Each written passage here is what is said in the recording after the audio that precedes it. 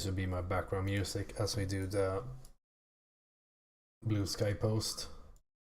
Because I have the game running, but it doesn't work. Like, it doesn't run all tabs. So here we are.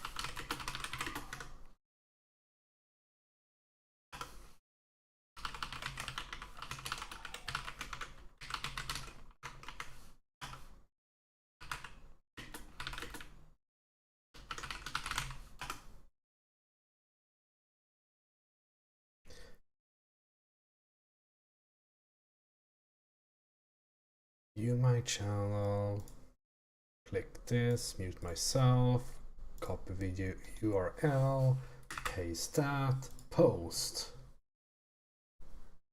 Boom, baby.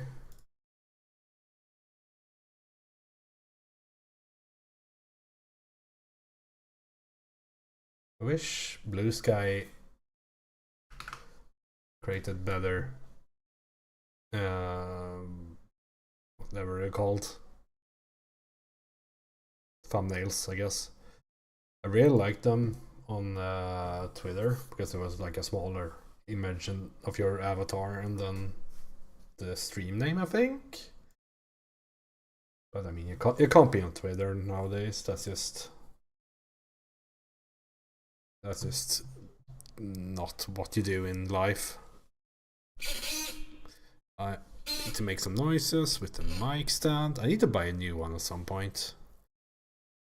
I kind of just bought the cheapest one from Amazon at some point.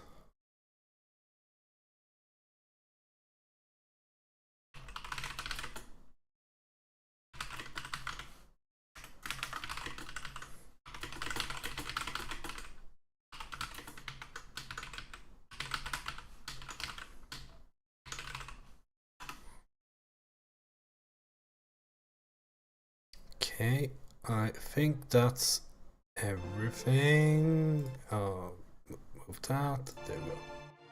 Now it's double music. That's not good at all. Shut up. Oh, I guess YouTube didn't have any music.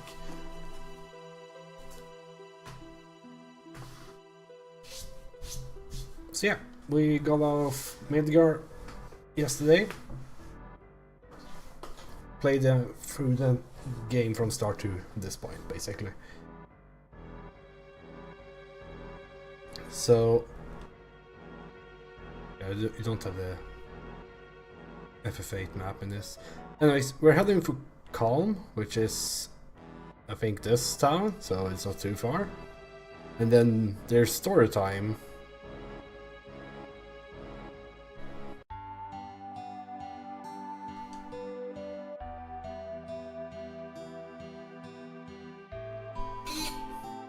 Oh, I don't have the chat open. I'm the worst streamer.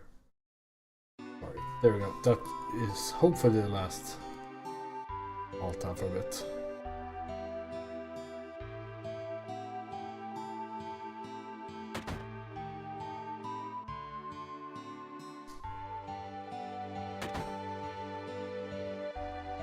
I don't know if there's anything to do in here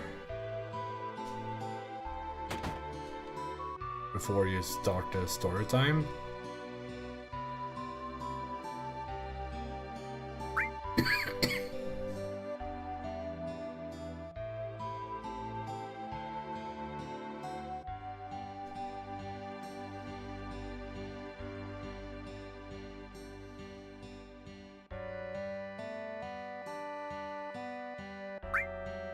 Yeah.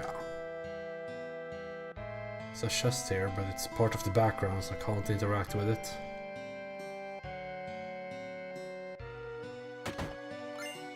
Ooh, a leader.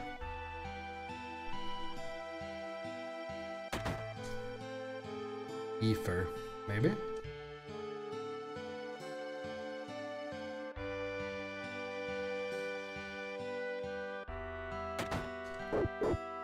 Dog.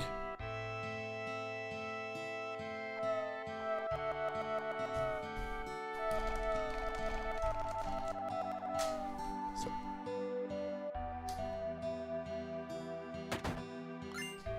I'm just stealing all their ethers.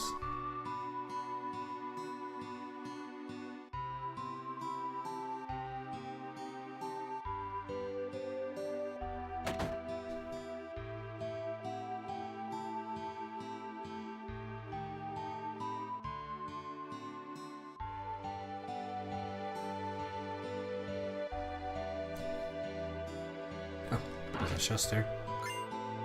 Peacemaker. Isn't that a weapon?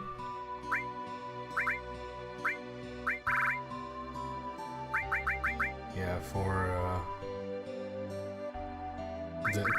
a character we haven't met yet. That I should probably unlock. I've never had Vincent in my party. So that would be one goal.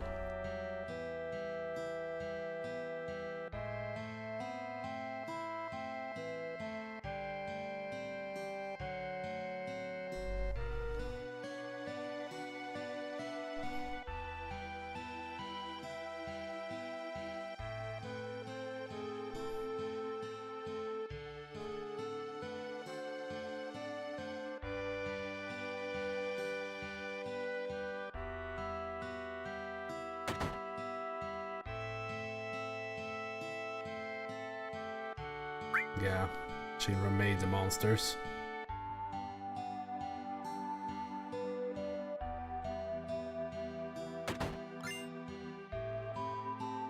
So many ethers, so little time.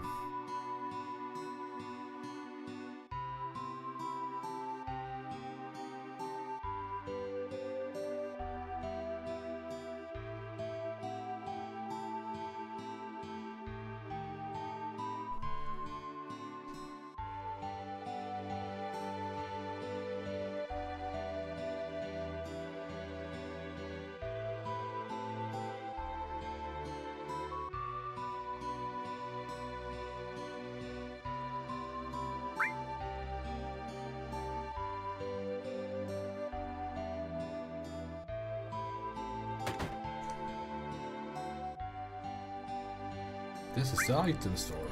Okay. I do have some money, but maybe I should check the weapon store first. If there's any. Yeah. Oh, this is earth material here. Give me that shit.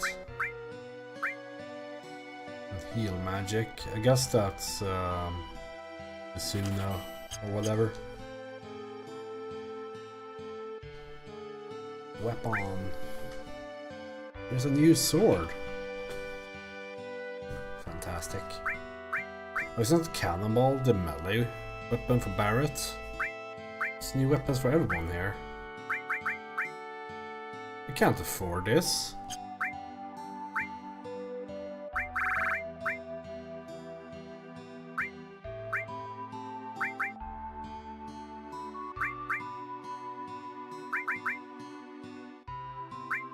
How much do you get for these? 2k.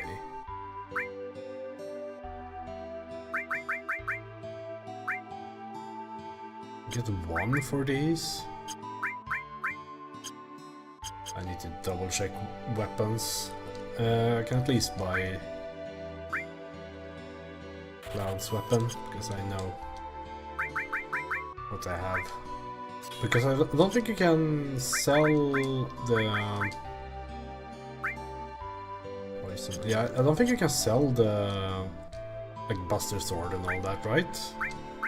Yeah, exactly. So I don't know if I just missed equipping these or if they are actually better when the characters are using, like the guard rod or whatever. So I think I'll take a look at that later.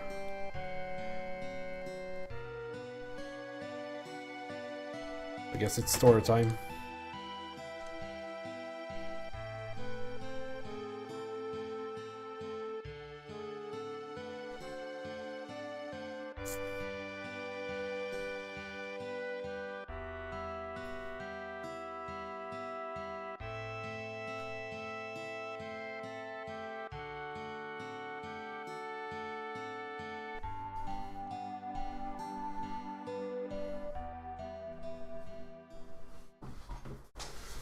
on a sec.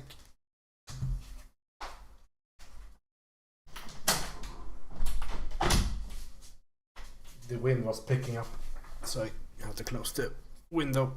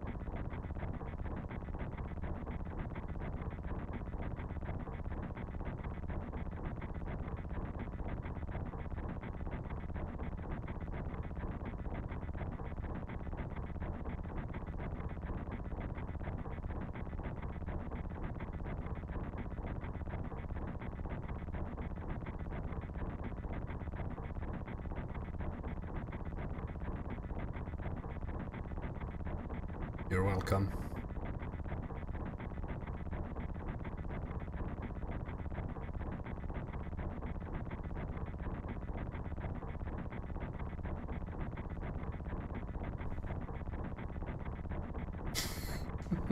It's like the worst kind of marketing. Is super slow. I guess it's word of mouth, but it stops from one person.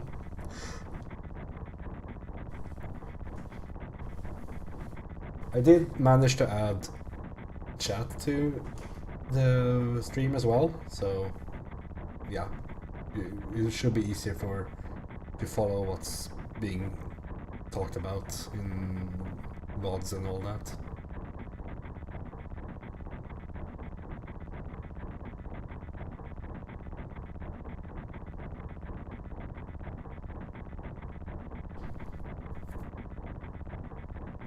Like it's not like I have any real viewer count or anything, but I had actually, like I posted Persona playthroughs that I did a few years ago on YouTube, and there was someone that actually commented and had watched it all through, which was pretty fun to hear.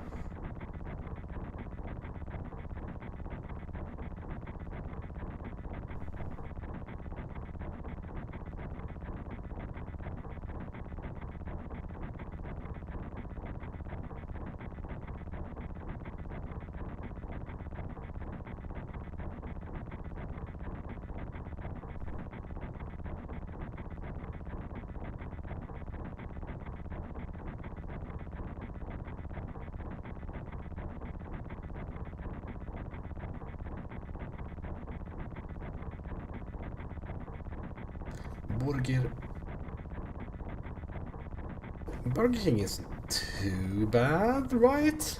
Depending on the region. I've heard it's awful in America, but we it, like even the fast food is generally pretty decent in Nordic and Europe.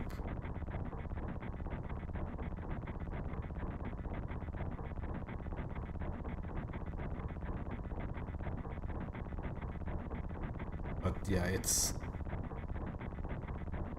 not the best of food.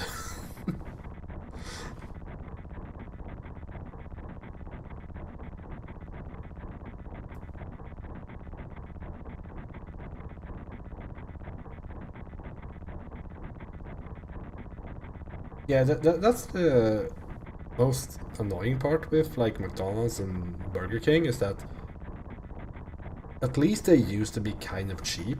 Like, sure, this was a while ago, but a long while ago. But when I was studying back in 2009 and 10 or whatever, you could get 4 cheeseburgers for €4, which is like, sure, I don't think it was good for me to eat that for lunch, but it was damn right it was cheap.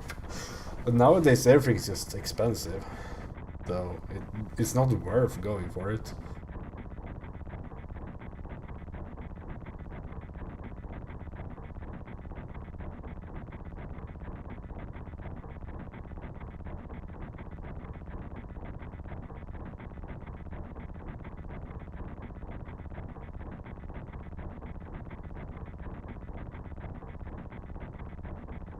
This is a pretty cool sequence coming up here.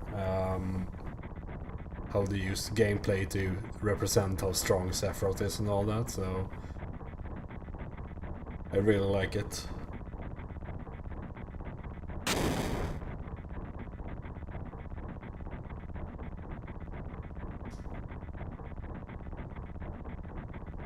Because it's like this battle that's coming up is super cool. Dragon, super strong. Sephiroth, it like instantly kills you, and then Sephiroth basically just wins. With these all super cool things that only he has. Unless the dragon is bullying me.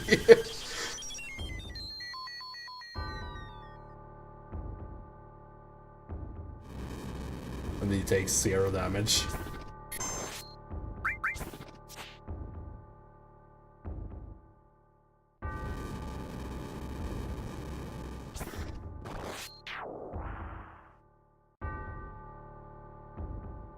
Yeah, I'm that guy in the party. But it's so cool that they managed to like show within like in-game mechanics how strong he is. Like taking like most people understand the fact that, oh, dragon strong, it one shots you for 400 damage, which is more like that's the highest damage number that you've seen up until this point. But Sephiroth takes 0 and then 2 shots the dragon.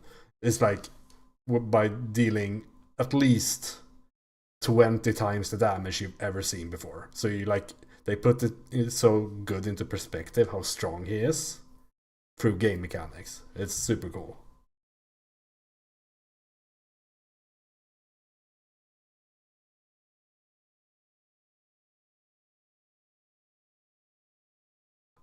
I was mesmerized by the way Sephiroth fought. No, you were mostly dead on the floor.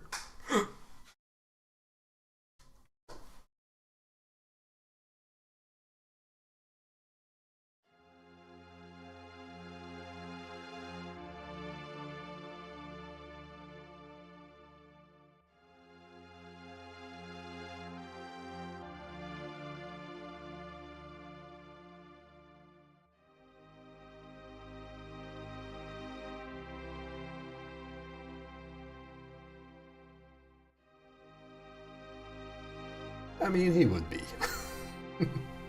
Yeah.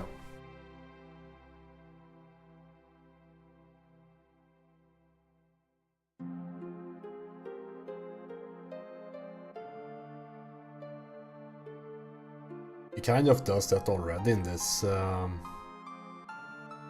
Is it during this flashback or is it in a later one? Where he reads books so much that he forgets who Cloud is.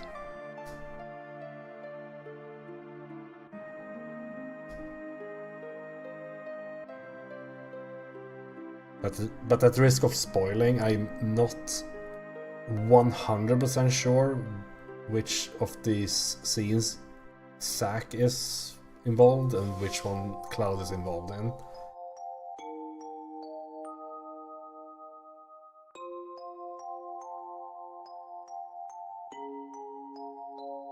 I'm not sure myself. If he's... I think... Let's see.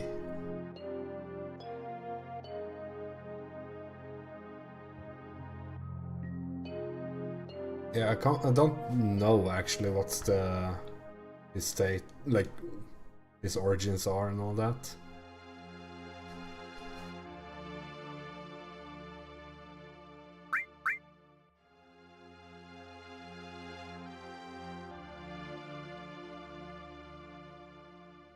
Yeah, like in this scene, yes, but I don't know in the scene where you run and talk to Sephiroth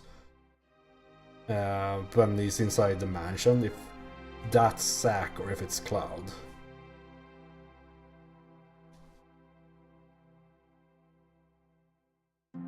Because Sephiroth doesn't recognize him at first, as far as I remember, and that could be because that's actually Cloud's memories. And he's just some rando that he has not really interacted with. But I guess we'll see. It was a few years ago since I last played. Yeah, I've played this part kind of recently, but not much past it.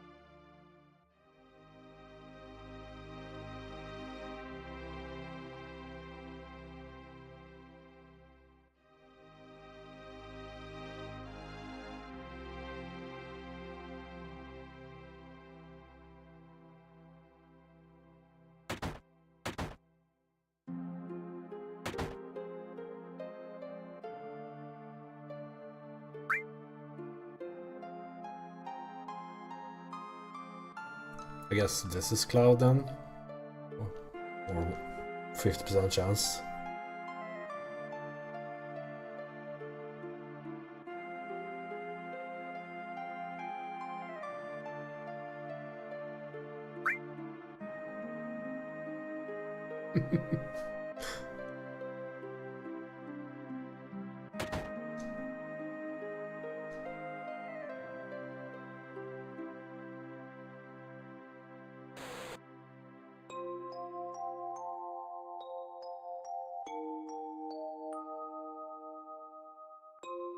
I guess this is his house? Yeah.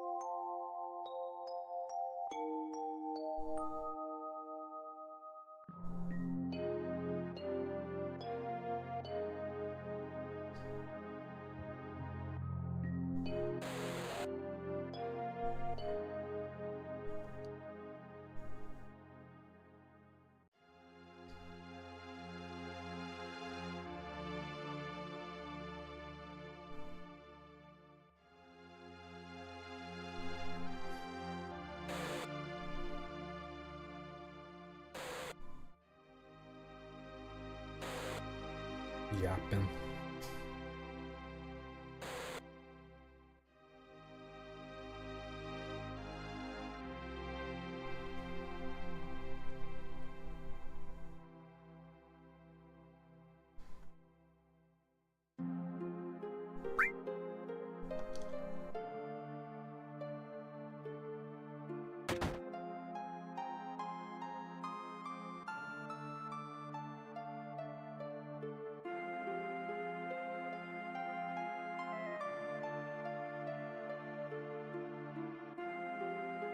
I guess this is Yuffie's master or whatever. That's a lot of students. I guess Tifa's as well.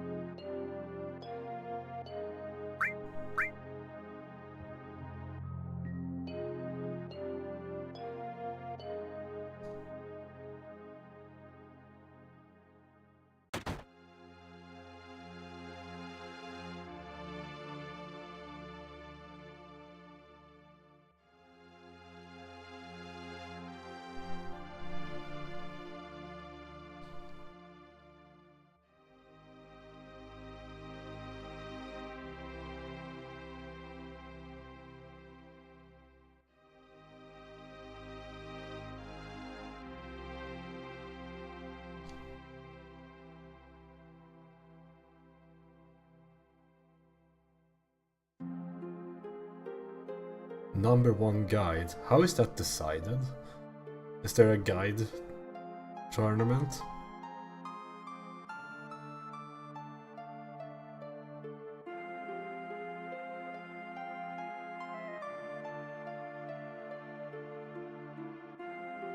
Yeah, I remember there being something about him in the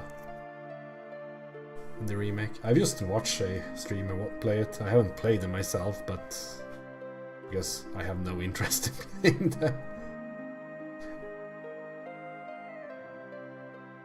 Yeah. Guess so, that's victory by default or something.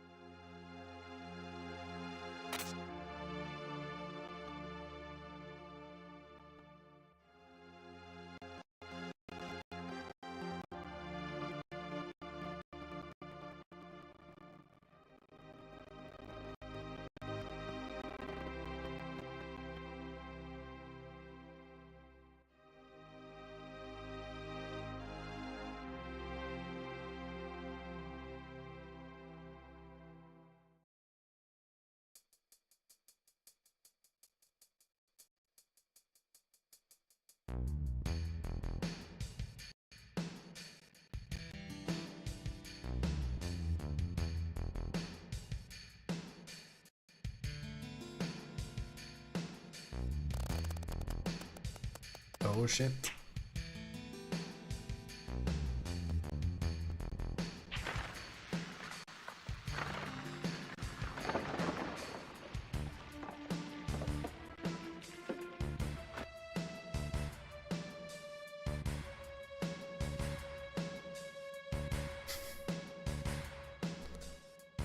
He stuck the landing.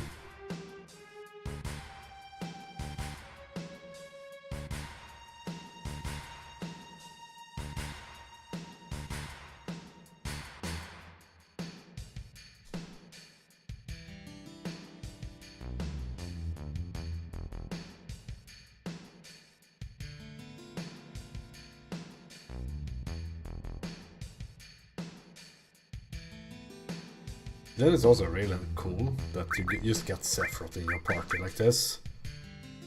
Wearing Masamune, of course.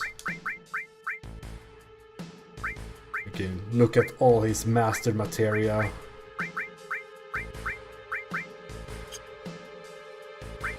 You can't.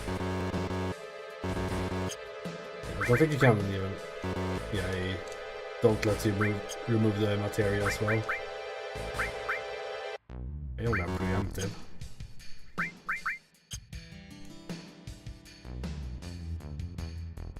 This way.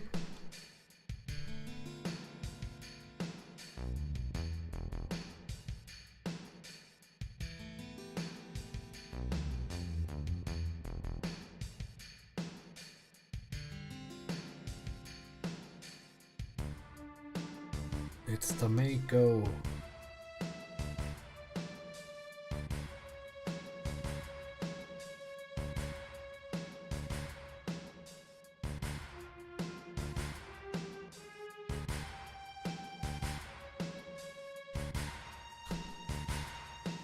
Did you bait it?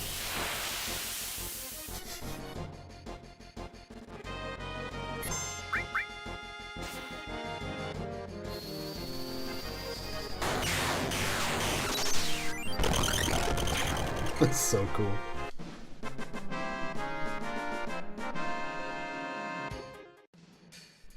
No experience?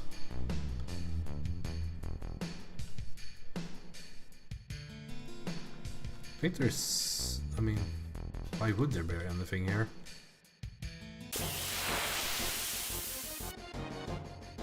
True. I was present. I'm also almost dead.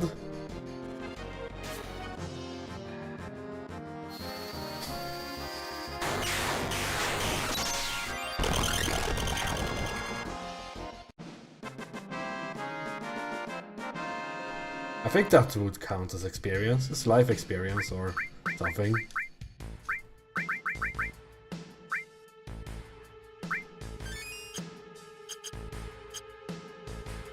But for whatever reason, Sephiroth's materia or magic doesn't cost anything.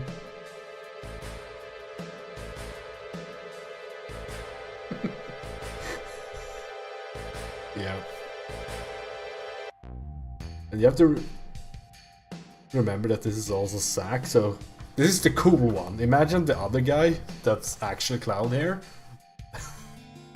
He has no clue. He's doing literally nothing.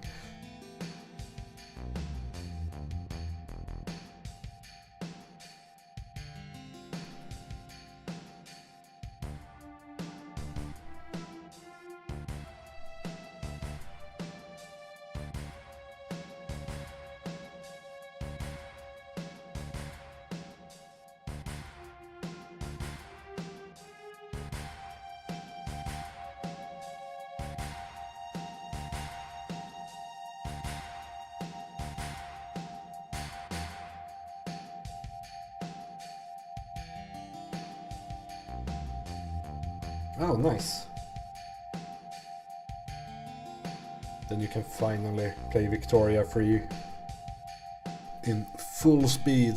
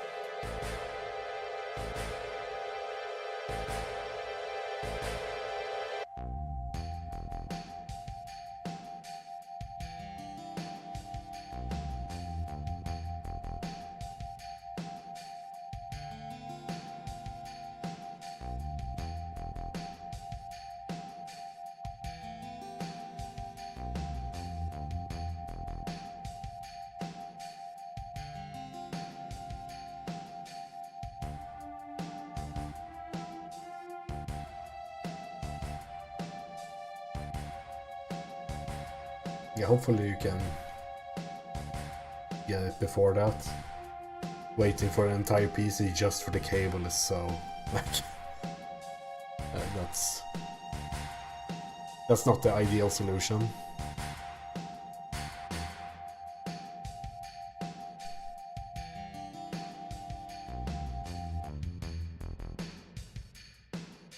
Oh yeah, you have to be ready. Imagine if you miss it for a day. You might as well just skip the entire expansion.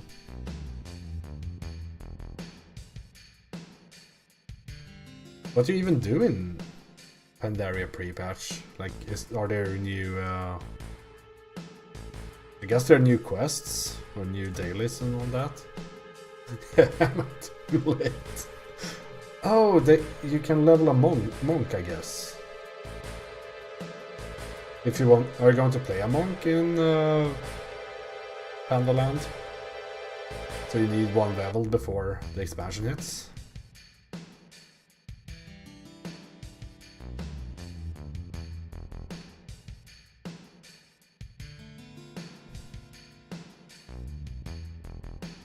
That's nice of them, at least. Because it was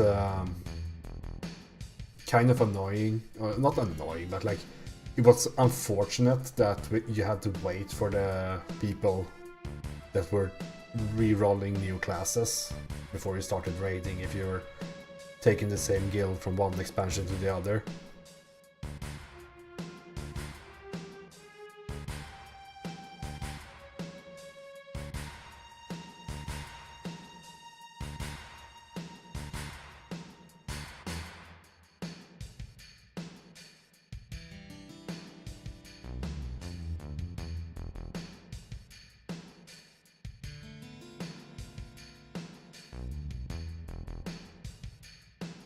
Man.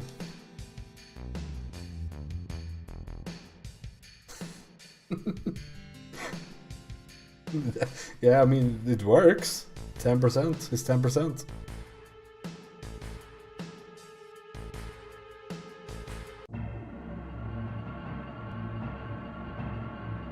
How come you see this scene then? If this is Zack?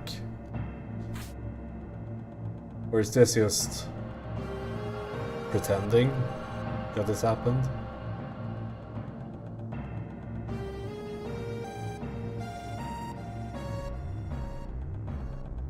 Or did they swap places?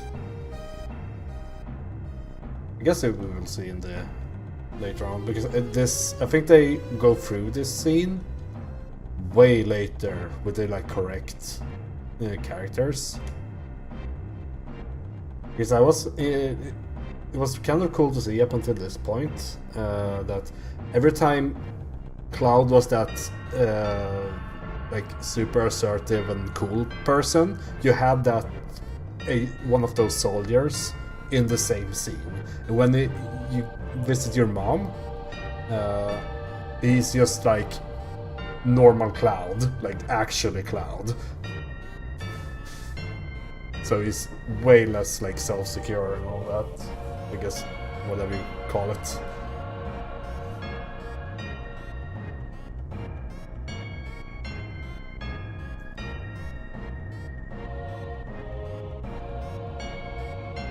Closing the valve.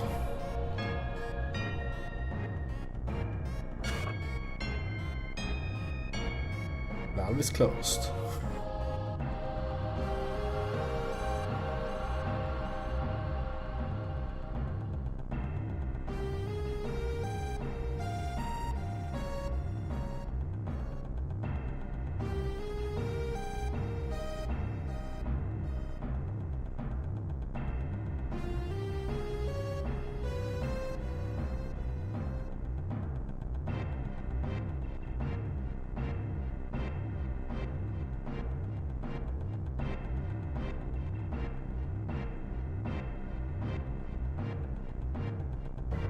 Okay, so then I guess Eastern is a bit different. I guess they are earlier on.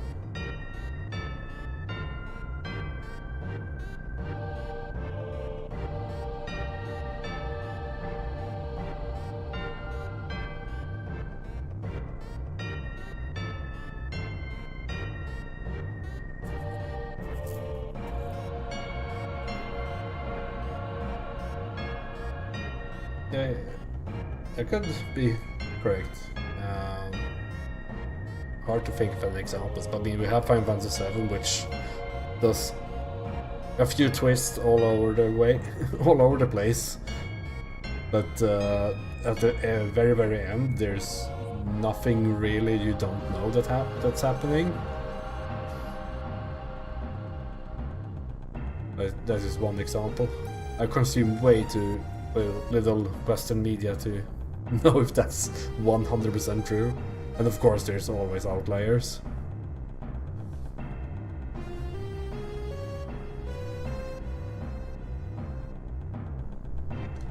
Taking a look, looking. If I can. I'm trying.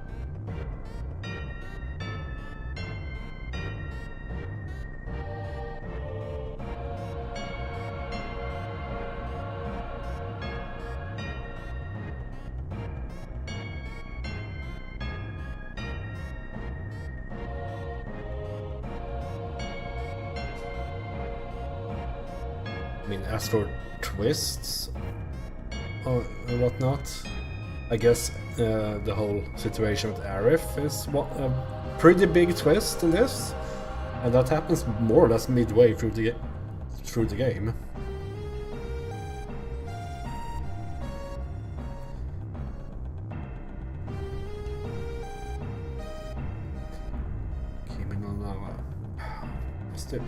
Oh yeah, that twist was. When was that happening? It was so long. When did that movie release? Was that like pre-corona or whatever? I think I saw it back then. I think I even went to the cinema for it.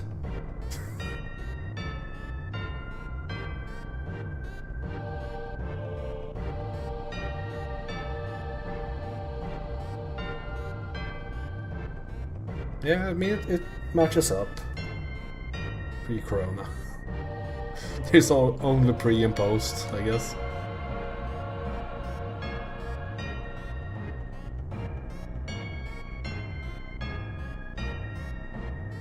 I was just kind of unable to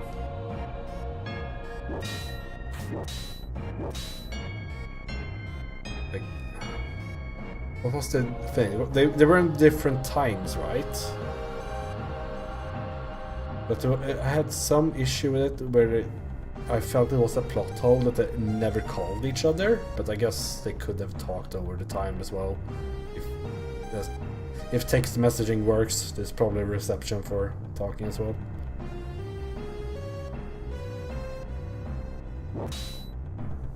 Yeah, exactly. So it's like I think it was like a 10-year difference or whatever. Can't remember. It was very nice to look at. I don't know if it was actually that good.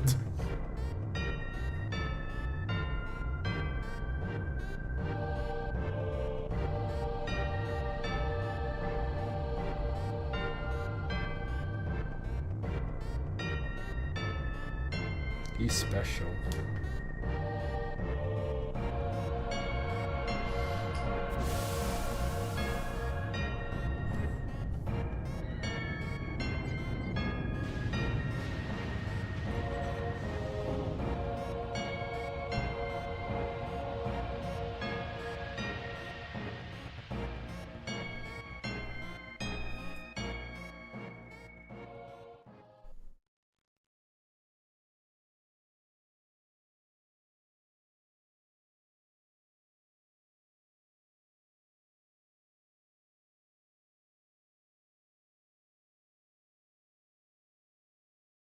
In general, I feel like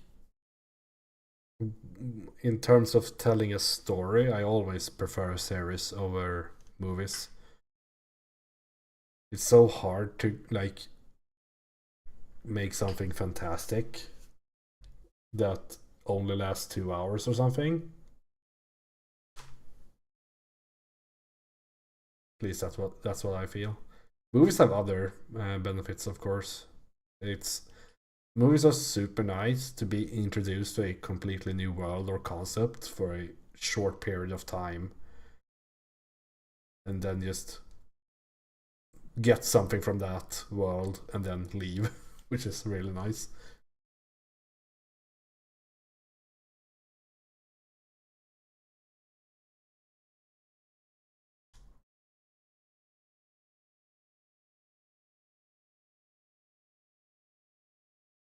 Katanagatari. Give me a second. I am not one to write down everything I watch. Katana Gatari.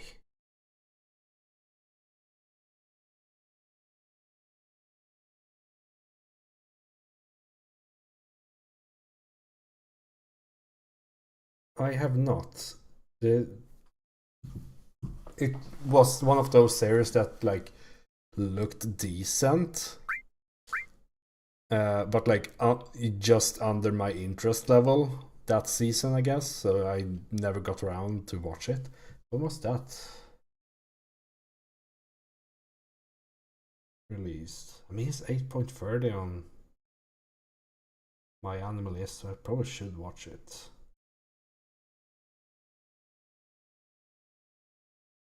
Wondering when did it release? 2010. That's a long time ago. It's that's kind of when I ramped up watching how much anime I watched.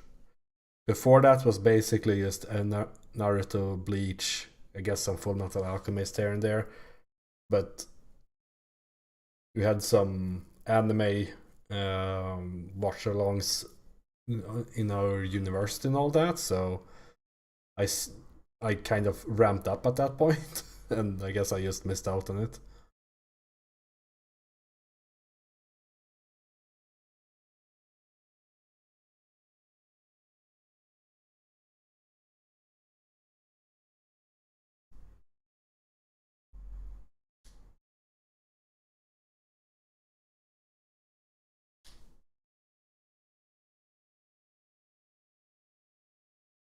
I do like weird series though.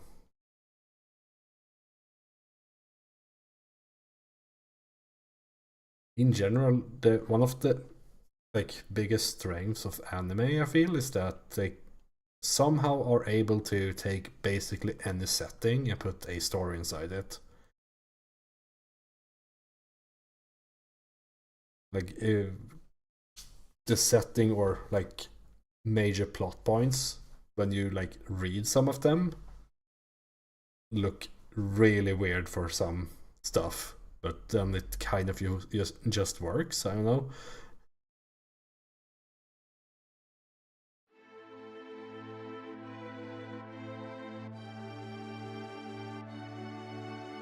I should take a look at it. The current anime season is ending this week, I guess. So I should have some time.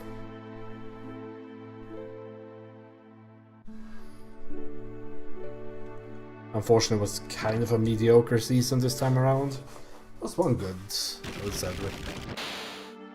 One called Kowloon Generic Romance, whatever.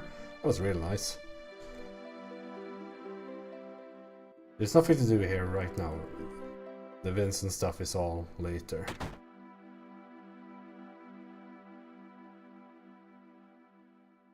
Let's play the piano.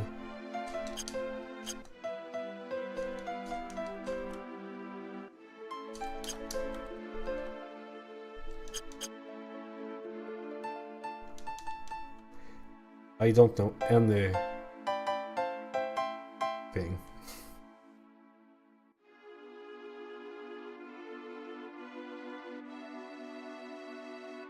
Yeah, Sangatsu no Lion is like that. It's not something you should watch if you struggle emotionally, but it's so good that if you can watch it, you should. I don't know what that is, but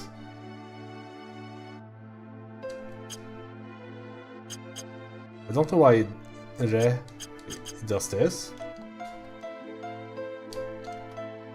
I also don't know why I'm doing this.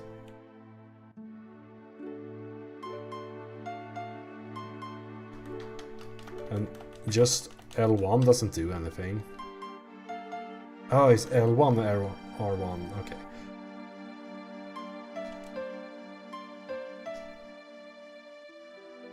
You probably, with some practice, do some like Ocarina of Time song.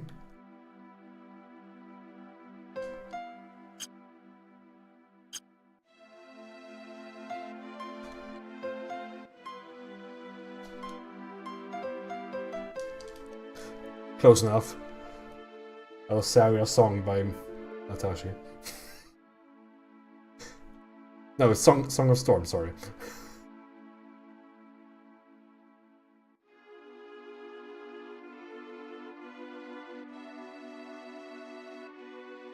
Yeah, I mean, it looks weird, right? Because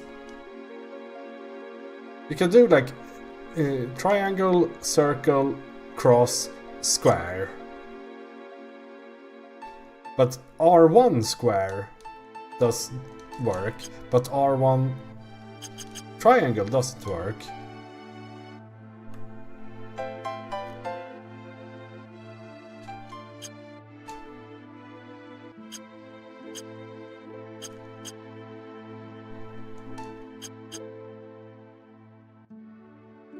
You can spell out tire with it.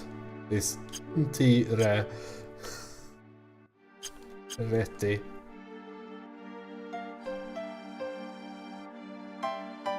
But all the others works. I don't know what that's all about. Do people have a favorite note? What the hell? This is the same place.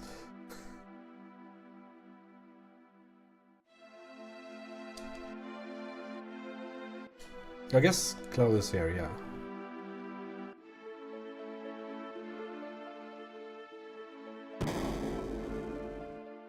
So it would make sense that Cloud knows about this.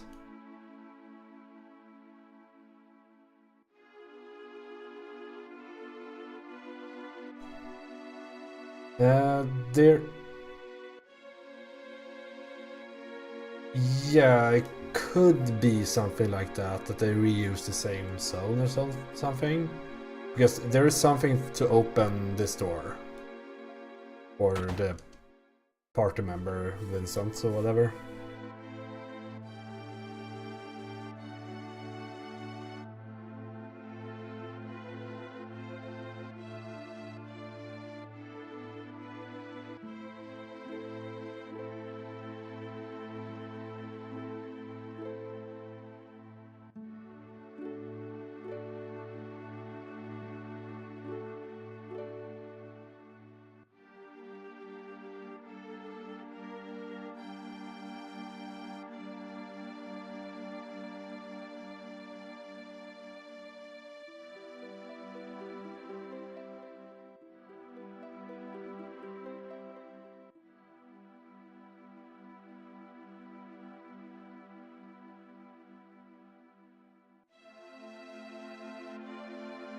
I guess we'll find out when we visit this in the present.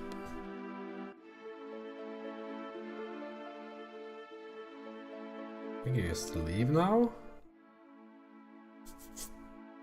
Yeah.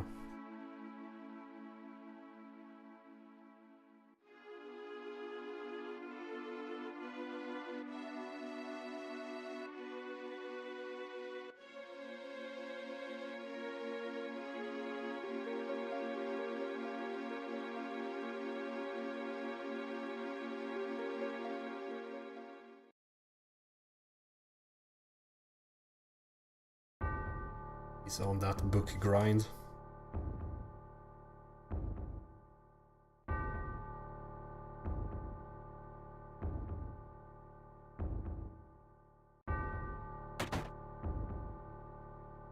Yeah, this is also a puzzle. I'll probably just cheat and look it up.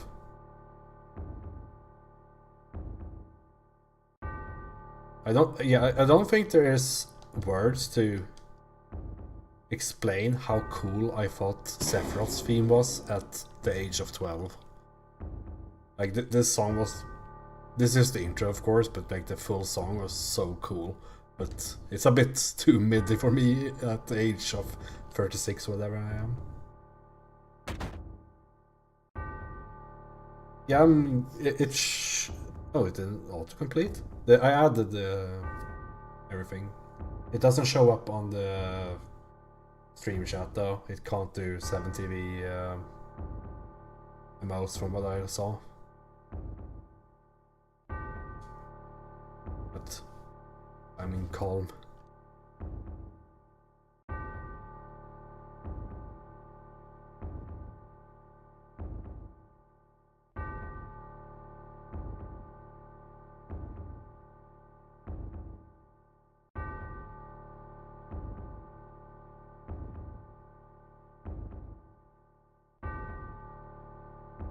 Yeah, it's just the intro part. The full song starts a bit later.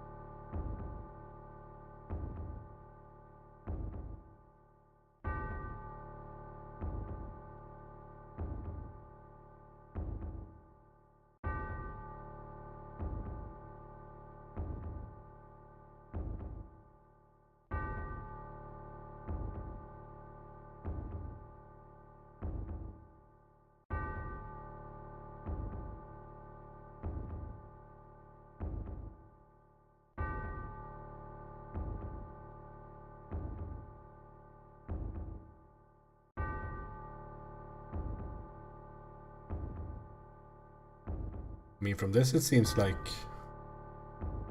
he was created from Genova or whatever.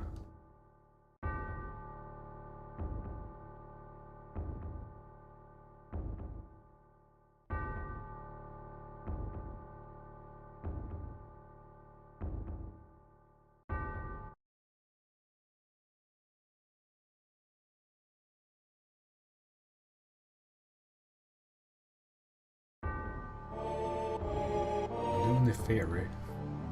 What kind of fairy is that?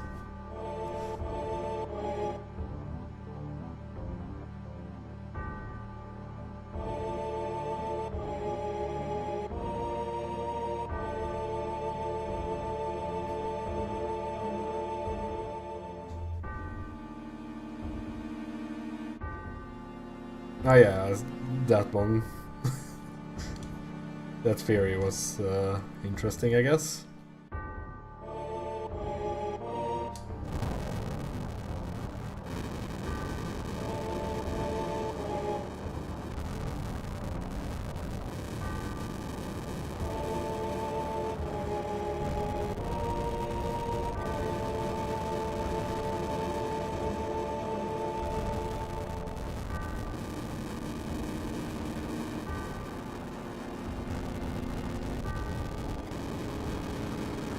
Yep.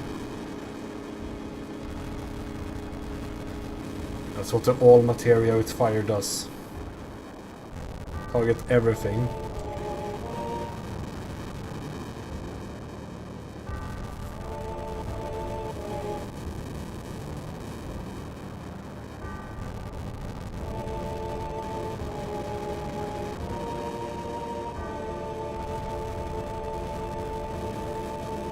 He actually lost his head.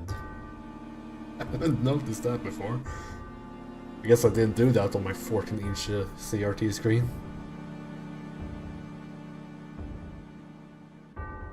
It's like it decapitated him.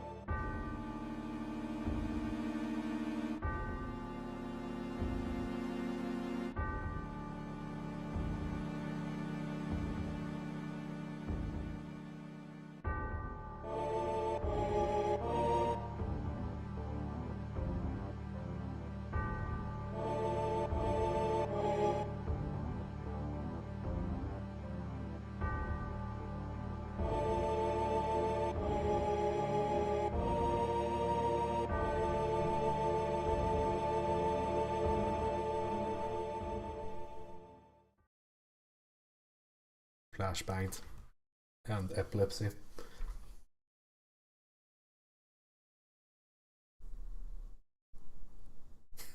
Nah, I'd win.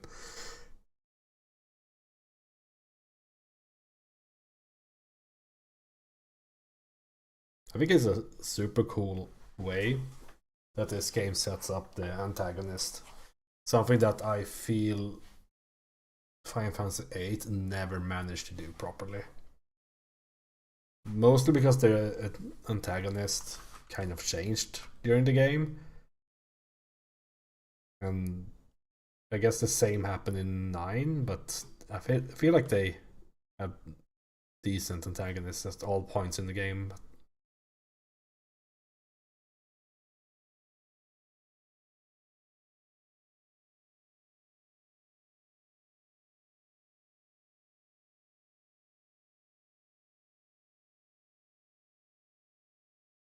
Yeah, I think one way to quote unquote fix Final Fantasy VIII is to merge Ultimecia and Rhea into the same character. I think that would actually work because Rhea doesn't do much after she becomes happy Rhea or whatever. So it's not like you would lose a character or anything like that.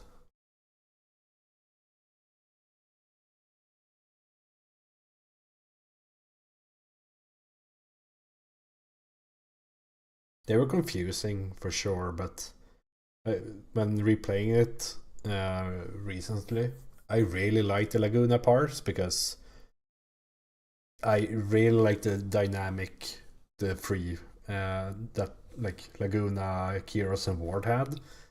Like they actually talk to each other, which the normal party doesn't really do in that game.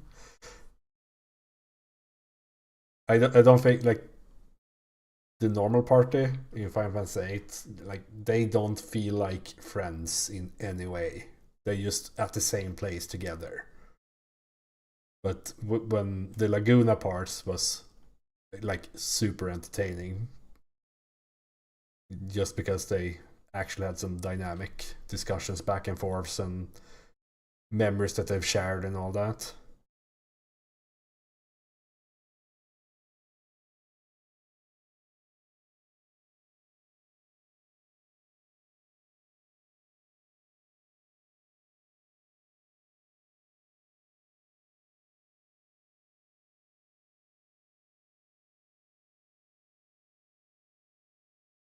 Yeah, and they were roommates unwillingly, but then it also kind of falls through that the way to like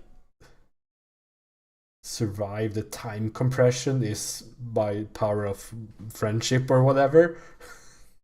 Like it doesn't really work, but as I said, the story is a bit all over the place when it comes to Final Fantasy VIII.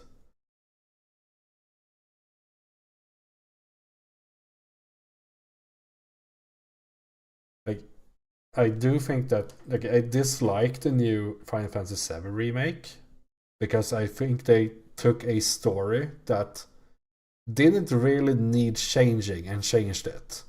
If they did the same thing to Final Fantasy VIII, I think I would be actually pretty hype about it because I think that story would need changing and made into something else to for the game to really like be super good.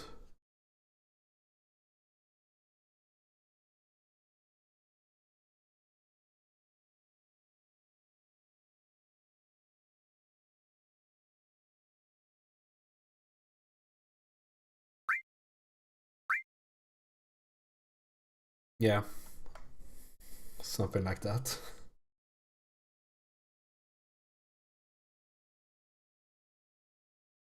And that's not to say that the new like everything that isn't a story about the remake is really well done and all that. I would say, but again, it's just that I would say that story wise, like how what happens in the plot and all that Final Fantasy VII is probably the strongest of the 90s Final Fantasy games. So taking that part and changing it is the weird thing. They like of course they when you remake it you expand it and change some things like that happens like that's all good, but they have completely changed what the story is even about.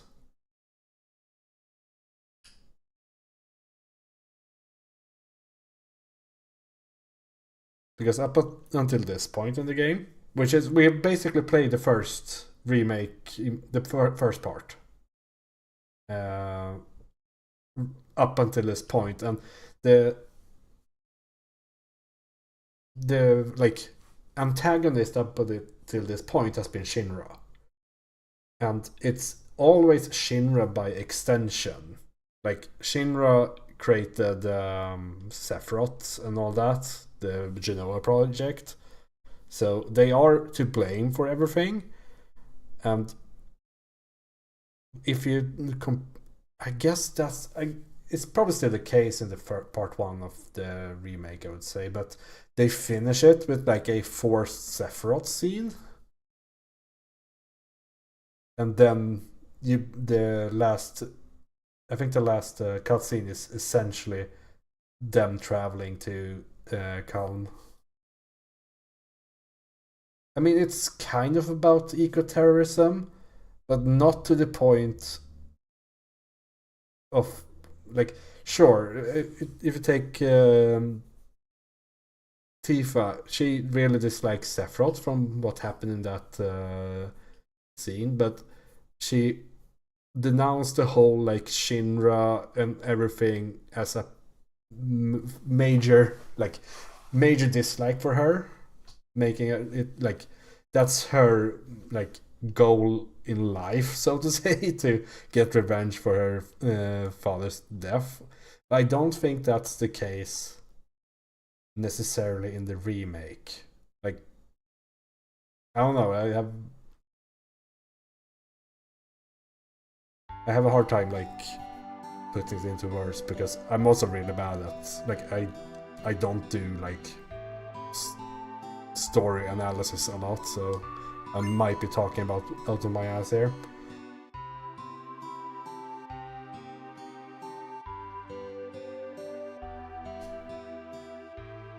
But like it's slightly about eco-terrorism, but it's also slightly more about Sephiroth being bad guy and or something.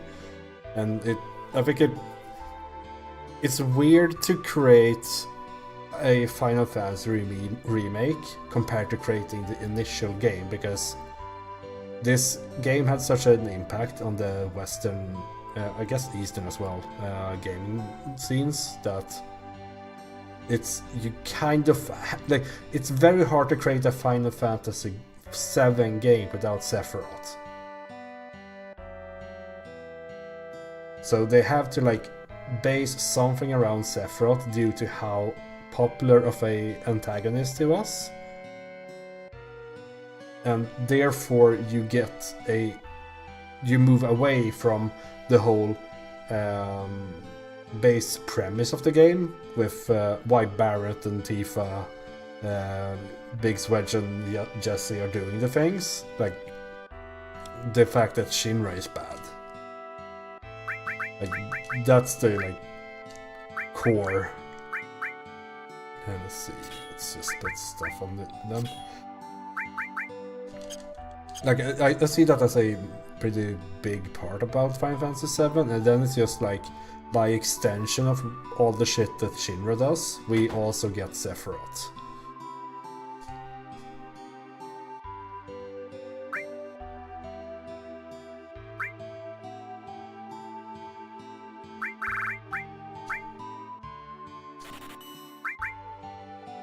Let's see.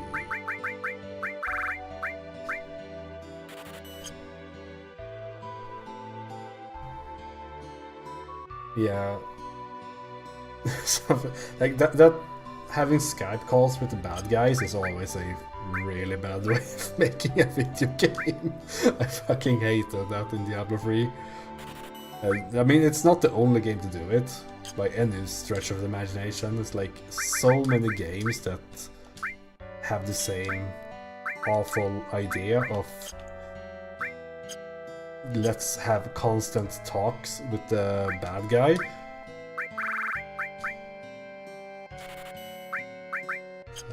How are we looking at armor?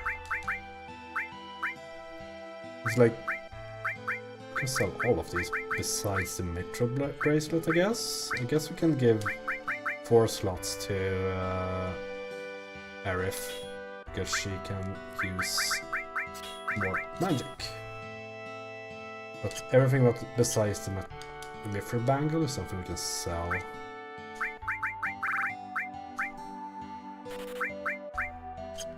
Mithril bracelet, I guess. And there's some bronze and iron.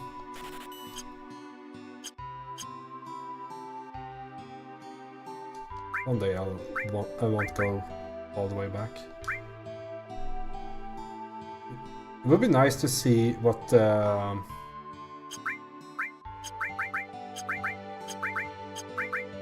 like if I could compare it with what I currently have equipped, because for Arif, yeah, she has 2 slots. It would be nice if that was shown and not only the attack.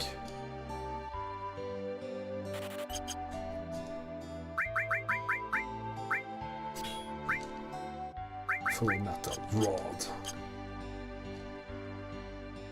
Sell the previous Mithril rod. It's so short on money early on in games like this.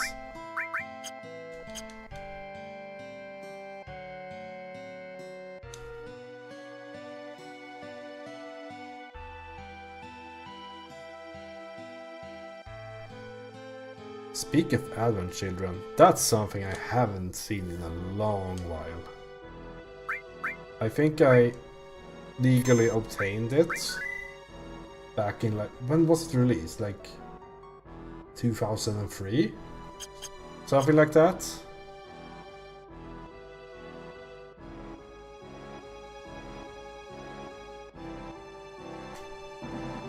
Where are we going? So here we have a flex.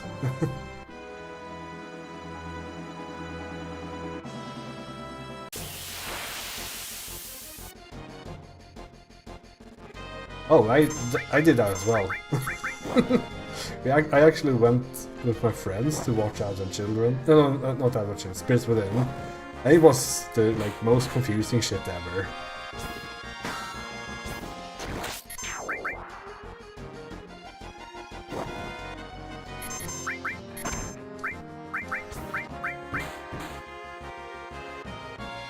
Hold on. Daily ban on bot seller. There we go. Yeah, it's... There was something about ghosts, I guess. Very little about Final Fantasy. Yeah, I did go through the filter. It shows up as ban invader because I banned them and they send the same message all the time, so the automatic ban invader algorithm catches them, but I still ban them because it's not like they will write anything good in the future. I remember the movie not being all that well received, at least. Let's say it like that.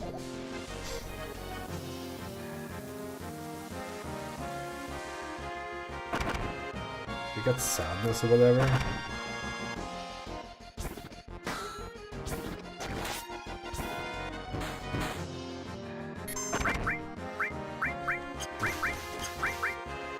Don't I have... Oh.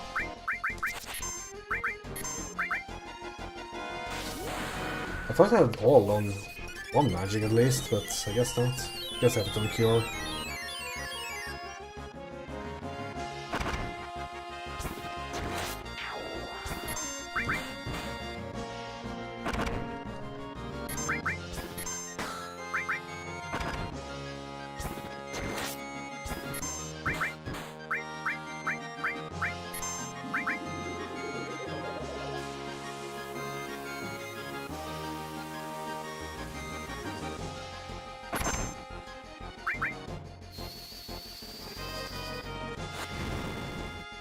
fire actually is a lot of damage to him.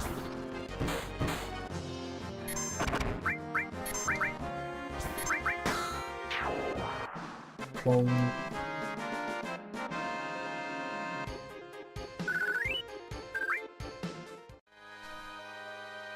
Yeah, double sadness. That's so sad. I can't... I think I need to run back and get some items for it, because there's a... You can't rest at that the Chocobo place. I need some money anyway, so we can just do this.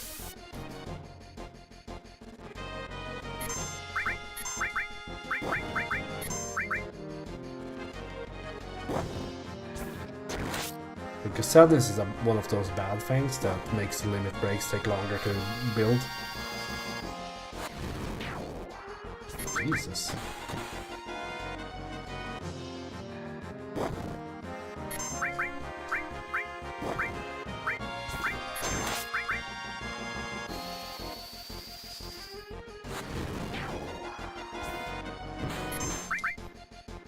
Isn't there also an enemy skill to get from the Midgårds orm? I don't know what it's called in this variant. The snake that follows you in this desert.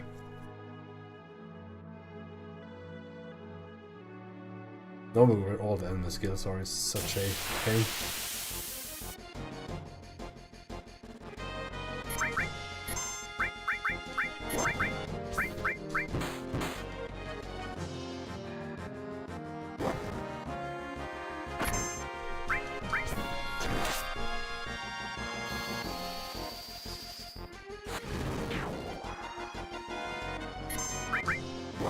Real skills? Is that misspelled real? R-E-A-L? Or am I completely off the mark?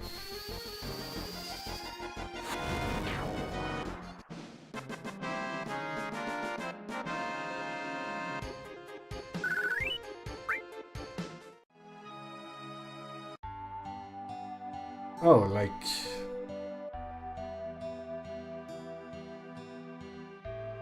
have you ever hit them or something? Oh, maybe I need to pay for my visit this time around.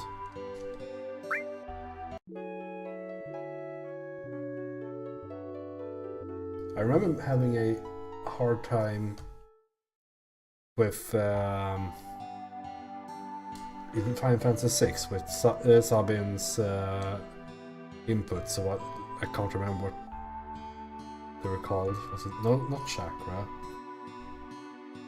This is the best NPC in the game.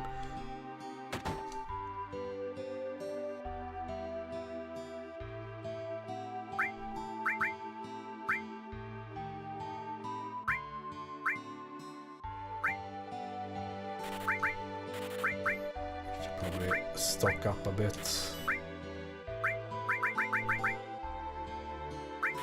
There we go.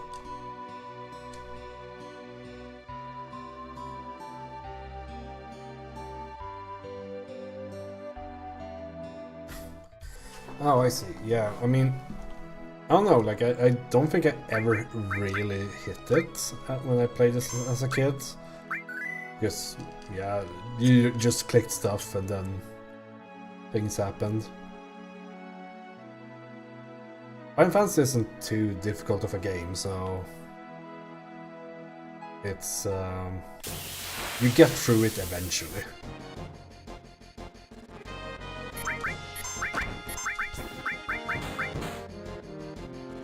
This is some enemy design.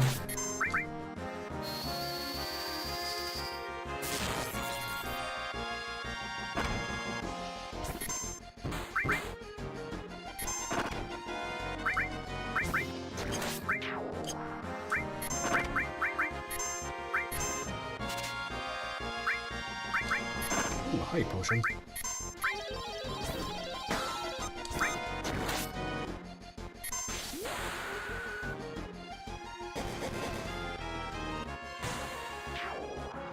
Yeah, but you need to save the elixirs for the next game, so they are...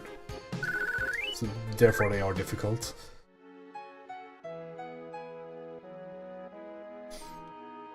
I kind of like that. I mean, it goes both ways. Like, in some ways, games today kind of are weird because the most, if you do side content, you're always so over-leveled in most games that it's almost a detriment to the enjoyment of the game.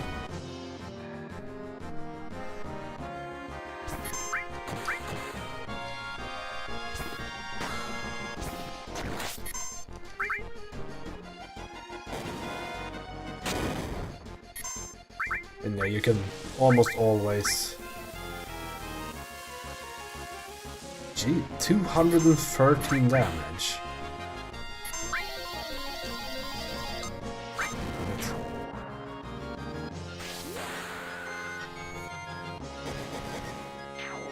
Yeah, you can always kind of trivialize these games even more by actually spending some time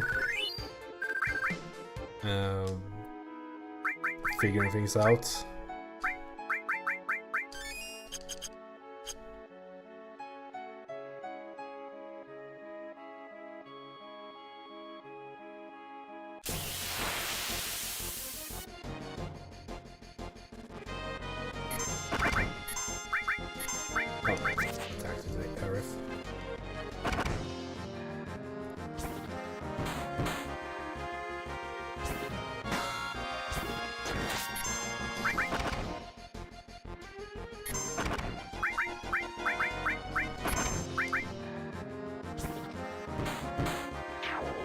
Xenoblade Chronicles, that was the one on Wii, right?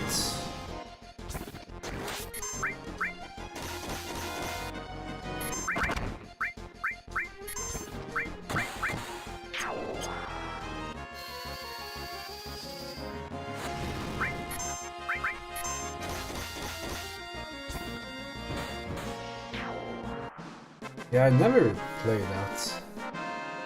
Was something... I think, did it come out very late in the Wii's timeline or something?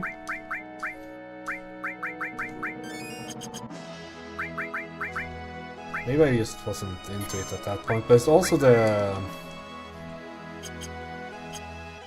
odd part about using... it shouldn't be odd, but like they have all their voice acting in British English. Which sounds odd, and at that point I was kind of vehemently against voice acting in games because I grew up reading games and I thought that was better. But it would be nice if it was voice acting, because I did not read the previous one. The previous text box.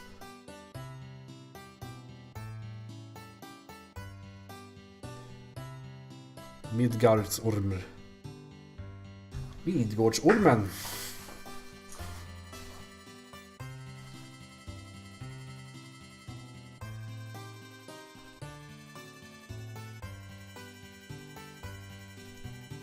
Meters tall. Snakes are long, not tall.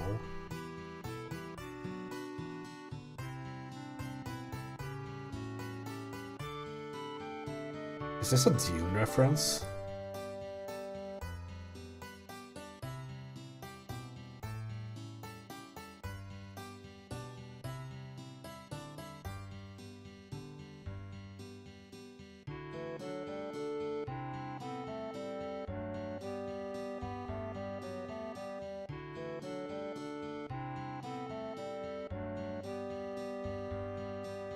Was that the original Solon?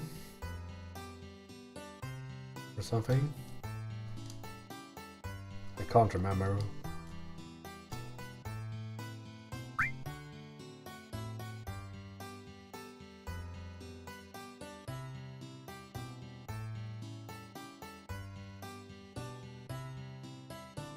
Just go catch one. —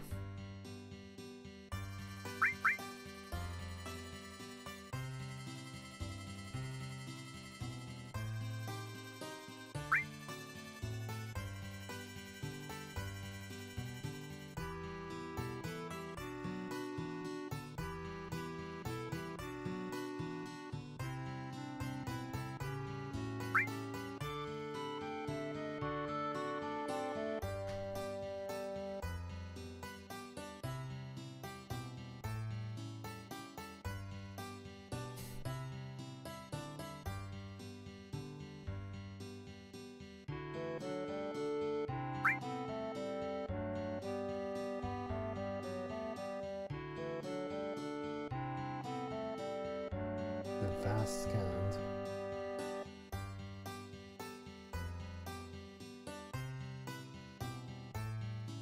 Yeah, the first word, Jormund, is not something that I can even like connect to a modern Swedish word.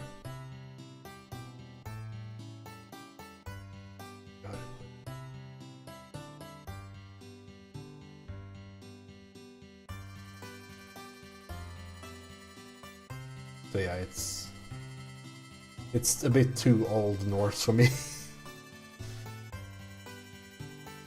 And I think it has some weird name in Final Fantasy VII. And they probably changed it for this mod.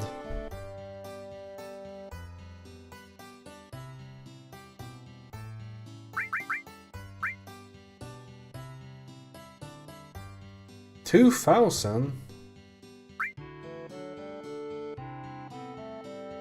I'm poor.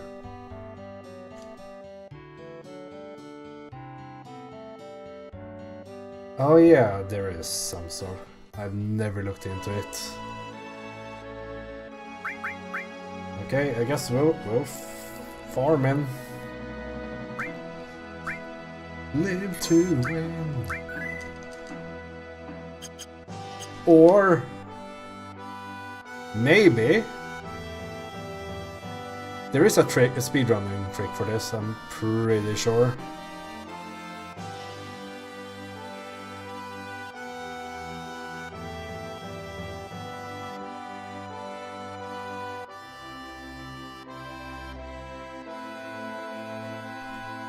Where you like wait for him to move away and then you run. It didn't work.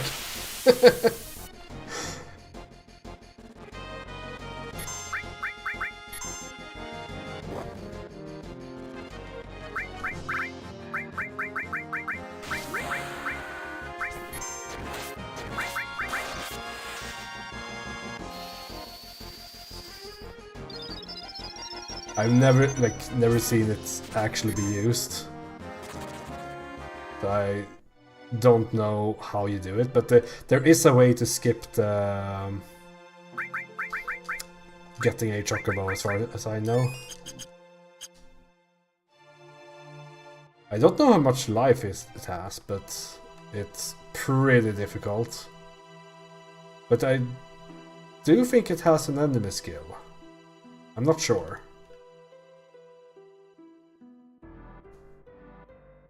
Yeah, we need to farm. Meanwhile, I can look up enemy skills.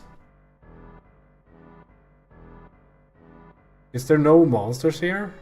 Thank you.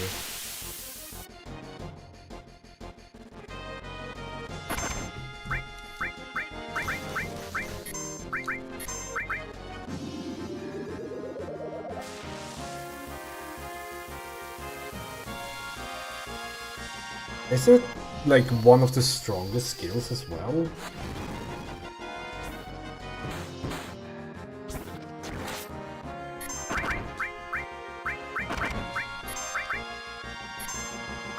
Like it's actually something good.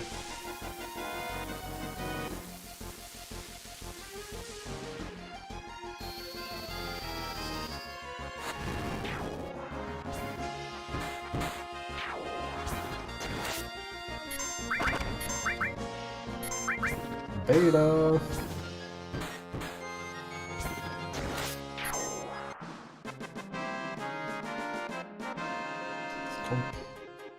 Beta.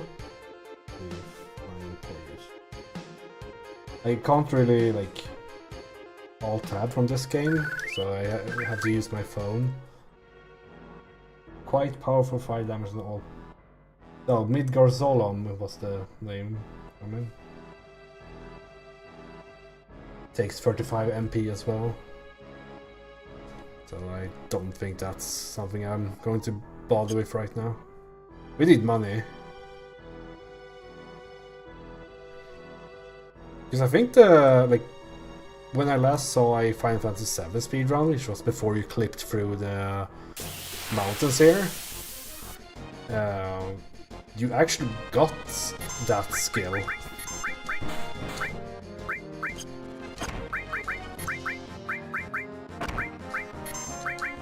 Just so you could, did I defend?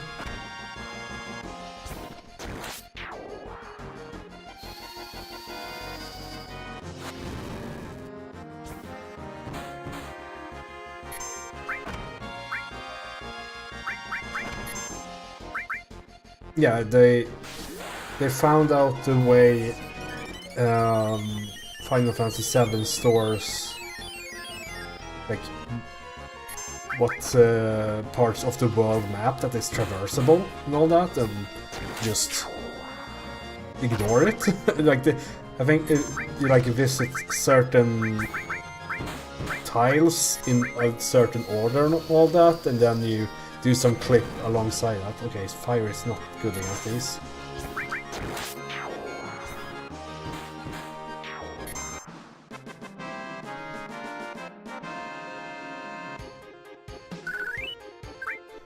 There we go. Well, can afford it. But we should also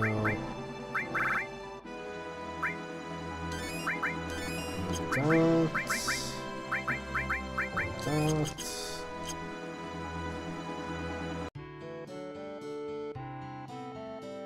Now you need to get the Chocoboler. Been cold. We had the best. We had the Swedish summer last 2 days, so it was like almost over. It was like 22 degrees yesterday, and now it's windy, stormy, I guess, soon.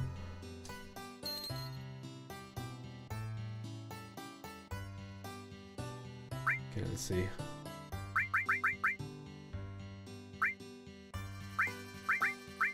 Is there... I mean, I'll just buy the Gazal. Give me everything. And this summer is not it. I mean, some people do like the cold. I kind of like it, at least being... So it would be nice if you could survive outside, but it's also bad because, like, down in Germany and all that, it's like the other way around. It's like impossibly bad. Let's see if we can just pick up a Chocobo.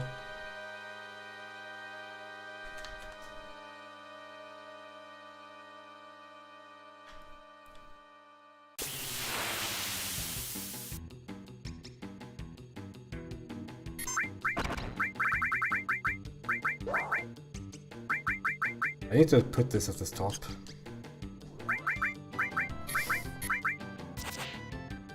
Yeah, it's like 30 plus for a long time now.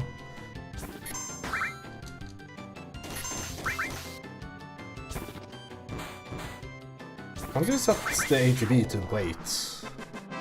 I thought I had that. Maybe it decided to run before the turn. Oh, it's on recommended. Let's put it on wait.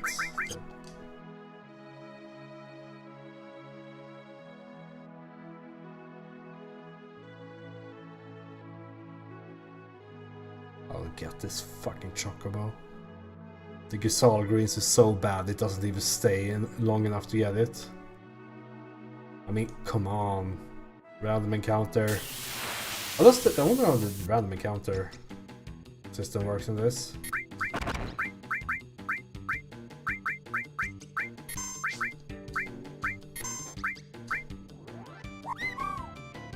Be fucking ultra careful now to not overkill.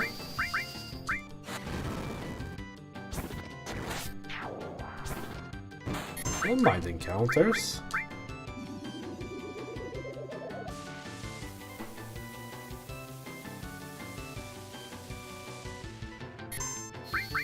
Let's pre-Gazal him, because that's a word.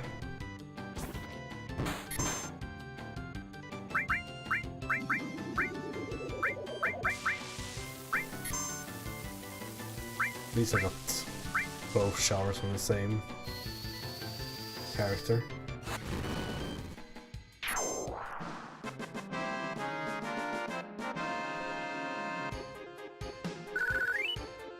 And how is this game? You can't get off, right?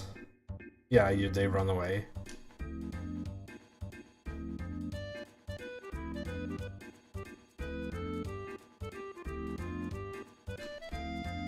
What the hell? This camera. I thought it would just go up, but it went so north is up and all that.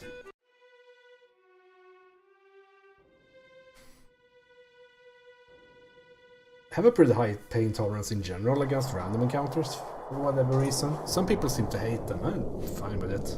I don't mind the random encounters. Sephiroth did this. Amazing.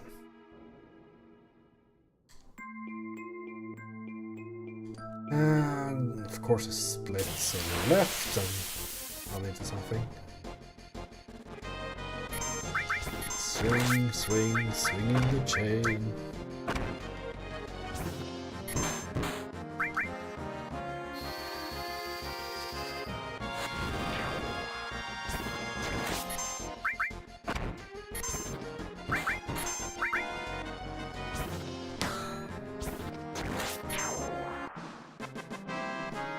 There's always another Midgard storm. That's how many? Should be out on the point where we get sadness at least.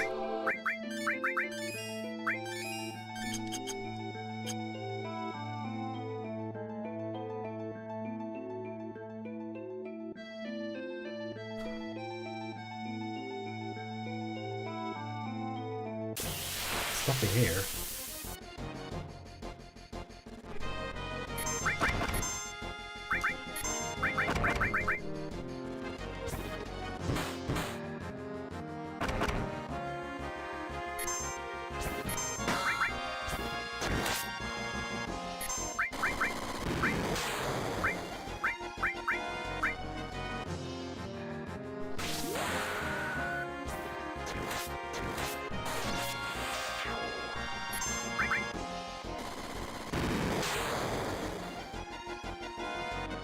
Maybe I should just always use magic on Earth. I should equip a offensive all skill.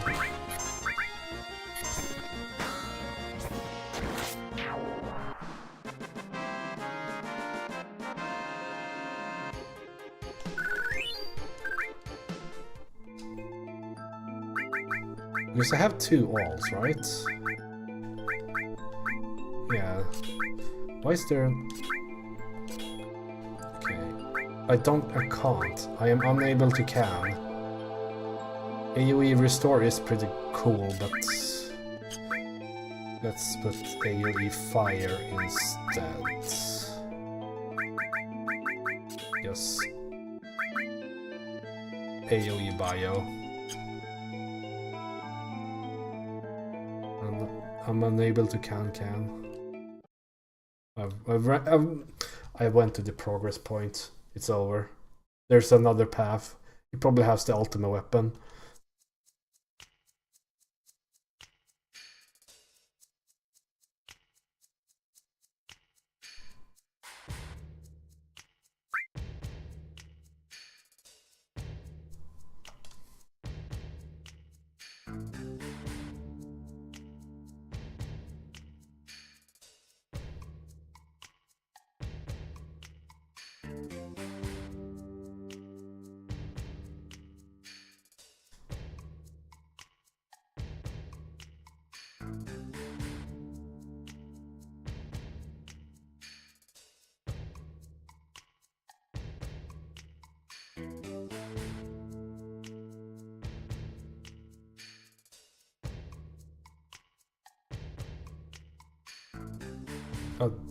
Her name has changed as well. I think she's called Elena in the original translation.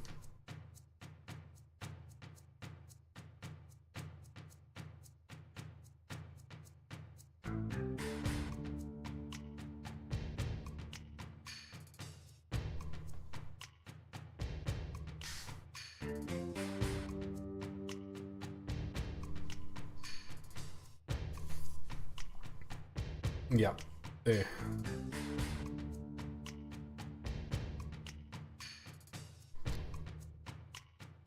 Just take whatever sounds cool.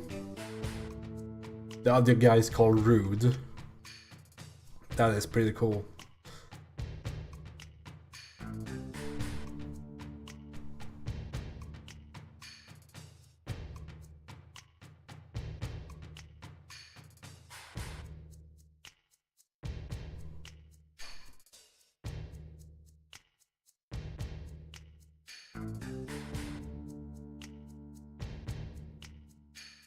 He's a rude dude.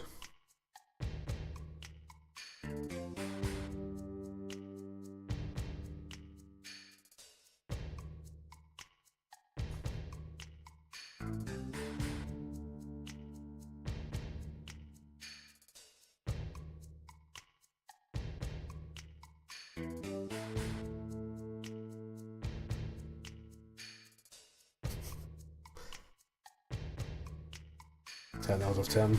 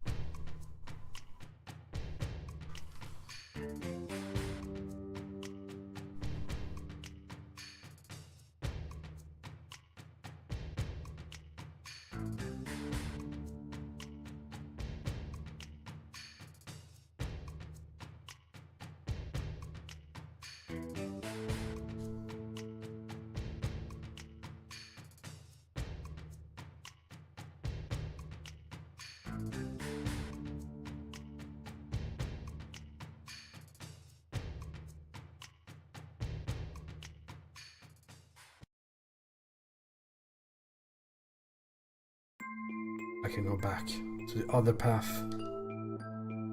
Non-progress path. Here I come. I need that potion.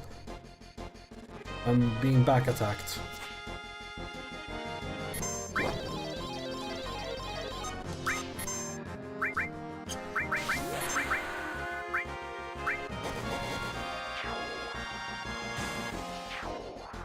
Yeah, double kill.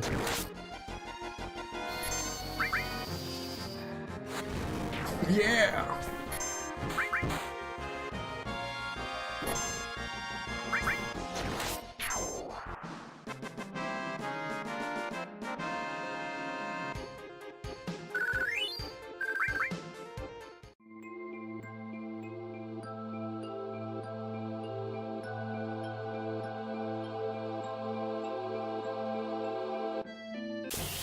I see the item. I see the item. I'll buy all these guys. Does that make sense?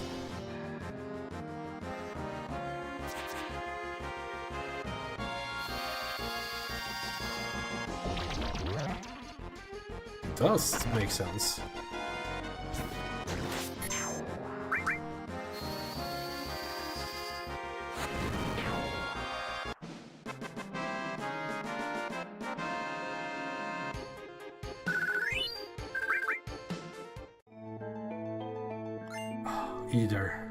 Ether. If I can pronounce it one day. Attempt? This was worth it.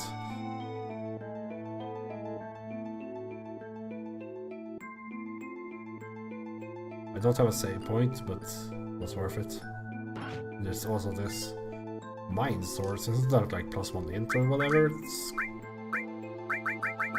yeah. Who's... I mean, I'm spoiled, so using it on Arif is probably a waste. Also, I don't know what int actually does in this. Isn't it like... do it. Maybe I can change it. Change the past.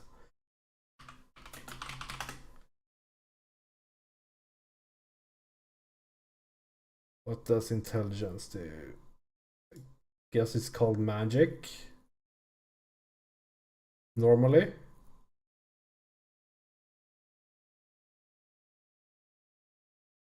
It would increase magic attack. Okay.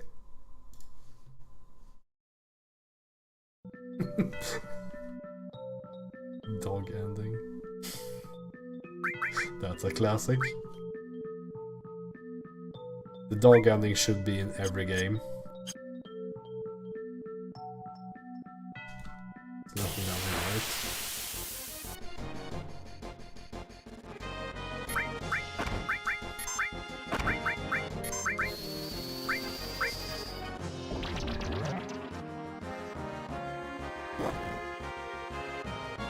I'll probably end up with Barret as the mage at some point.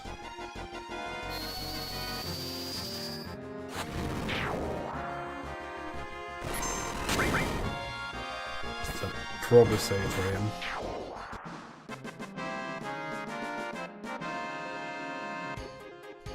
Or someone else. I don't know. Can I see the status of non-part members? No, can't.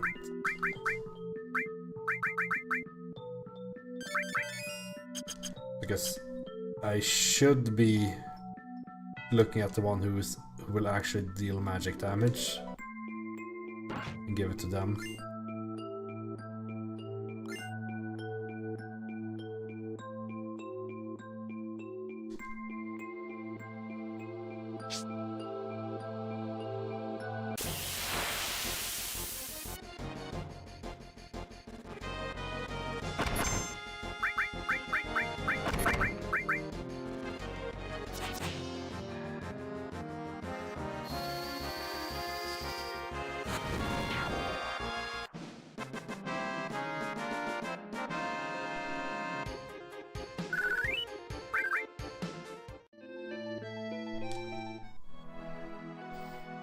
Aerith is also doing like tons of damage because I gave her the plus 10 int item.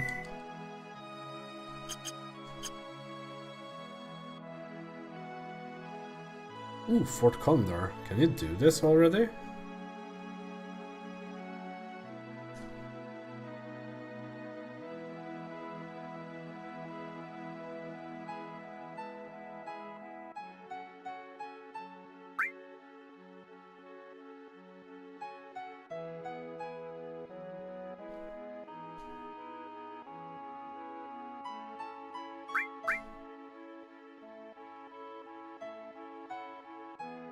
You need to give them money at all, or can you just play? This is the original Dota.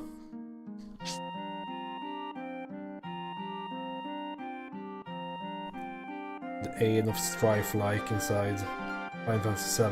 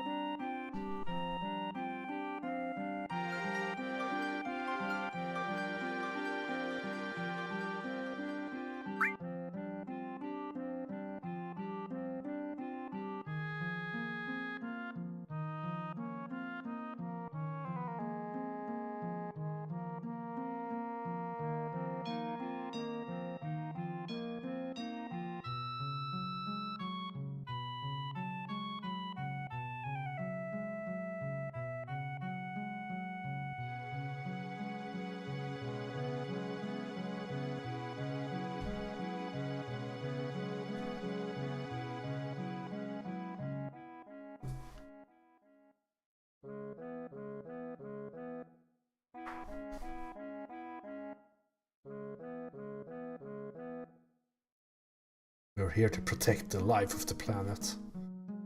That's a sentence and a half.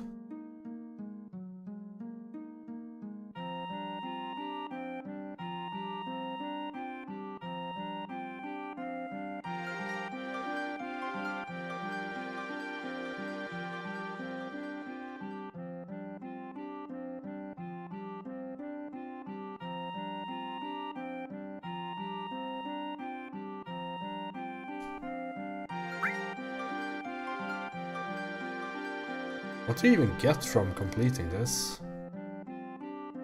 Like, I think there's like certain parts of the game that unlocks Fort Condor battles, but I've never like completed this.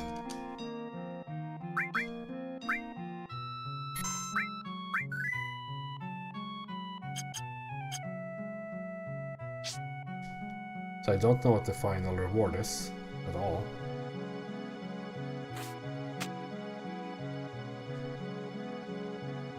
Right. Machi? Or mate?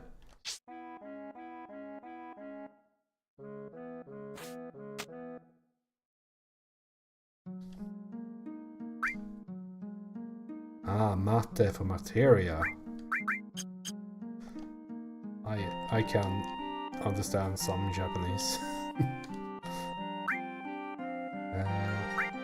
I'm running out of these things.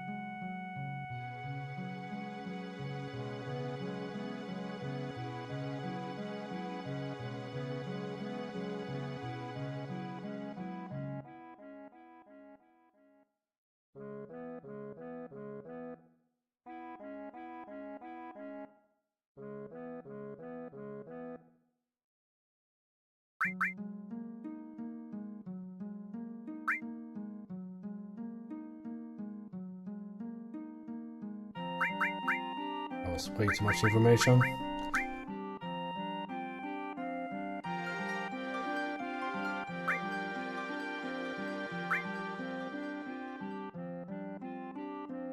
They're attacking, but you're too poor to help us.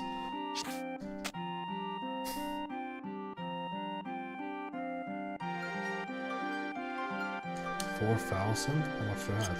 2.2.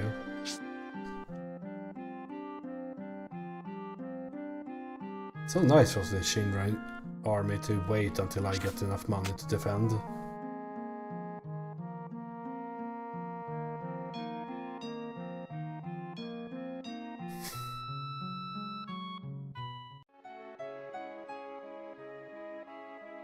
Let's see if we can... Do you get Yuffie already? In here? I don't know when she appears. And these things.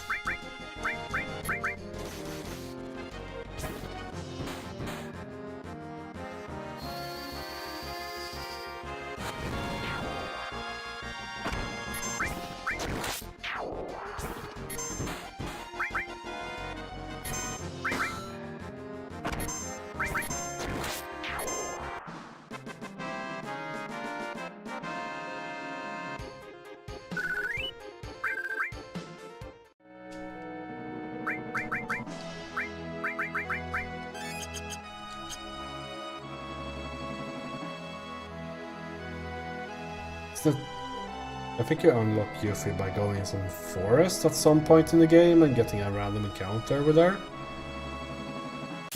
I don't remember if it's now or later.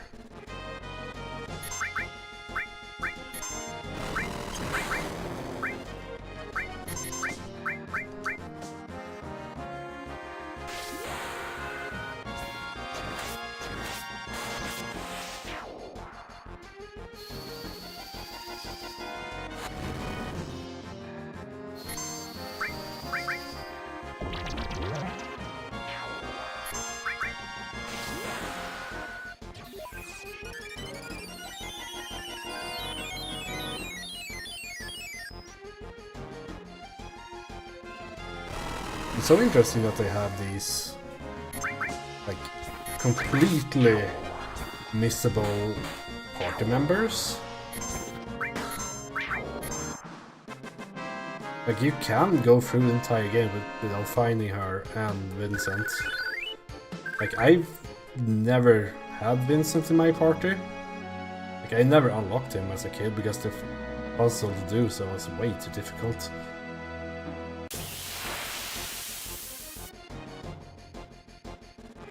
There she is.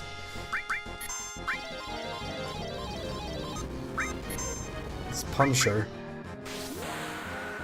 And then you have to, like, respond in some way for her to actually join.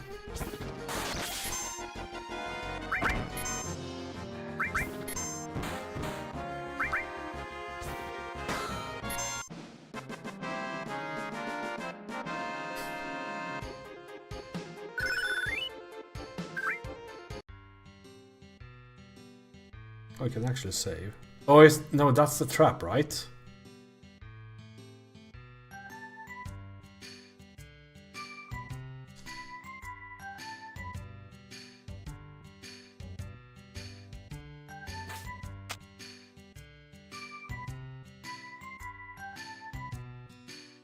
I think you are supposed to feign ignorance, and she joins.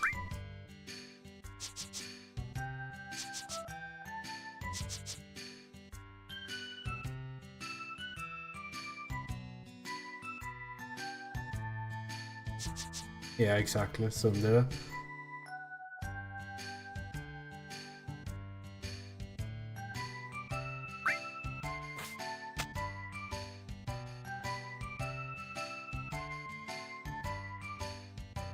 I failed. I think. No, maybe not.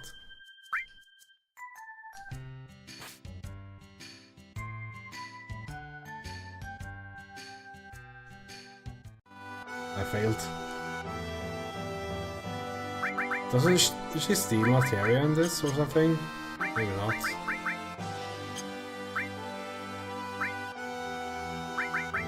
You get so many eaters. Ether.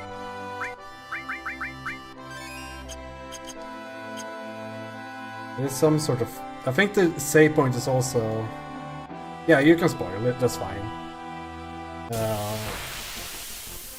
I think the save point is a trap as well. I mean, it's like you should do a certain order selections.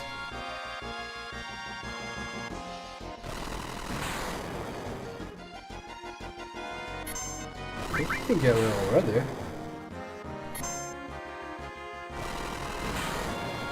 You're killing me.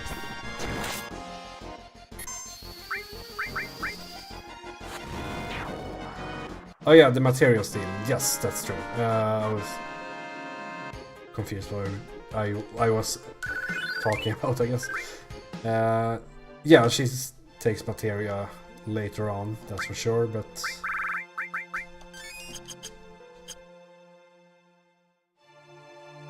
Wonder if there was something... Like... If there was a penalty for failing to recruit her right now. I'm going to see if I can find her again. You should get unlimited attempts, as far as I know.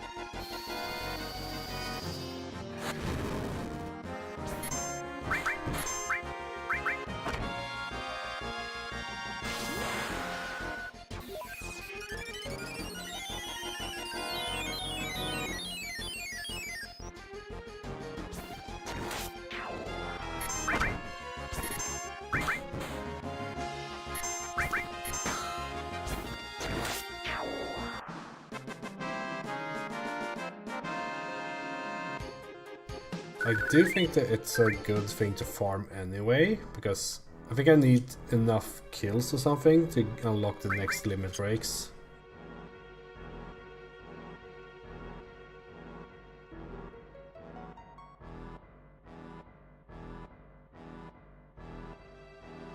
I'm going to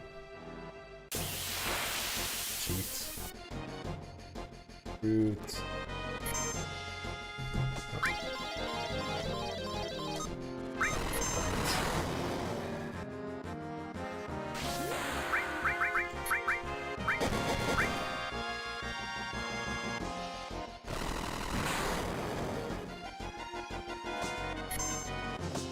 The worst part about the remake is whenever you search for stuff, you get mixed up like remake and old game things.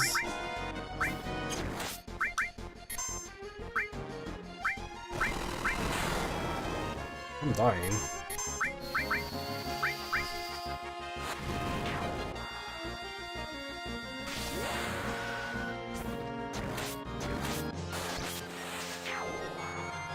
Also, the things you're supposed to choose is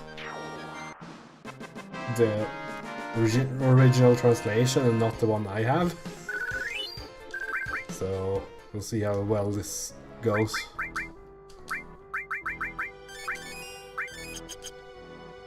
Yeah, I have the cheats up in case you find her again.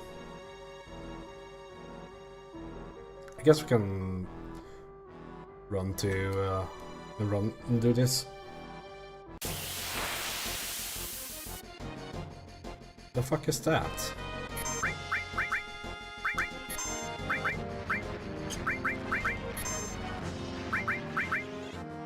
It's an animation for dealing 25 damage.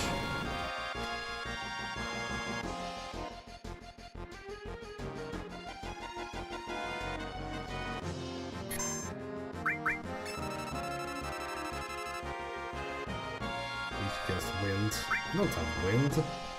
Thunder.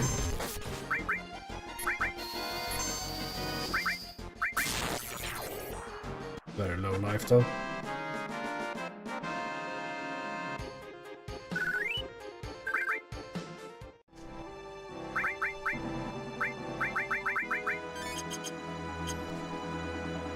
Monsters deal a lot of damage in general, I feel.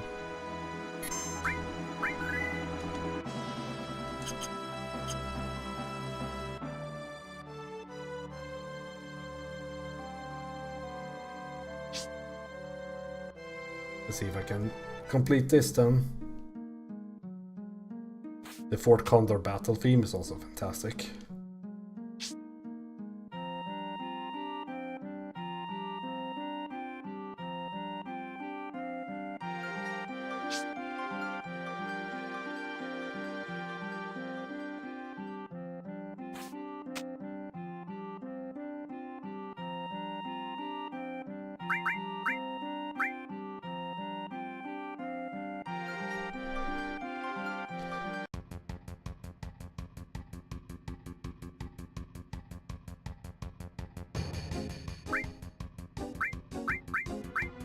Said attackers.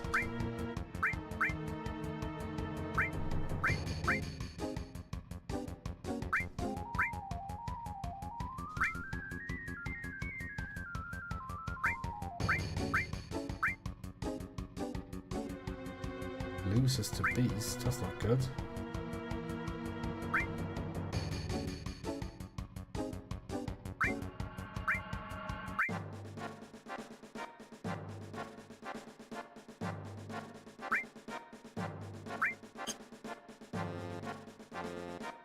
Okay, let's see.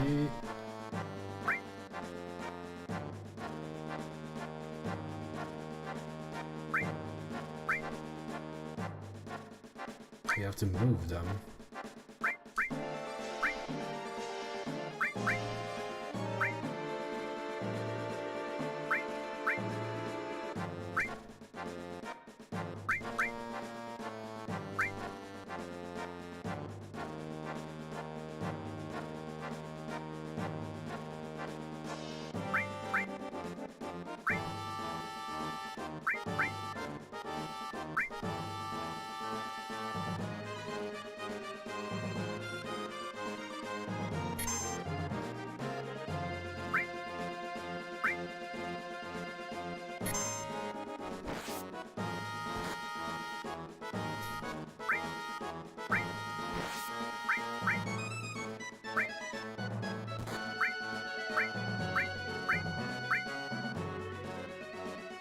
What the hell is that?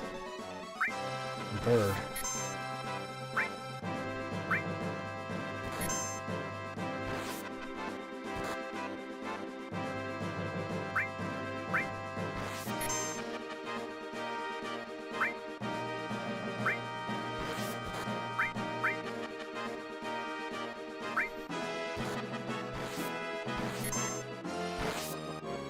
I need another repair guy to the right for this. Enemy destroyed. Wyvern.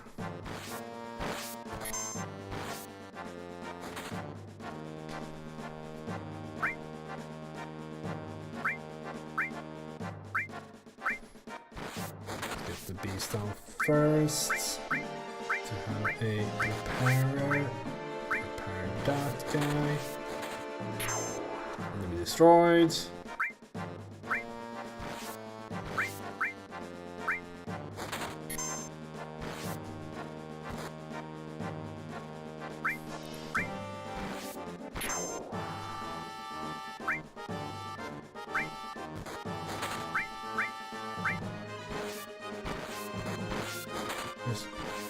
My repair is stupid! Go here! How much life do these guys have?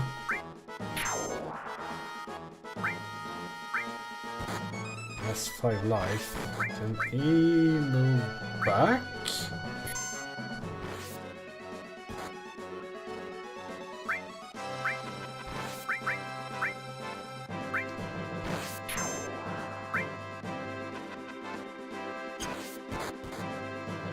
Can you repair? Is that what's like a channel or like?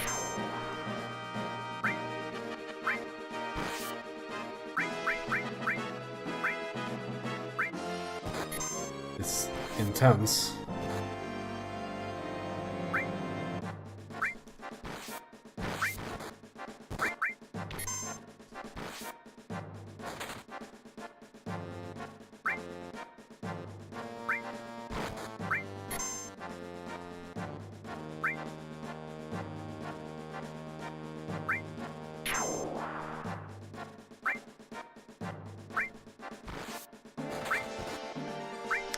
One of my guys has died.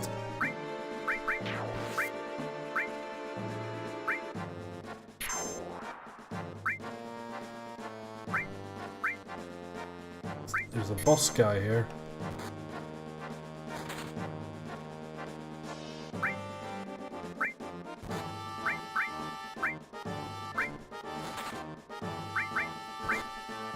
Is anyone strong against that?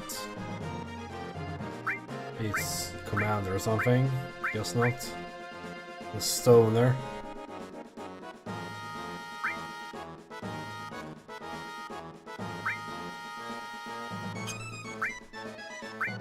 Guess we'll go with the tank.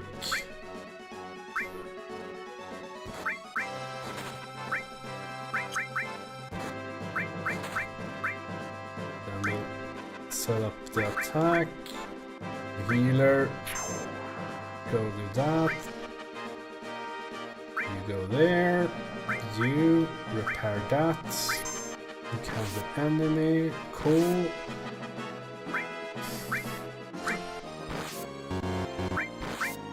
Let's see. Can we...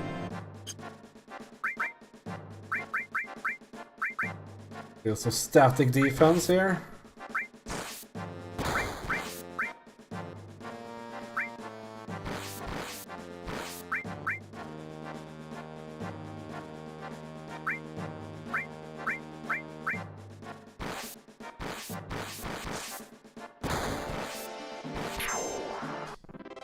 We won! This game has so many minigames, it's stupid.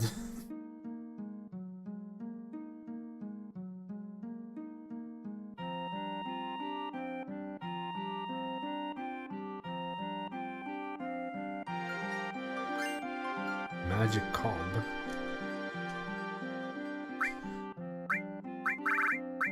Oh, it's a weapon for red.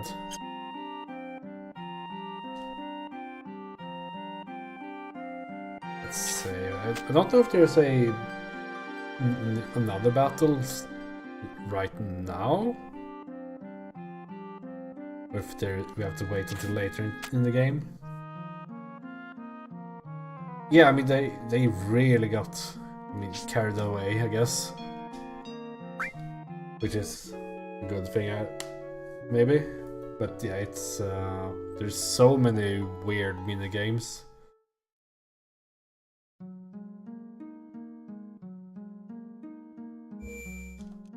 There's like none of them in Final Fantasy VI. The only like weird part about Final Fantasy VI is the opera scene, I would say. But here's like minigame after minigame after minigame.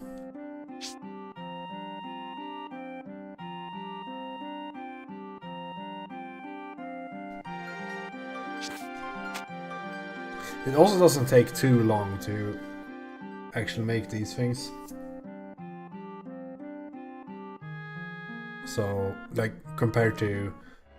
Like, the remake also has a bunch of minigames, but they are, like, so much high quality compared to these. Like, each minigame in the remake probably has more people making it than this game. Maybe not, but, like... It's not unthinkable that there's, like, a team of 5 to 10 people making a minigame for the remake.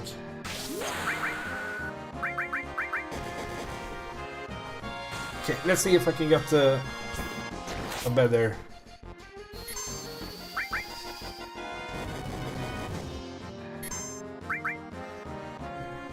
So I can select the correct things.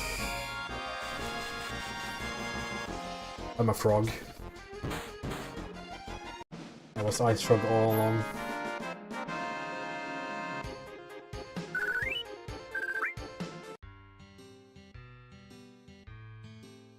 Okay, so the order should be not interested, but mine doesn't say that. Well, I guess it does. I'm not interested.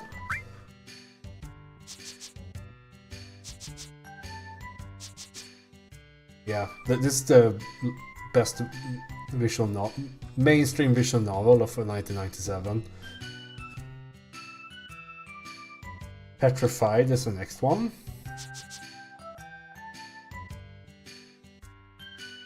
I think that's this one.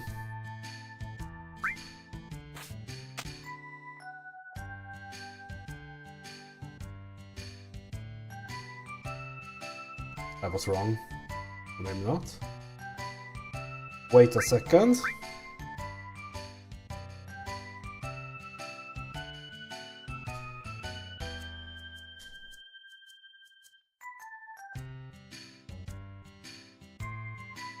That's right. I guess that's right. Just a...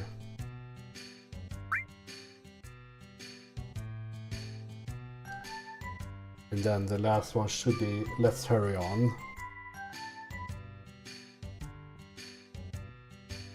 So we don't ask her name, I guess.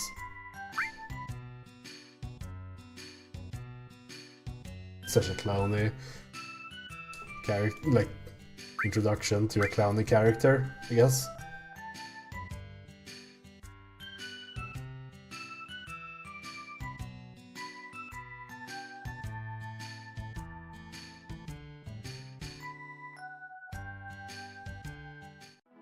Okay, we got a new playable character.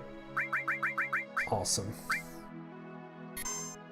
Yoroshiku onegaishimasu. Let's head to Junon, I think. Again, a lot of these names is difficult to pronounce because I've only ever read them. Suspira, Samarkand. Yeah, that's another one of those. Oh, there's two minigames here. It's the CPR minigame, and then there's the other, what's it called?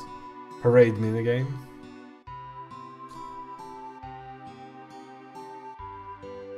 Where there's a wheel, there's a minigame. Yeah, the marching one.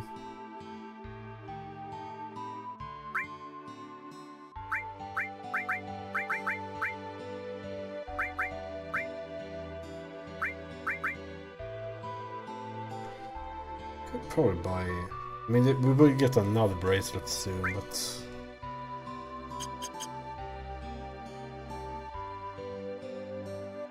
I think I have. There was one, I think I have at some point locked in and just done it until I got 100. But that minigame is, like, kind of fun. So... And of course music in it is fantastic, so it's easy to just keep going.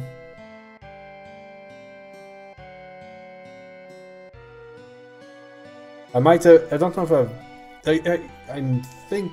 I'm pretty sure that I have, because I think you get like some absurd amount of gil if you do it, like 10,000 or something.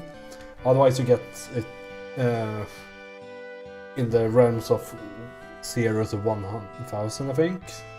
It's like 10 times the max. That NPC is having a stroke or something. Yeah. Vamos a la flamenco, I guess. It's such a banger. The worst part about the first Chocobo Forest, or is the second one? Yeah, the second one that isn't the full. Like you need the Chocobo to go water to do the full one, so you only get half a minute of that song playing. It's the worst part of the game. At least you get a minute in the first area.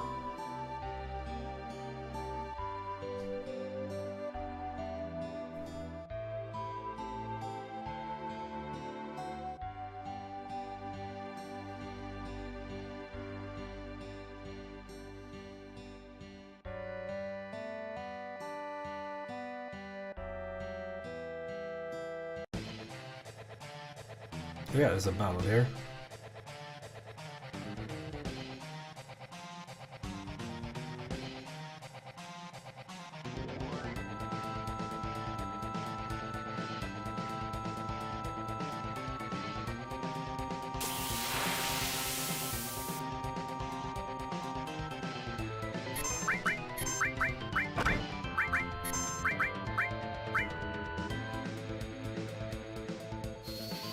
It has happened again.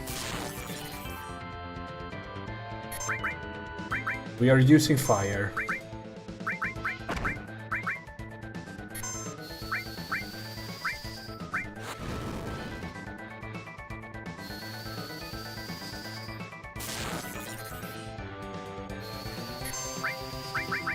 Sense, I guess.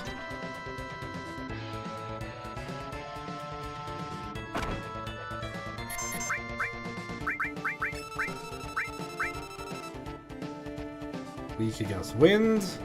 There's so many monsters that are weak against wind before it can even... Like, I don't think there's a way of getting wind materia at this point. It might be, I guess.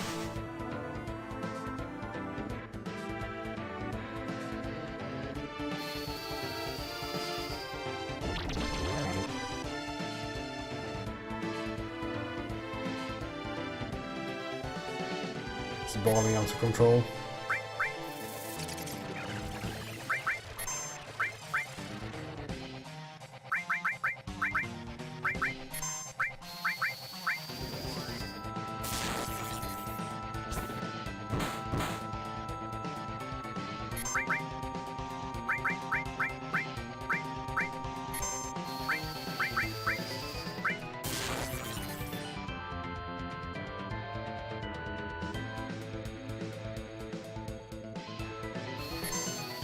Yeah, you do.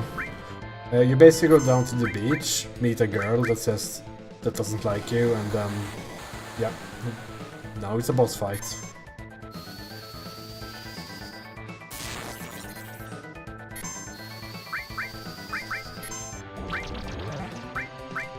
Oh, did I poison him? I did. I wasn't aware that you could poison bosses. You failed like 6 times in a row, I guess. Try again or something.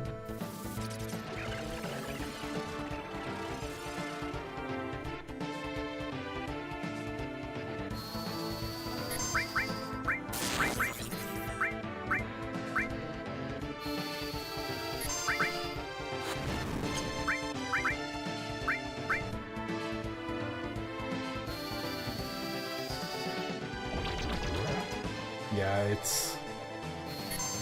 it's a kind of a pain.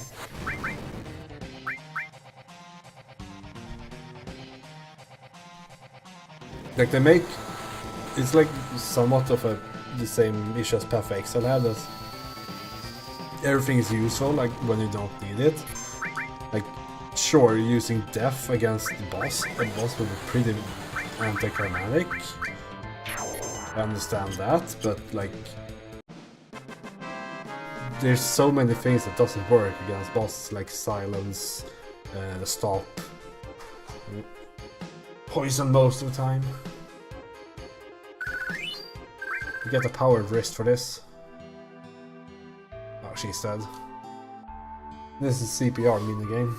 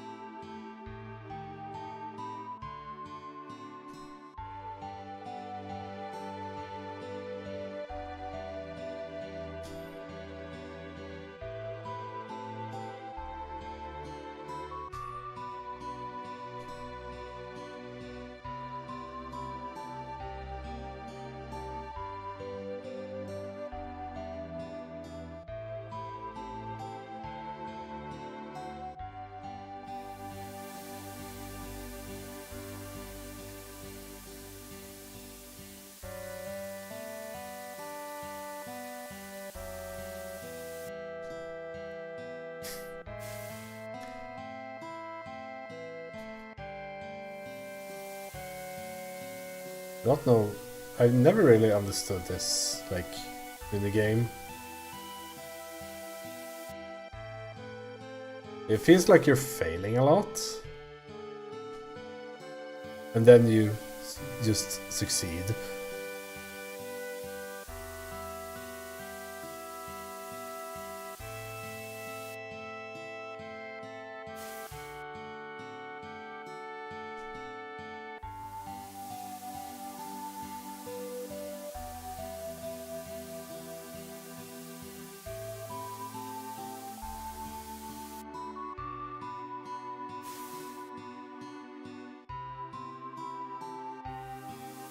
Because he shakes his head, so like when I was a kid at least I thought that, oh, I did something wrong, but maybe I'm not. This just takes a while.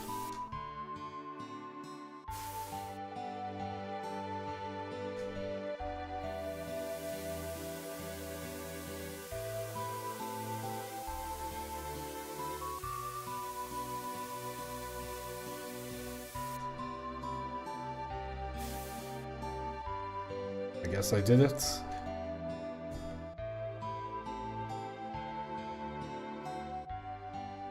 It's also one of those things that should probably look at the speedrun or whatever if they do something special. Like, can you get it on the first attempt or something? I have no clue.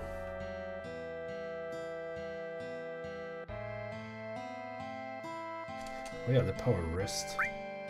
That a strength item.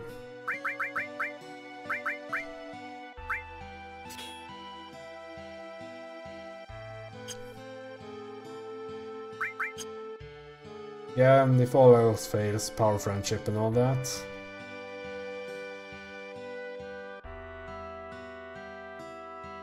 That will always work in the end.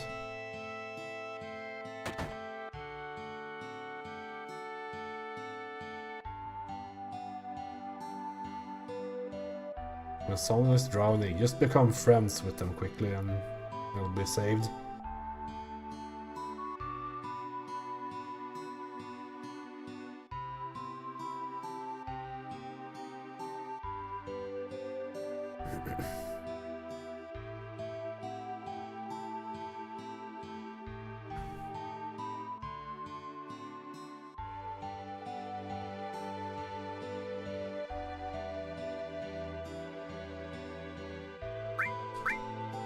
Free tent?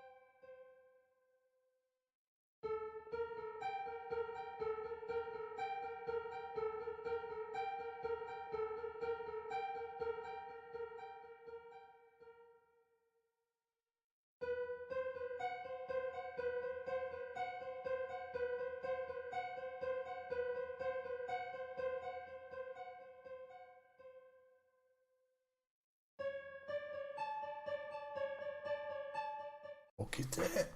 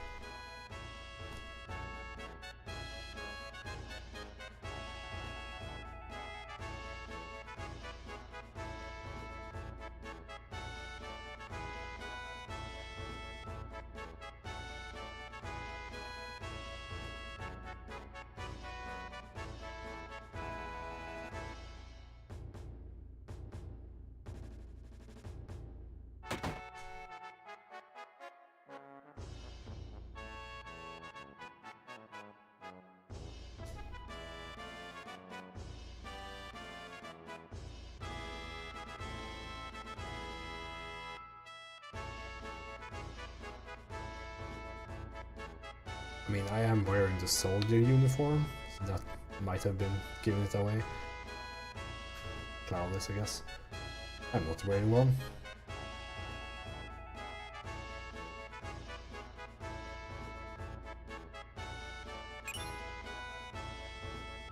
She just carries around Shiva like that.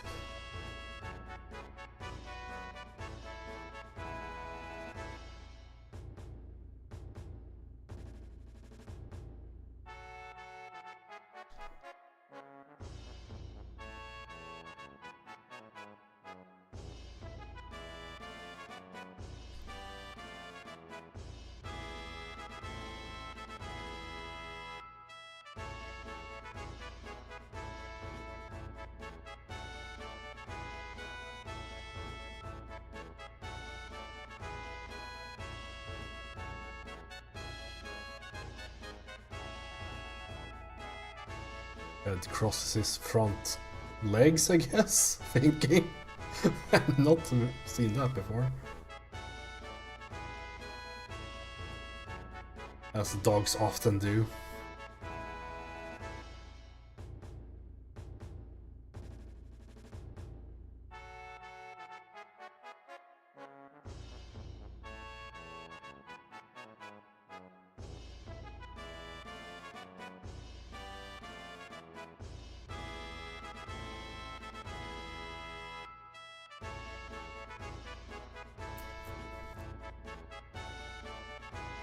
Yeah, send me in the high voltage thing in water.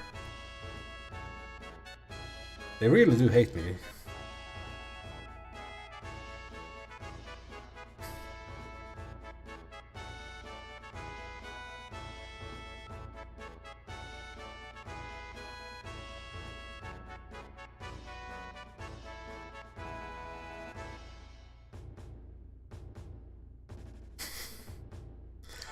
Yeah, I think she said you shouldn't like climb up the thing down here because it's electrified. But then they thought, oh, it was a good idea to make me climb up this. And there's another mini game here. I mean, it's the just main character things, you know. My friends don't want to do anything scary.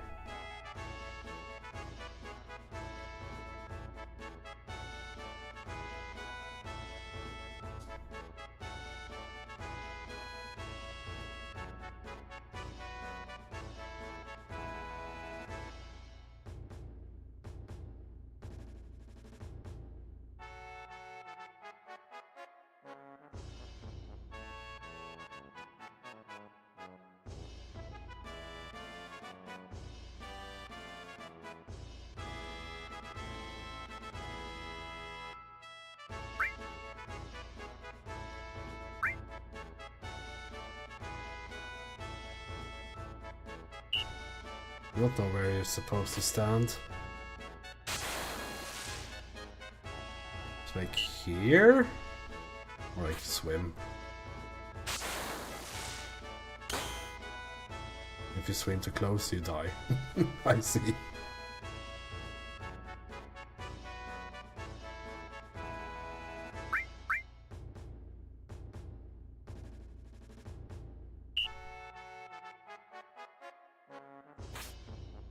Easy.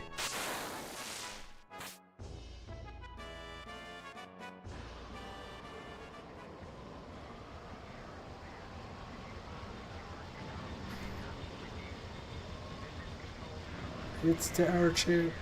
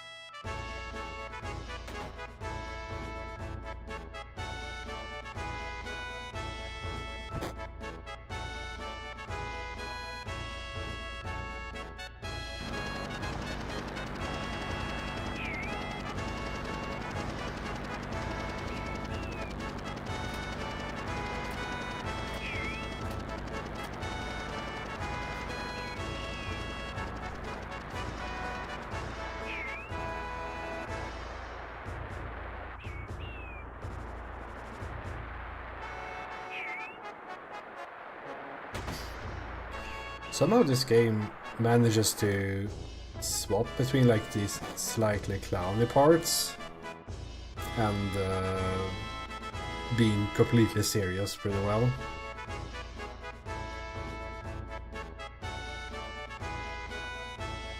I always find that to be a real like strength of any form of media. One of the biggest strengths of Full Metal Alchemist as well. Like it's like slapstick and the most serious stuff you ever watch. Maybe not most serious, but like it takes itself very seriously at times.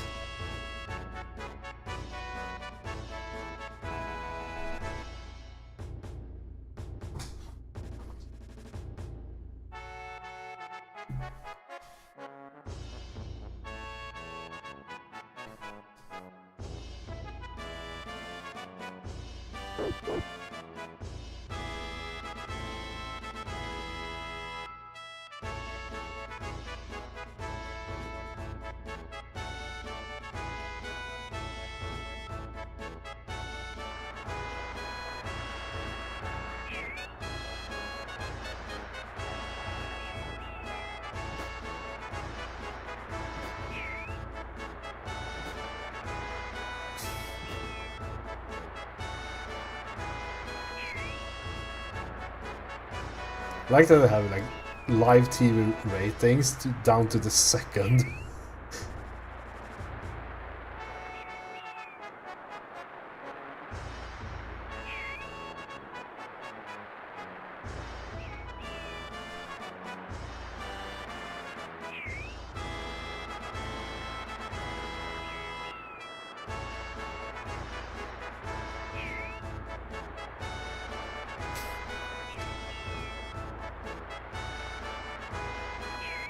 I'm going to tank these TV ratings.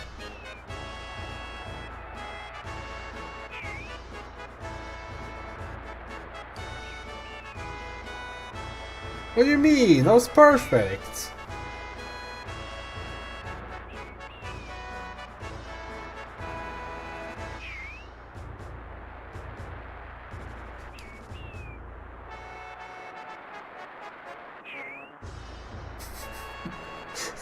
Everyone's just looking at this scene.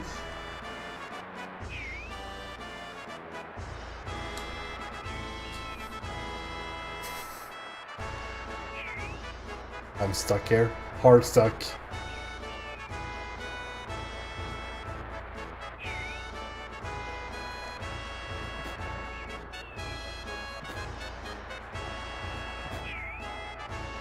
Yeah. At some point they'll swap. Let's keep the camera on the guy that's failing.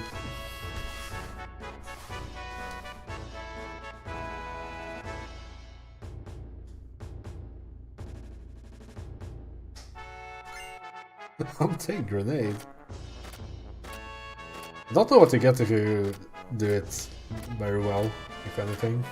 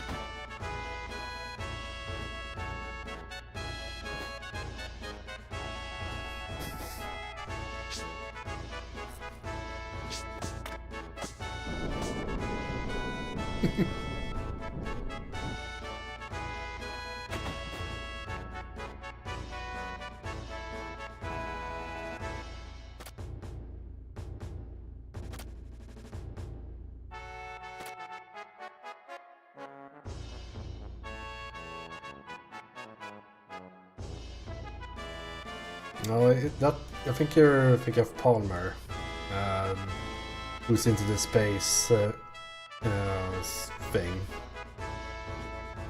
You fight him at oh, I can't remember the name, but where you find Sid, that village.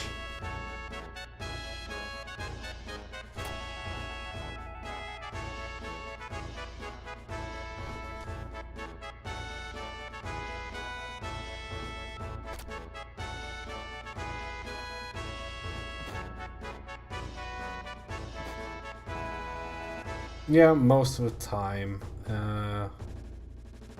I think they use selfie and cell a slightly comic relief. I don't think it works, but there was an attempt. And there's some mini games like the Chocobo Forest stuff.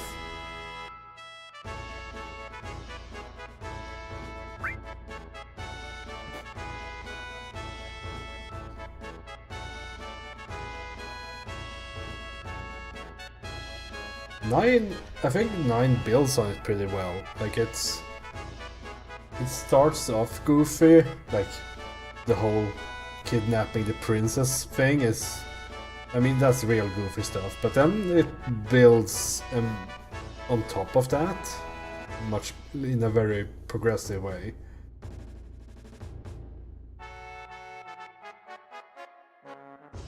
Like the whole thing with black mages and VV and all that is, yeah, that's pretty interesting stuff. That's taking itself very seriously.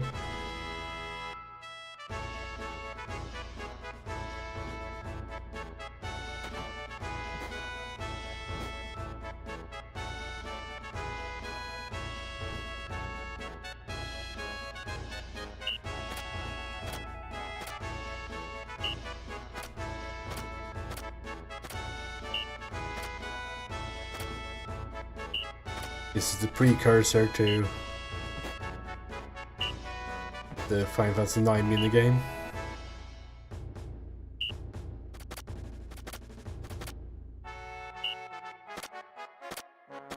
Perfect.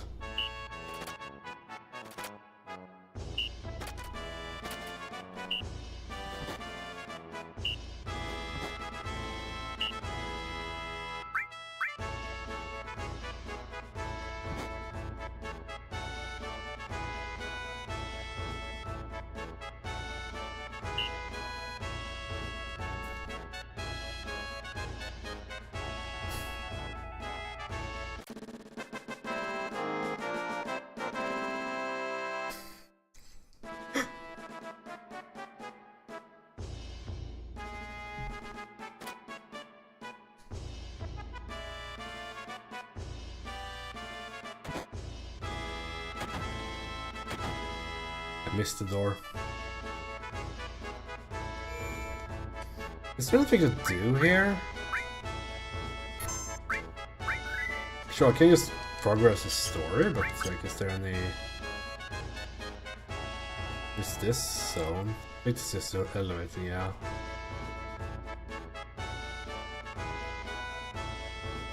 But you can enter these shops now. There's Rude. Catch up and talk to him.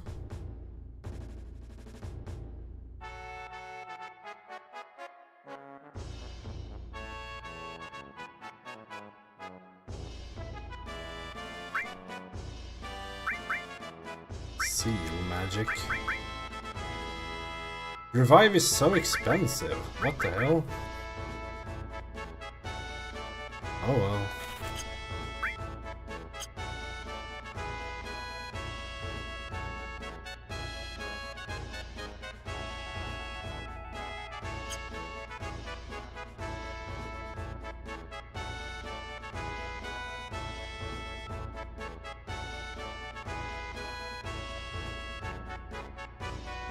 I guess that works.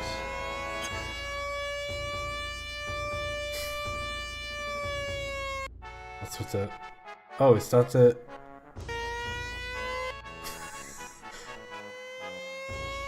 Instead of a, like, jingle when a customer enters, he has a flight alarm.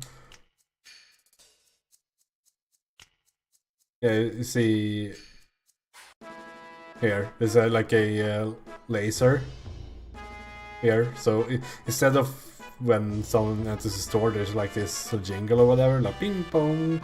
There's a flight alarm. Yeah, the Russians are attacking. It's over.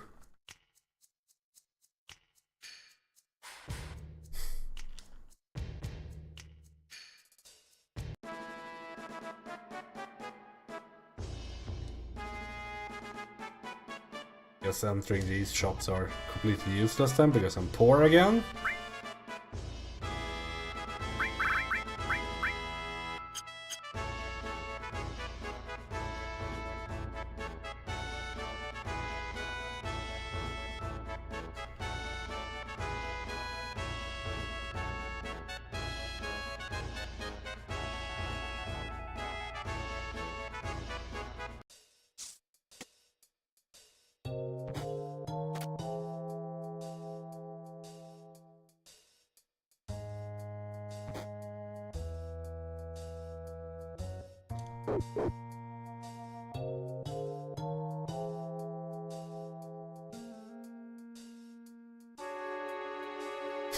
So weird.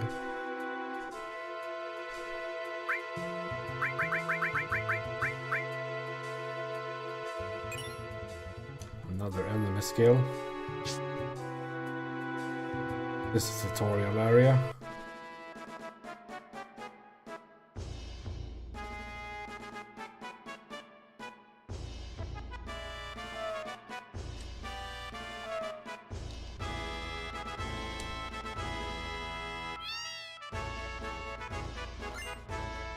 Another mine source. Soldier. Kittens!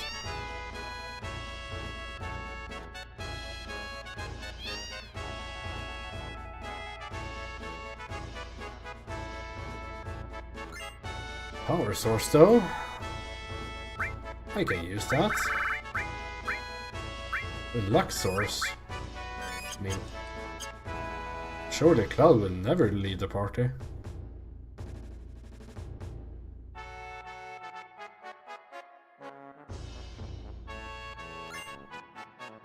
Guard source. What's that even give?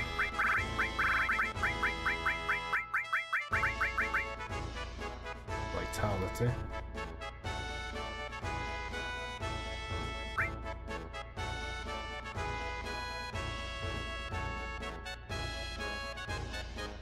Let's just give them all to Cloud.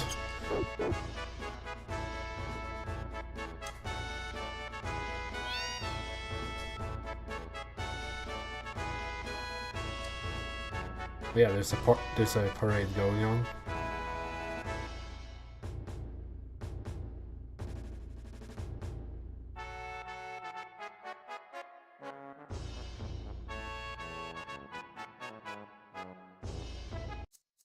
Let's visit everywhere.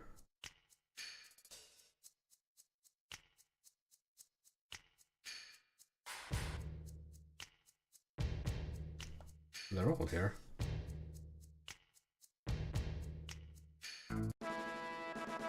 Kurauda? What?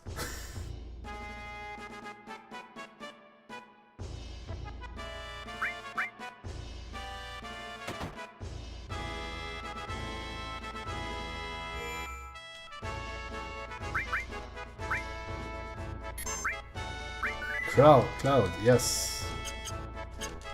The hardest part about Japanese is katakana. I'm convinced. Crowdo. Sweet, free smiles.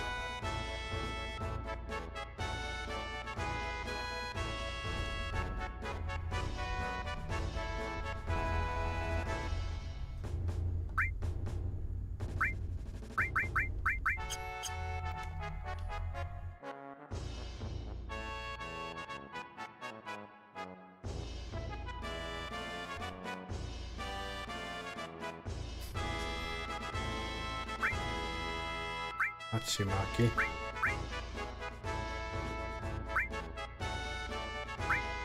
eh?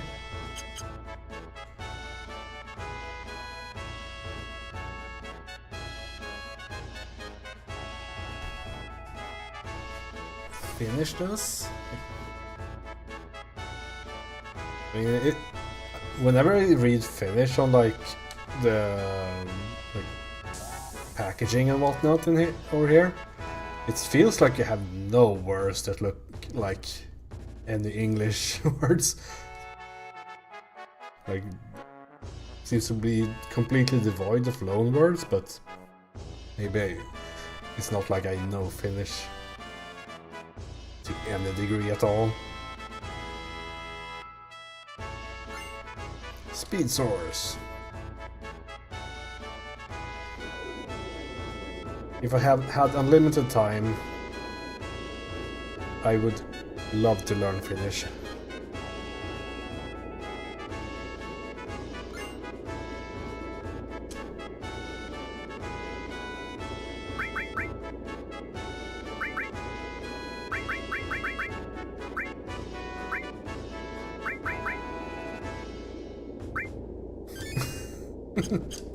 Okay, yeah.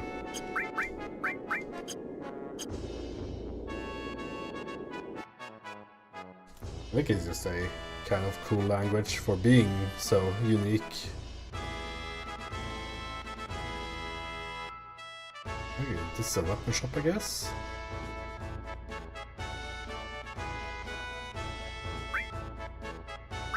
Yeah, they don't have anything.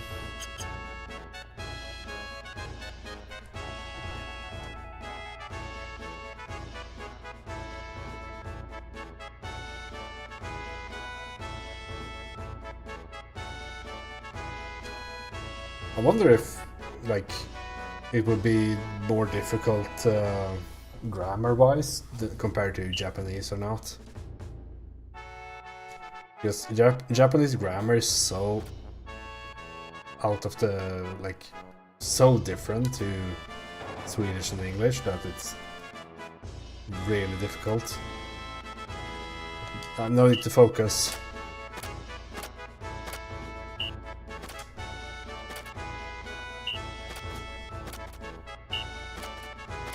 I fucked up. I clicked everything.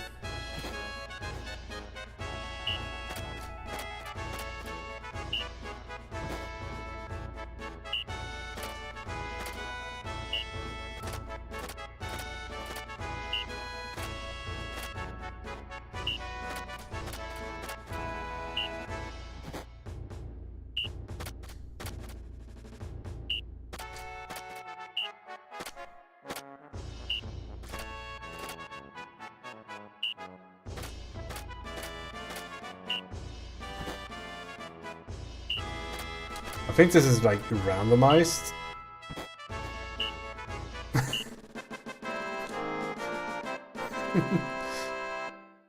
I fucked up completely. I think it's randomized because we mostly faced away from him.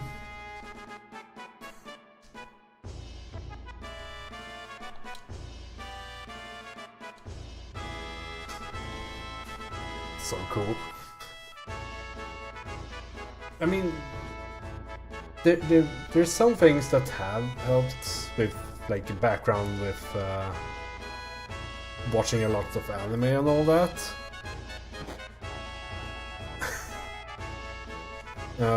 Which is the pronunciation and all that. I think we Swedes also have a bit easier time pronouncing a few things. The English-speaking languages have to unlearn how to put emphasis on their J, for example.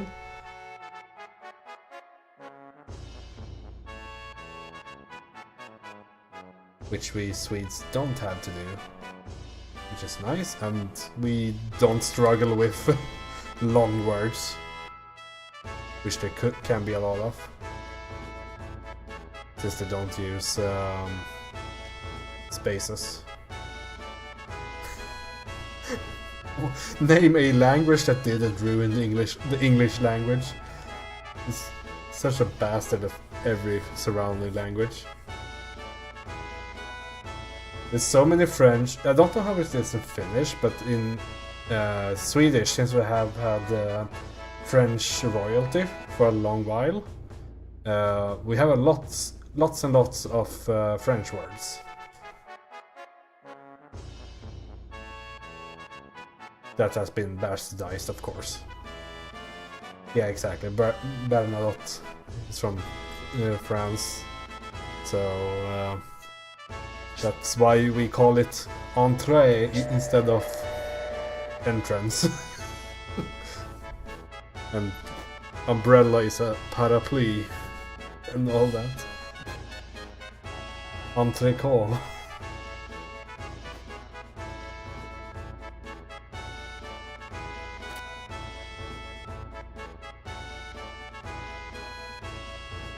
I think there was a while where the royalty spoke French even, so yeah, it's been like this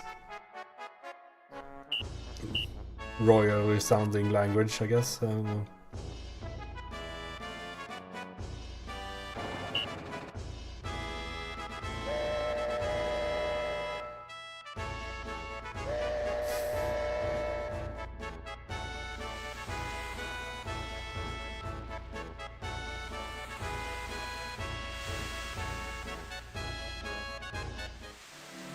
Yeah, I guess you must have some stuff from Swedish due to the history.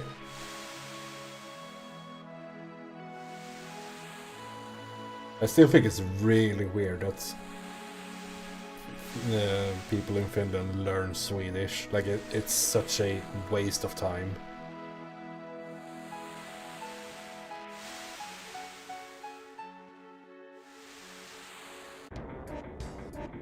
Banger.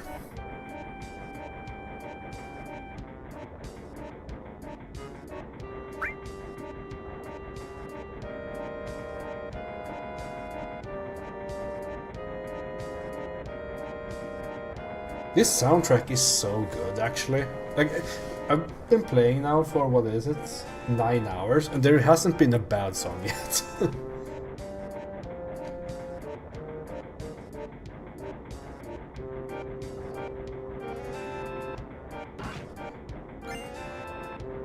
Yeah, I think that's fairly common knowledge that Swedes brought shares to Finland. That was our contribution. But yeah, that part is really interesting with Japanese, of course, because they have so many words that are loan words. That at first glance doesn't make sense. Like, they don't have a word for door in the sense of a door that opens rotating around its axis. So they have two different words for door. Of course, I have forgotten the one, but the sliding door has one word, which is the old Japanese word, and then a Western door is just door, I guess. So it's like, that sounds weird at first glance because we would call both doors. Same with bed. Yeah, Arbeito is also from German, used every day. But it's so many like English loan words that doesn't make sense at the very start. Like, it's bed and futon is also two different things, of course, but we would probably all call them both beds if we didn't know it. There was another concept. Toire och furo. Yeah, because I think that even now in Japan, they usually separate the toilet and bathroom.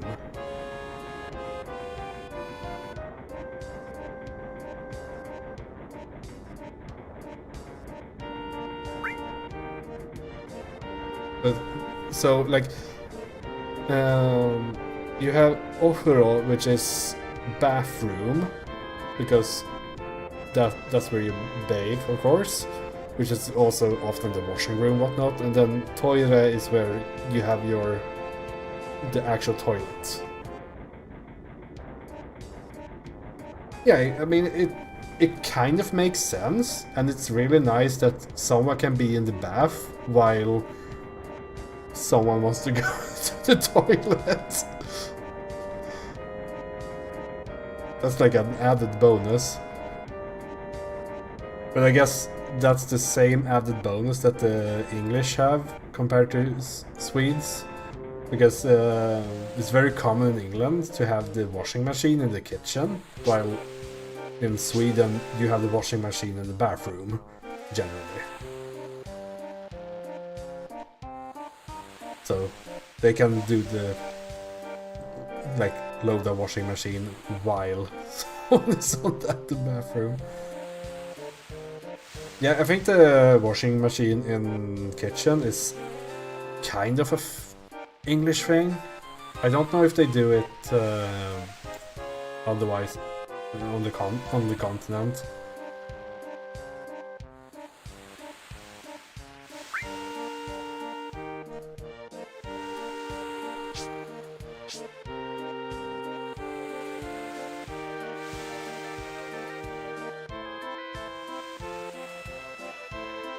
Siemens has gotta have oomph. I've been on the internet for too long, so I can't read this sentence.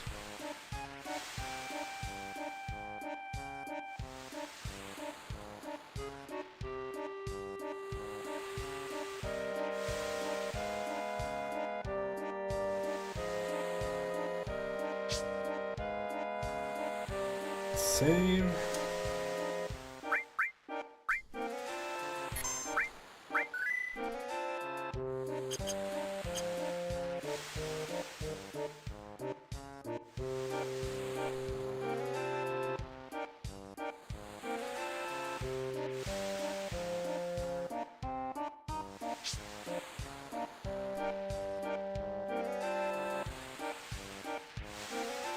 Okay, what was the actual goal here? I think this guy blocks the Barrett or something?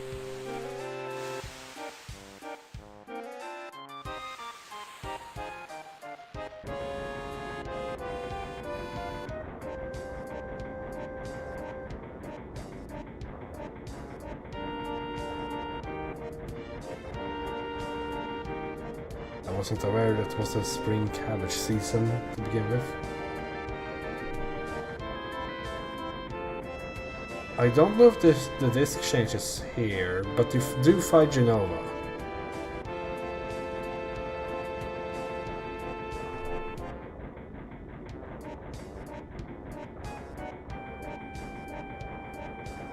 I think I triggered it.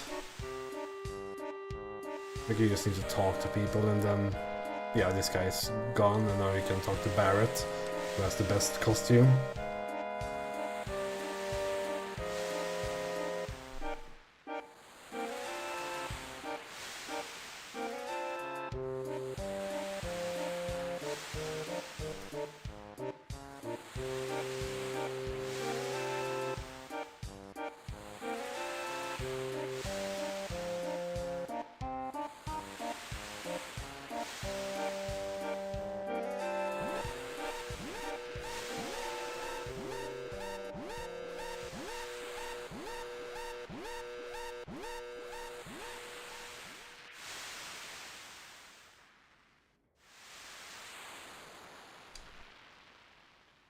Let's go! I mean, let's go then.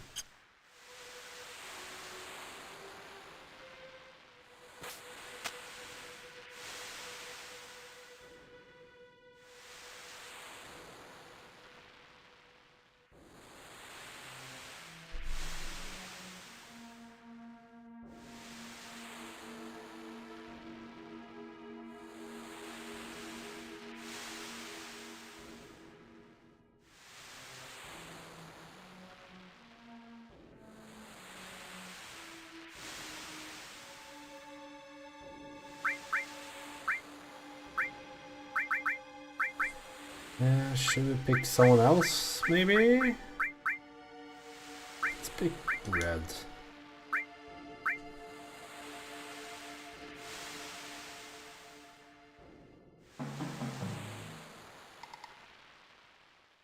We call it kejsare.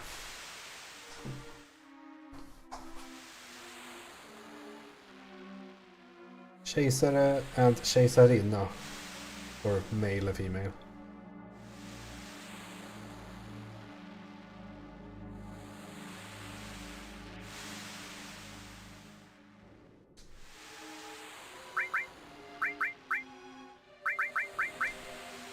Okay, I think I got a new weapon for him. It's unlinked, but deals fuck ton of damage.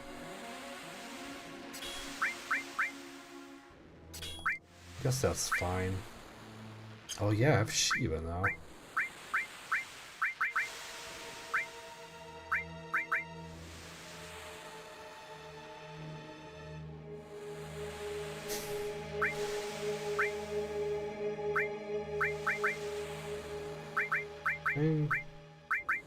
Need more slots. Need a 6-link.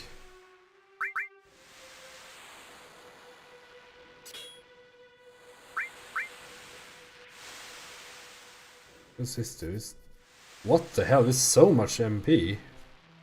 And 2 magic. Guess we'll put that on Arif. What do these give? Magic MP.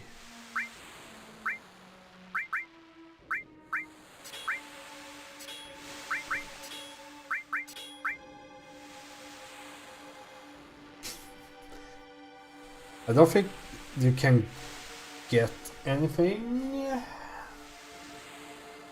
Oh, you can. There is the elemental attack thing that causes, like, you link it with a elemental materia, and it acts as a elemental junction in Final Fantasy VIII. W magic.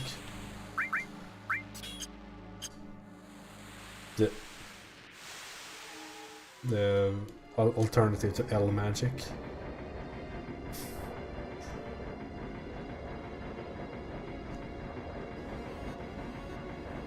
This is a missable all materia.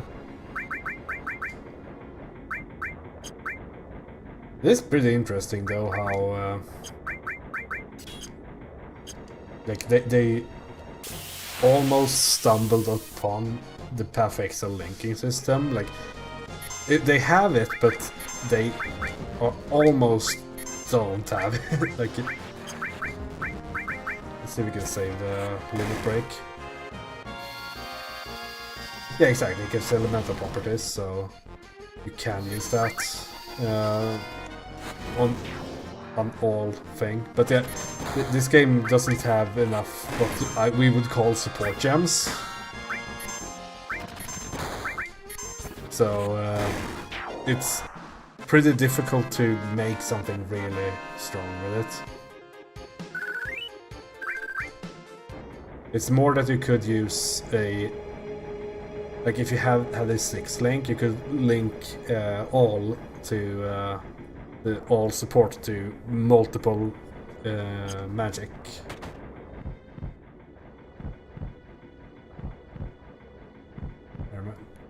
There's a chest up there.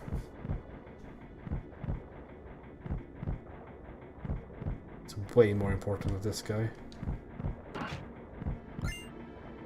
Kansekiri. That the Yuffie weapon, I'm pretty sure.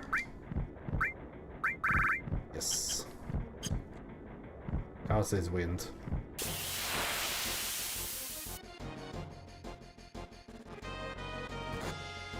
Kansekiri.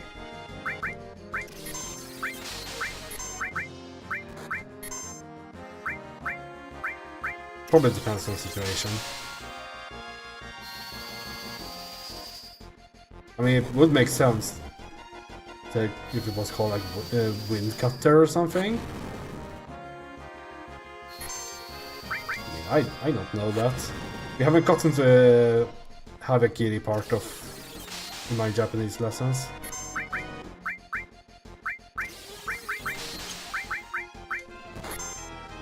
I'm just going to use the Limit break.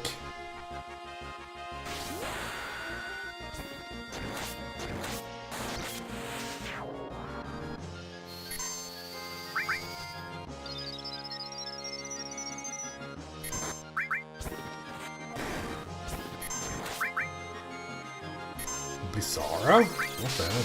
I didn't notice. No wonder they deal a lot of damage.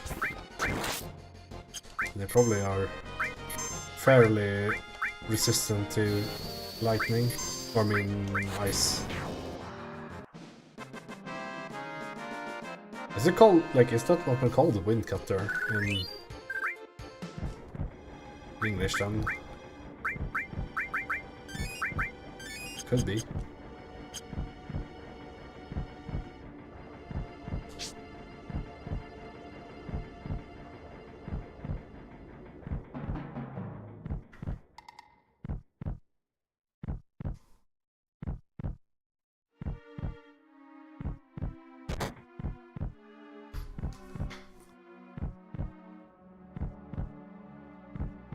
Wind slash.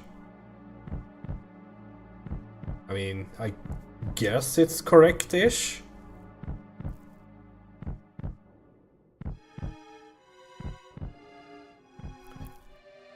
You're a natural at Japanese.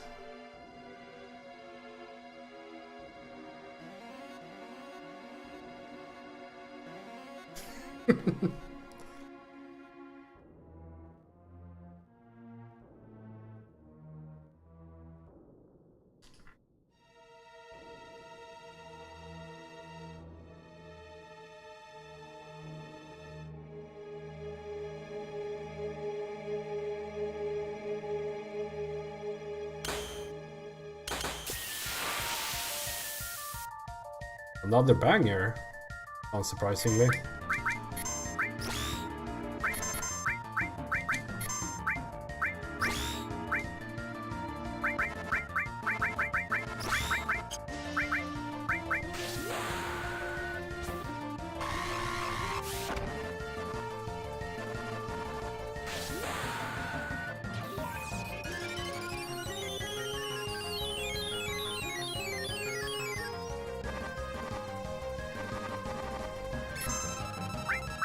Genova birth.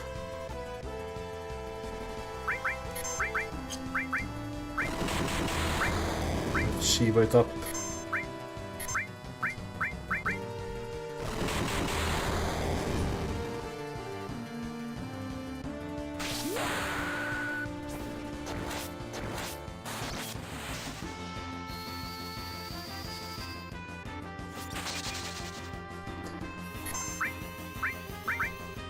I mean, for that weapon, it's very likely just written with the word for, with the kanji for wind and then kanji for cut. Like that, I wouldn't be surprised if it's two signs. Double laser. He's freaking going ham. But yeah, reading kanji is like actually insane at times.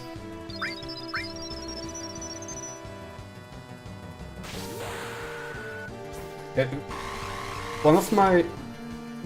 was one time I figured out a word without knowing it. Stop? Are you fucking... I don't have remedies.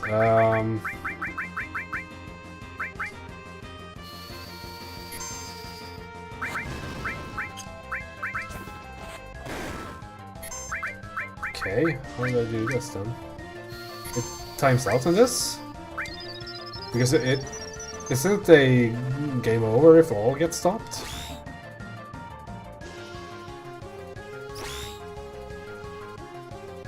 Oh yeah, I was about to say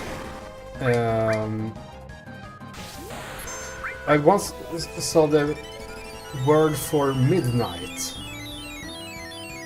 which is yonaka in Japanese, because it times out. It uses the word, like the kanji for night, and then inside, and that becomes midnight. which was like pretty cute.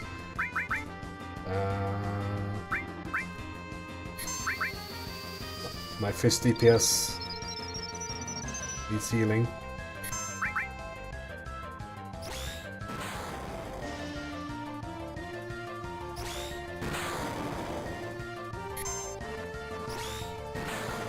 You haven't even seen the stupid stuff yet.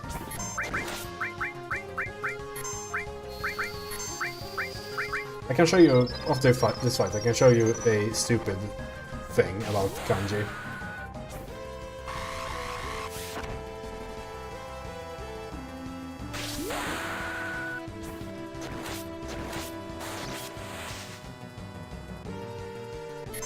Gas! 180 damage. Chill.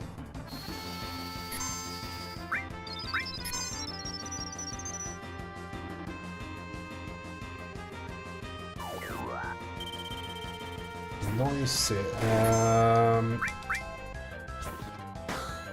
I attacked.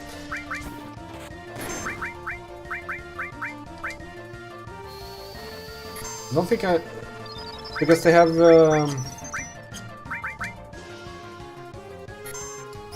forgotten the word again.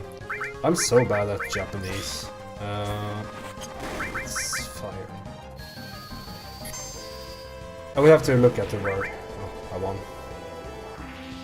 Because they have two different words for noisy, which is... one of them is lively, which... like... you would call...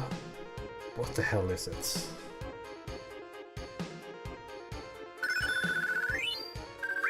White cape.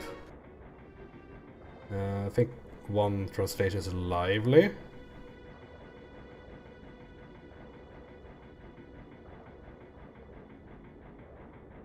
And I can't read.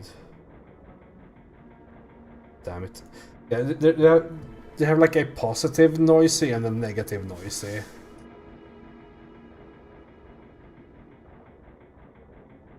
Yeah, that's free. That's on 3 times on top of each other. So that's fine.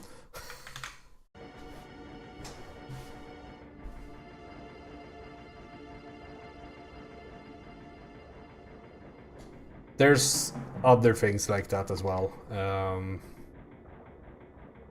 Was some other word that's also can be read with like a negative light that also has a woman in it.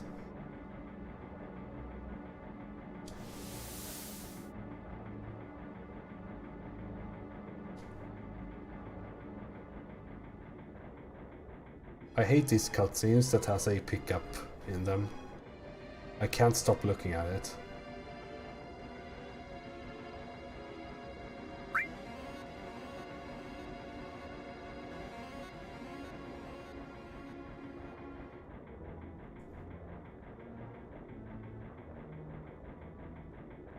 Yeah, sometimes depending on the font used, you do need a magnifying glass. It helps a lot to increase the font size when writing katakana. Kanji, sorry.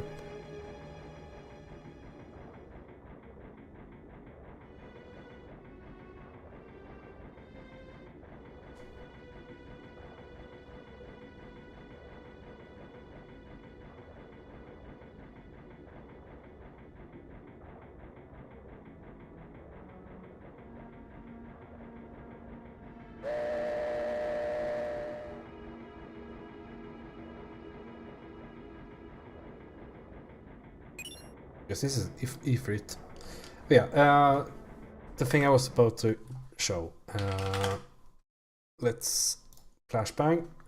Because with kanji, there's a very simple kanji that's look like this, which means now. It's pronounced ima. Very simple. It's just now. And then if you put a day, behind it, this becomes today, the now day, and this is pronounced Nichi. But of course, this is Japanese we're talking about, so you could expect when you read these two letters, Ima and Nichi, next to each other, from top to bottom, that you get Imanichi or something like that. But no, you get Kyo. And that's every word ever is like this. Welcome to Japanese.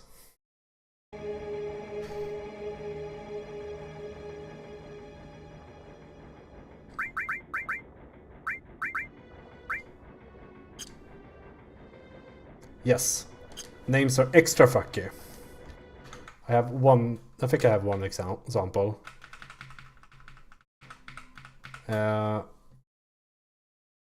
Because there's also like, this isn't a fucked up example, but more a case of showing that even if you know how to read it in one way, it might be slightly altered, because you have the word for, let's see,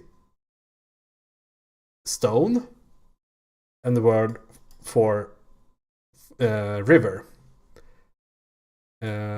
Ishi, Kawa.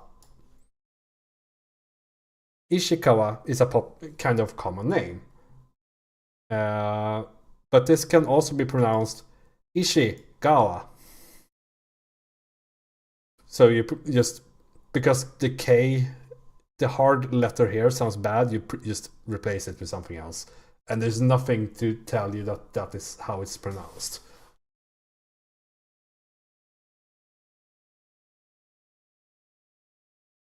And I mean,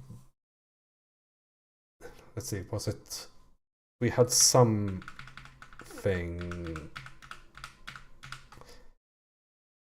like, let's see if I can remember. I can't remember.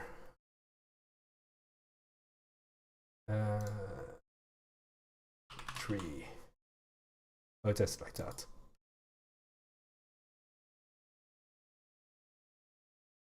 And like, oftentimes names have meanings, of course, compared to, I mean, they kind of do in Swedish as well, because you have this, which is generally Tai or Dai, which is big, strong, massive, large, and then Ki, which is tree. So Taiki is something that you can be named, and that means strong tree, more or less. Yeah, so like, you kind of have to explain how to write your name.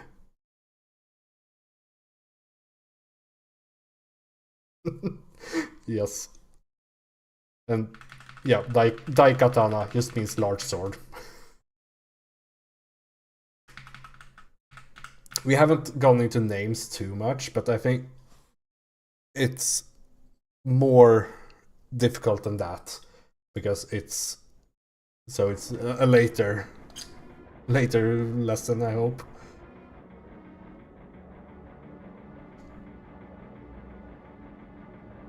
He's alive.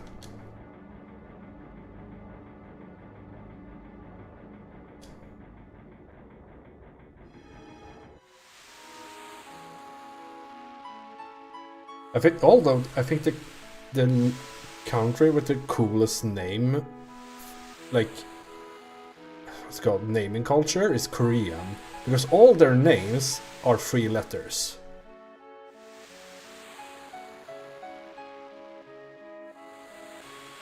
Which is pretty fun. There's probably some rule, but you can, like, it still has to be, you can't write something until it's pronounced in another way, of course. Like, just like any language. But it's more that they can use older kanji for like outdated kanjis, all things like that for their names, I would imagine. I'm not 100% sure, but it's like they have never, like in the like study books and whatnot, they have never written names with kanji yet.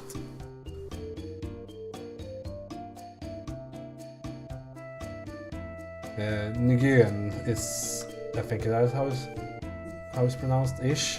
I probably butchered that, but that's Vietnamese. Kim, I don't know if I think that can be a Korean name as well. I'm not sure, but it's like it's the UI artist's dream to present Korean names. Because it was super cool back in like StarCraft days, because they could write, like, do some cool graphics like versus, and then it was like always 3 letters that were always the same width, and it was like so nice to present. Like, you didn't have like this short name versus this long name. It was always the same length on both sides, which was super nice when making UIs, I would imagine.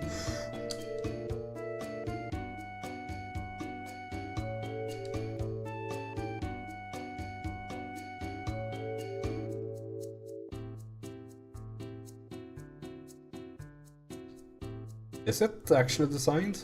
I think they have a older way, at least, of type. Like the Hangul is new, but they also had some kanji-ish thing before that. I'm not 100% sure. Korean is not my forte. I only know like these tidbits that you pick up from watching StarCraft, basically.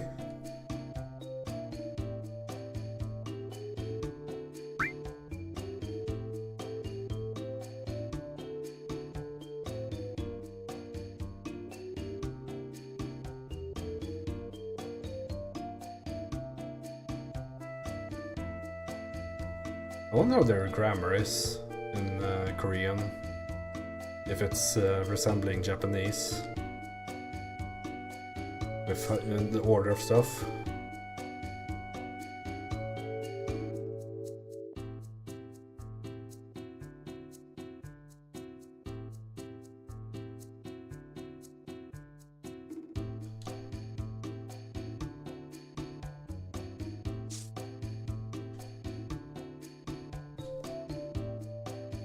It's on the list of things I want to do.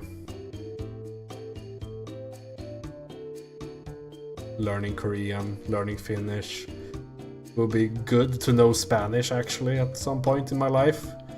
But I don't know. I don't have any interest for that. At some point I'll learn English as well, for real. And not just the bastard variant I use nowadays. Like actually practice and all that. Maybe one day I'll learn Swedish. Chinese could be cool, but the writing in Chinese is actual a death sentence. Because you know the example I showed with how you say today in Japanese, everything is that in Chinese, and they make up new words and new kanji for every loan word, so you don't have katakana or something like that. Yeah, and that too, that it's the way you say something massively affect what you actually mean.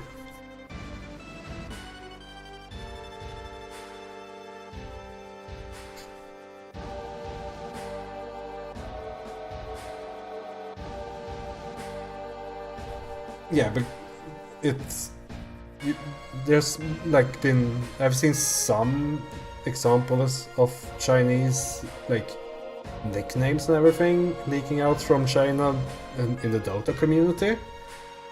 So it sounds so weird from a Western perspective, but it's just like a part of their language, how they explain things outside of that's not Chinese.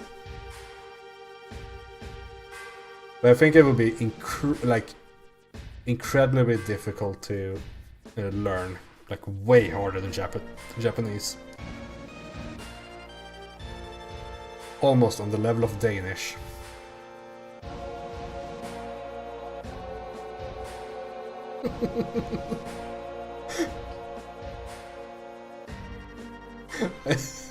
I just saw those copy pastas showing up with the Pyre software things.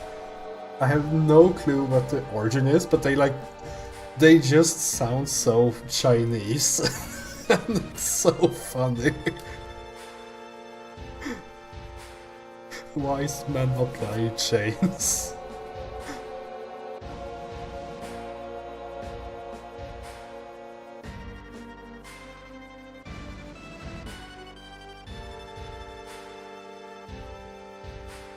Yeah, it could be, because there was a bunch of Chinese playing private rounds. Like, I think one really weird thing is that when there was some weird thing they always wrote in, like, they did, like, write this, like, Stratholm, like this. You could see that in chat. And I don't know what that means. But it meant something, we're looking for X amount of people for Stratholm.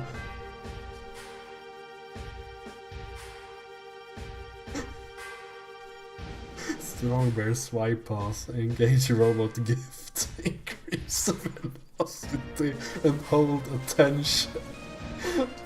That's so fucking funny, man.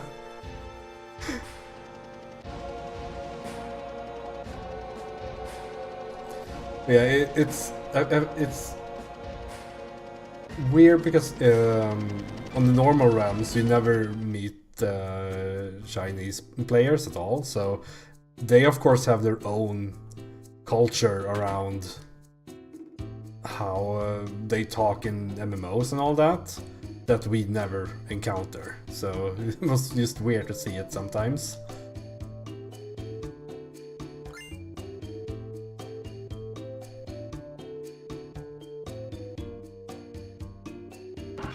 Okay, free stuff. I love free stuff. A fire ring and the motor drive. I love fire rings. Nullifies fire damage. That sounds useful. Way better than poison.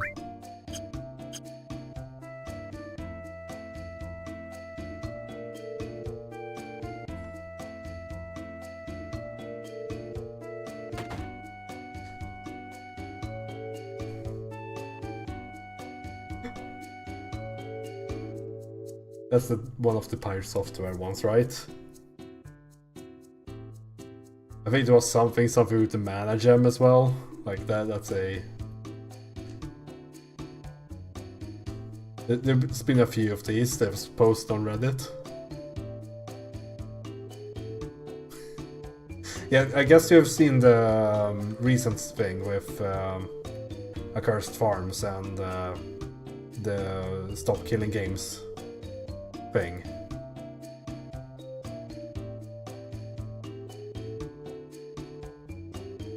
Yeah, it's such a shame that, like, I mean, it's not a shame because it's such a consistent thing that he does now, Pyre Software, is that he is literally like unable to admit fault at any point in his life from the looks of it. Like, I haven't followed the guy, so like I don't think I have the best insight to what he is as a person and all that, but like he seems like to be completely impossible to admit fault.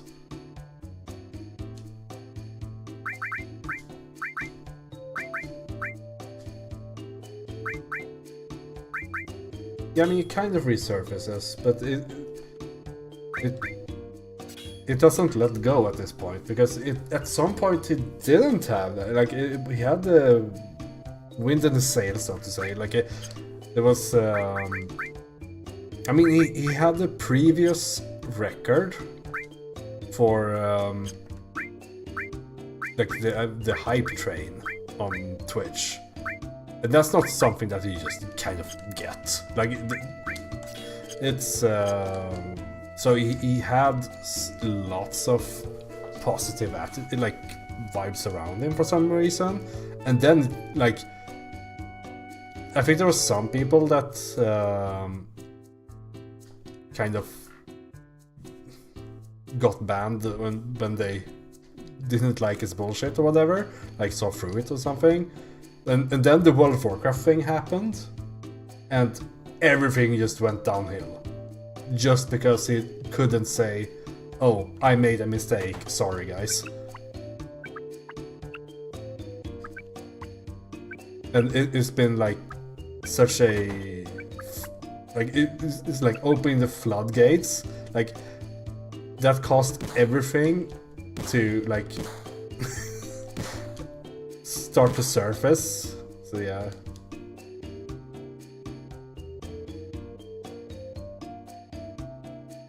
Because it's such a, like, minor, like, we're talking about the lowest, like, the worst drama ever. It's literally people's characters dying in hardcore World of Warcraft. Shit happens. I don't think anyone would like be... I don't know the exactly what party members have, but I don't think like anyone would be like ultra mad or whatever if he just said sorry. Like we're not talking about personal attacks to someone ever. It's a fucking video game. And people will play on it for being like for content for like 2 days, and then it will be over. Yeah, it has to be something like that, right?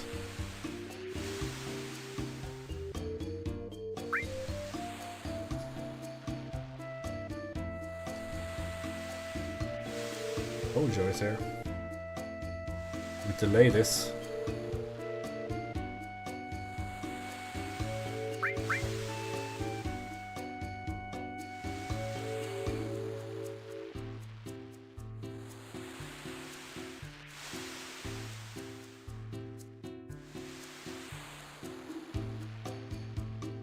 Yeah, and it seems like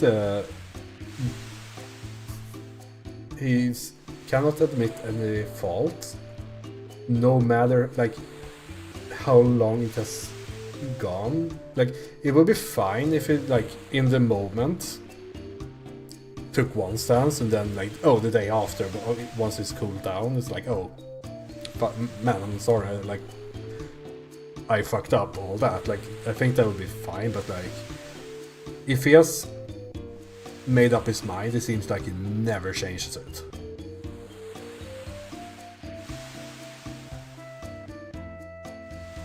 Yeah, it's kind of like low stake drama, so... And it's mostly played out its role, and I don't know if he's even getting like seeing any reduction in viewer count or whatever. If I don't know.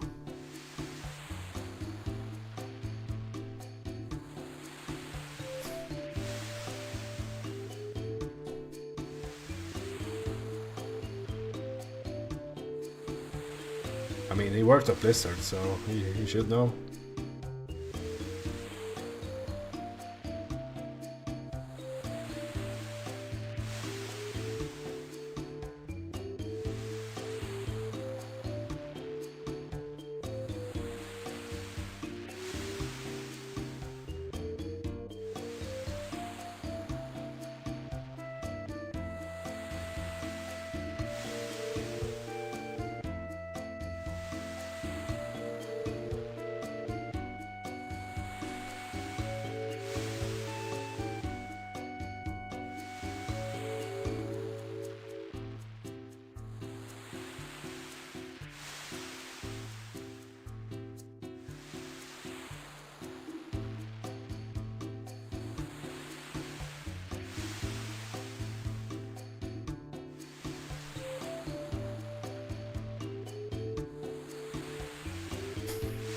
red dyed.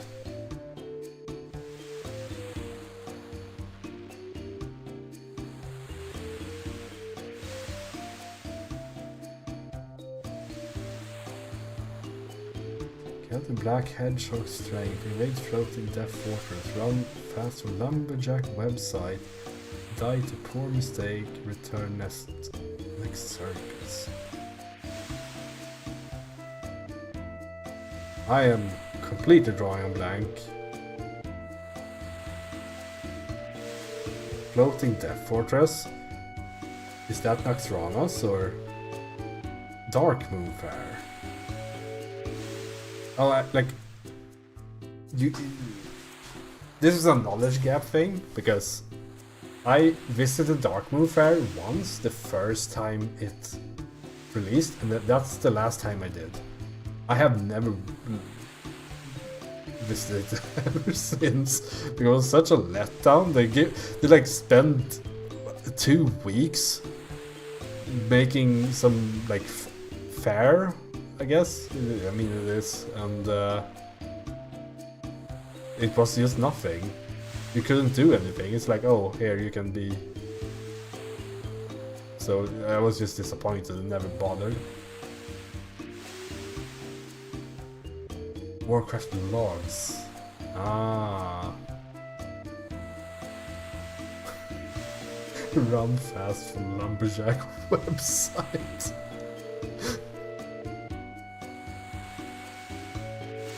I guess that's parsing.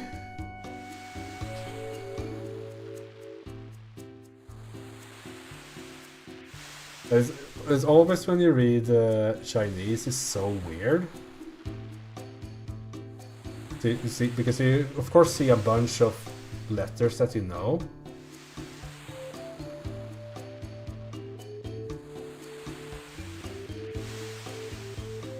Like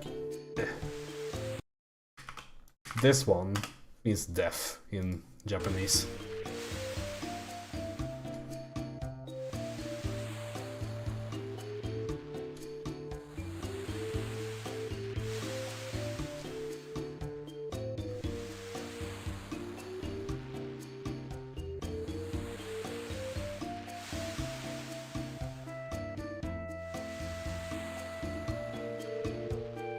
Yeah, they're pronounced the same. Unless you decide to not pronounce it that way. 4 has 2 different pronunciations in Japanese. She and Yon.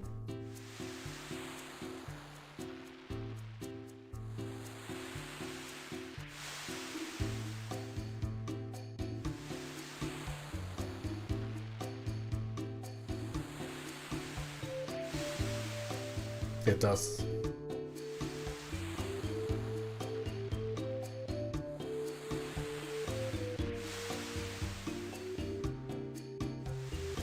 It's used for months. Shigatsu is April.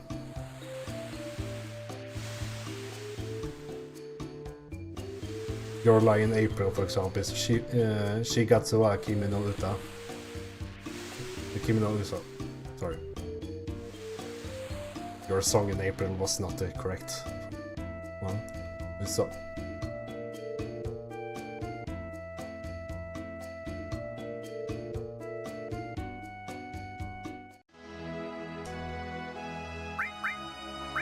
Yeah. In Japanese, it's literally 1 month, 2 month, 3 month, 4 month, whatnot. The weekdays are different though, because they all have a different name. So yeah, for some reason, okay, Monday is also Moon Day in Japanese. Getsuyobi, and I think it's how is it? It's like Moon, Earth, Gold Day. I forgot all of them. I practiced days so long ago, so I've forgotten them all. In general, counting in Japanese is super simple because everything is base 10. And you just say them one after another.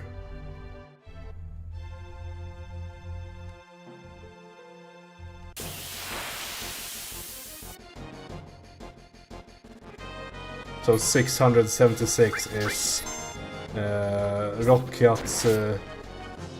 what is it? Nanajuro Roku. Yes, there's different counting words for everything.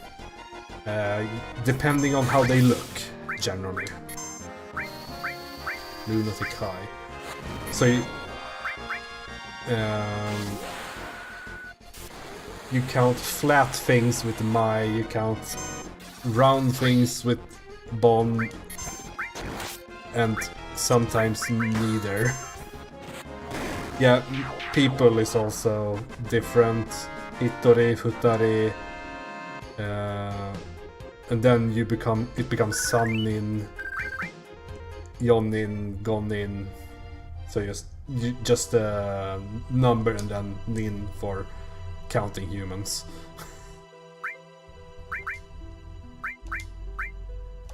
Hitotsu, Futatsu, Mitsu, yeah. Dates are also weird.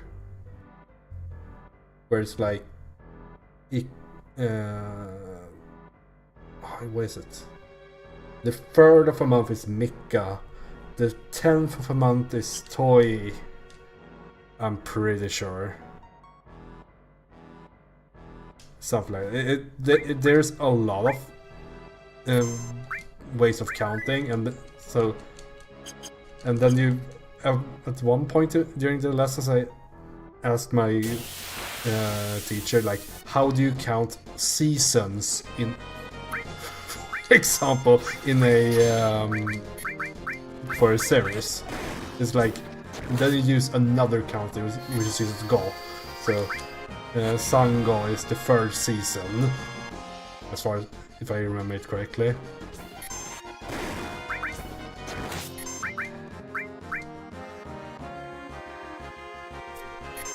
Does this hit everything? It does.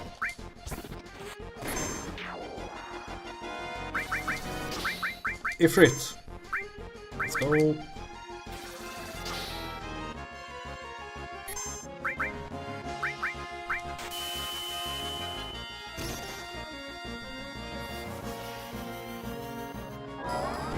So it's kind of difficult to just like to explain. Like, Japanese in general is very difficult.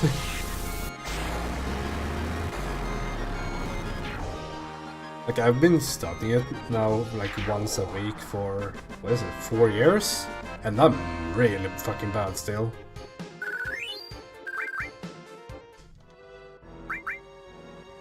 Oh, Aerith has sadness.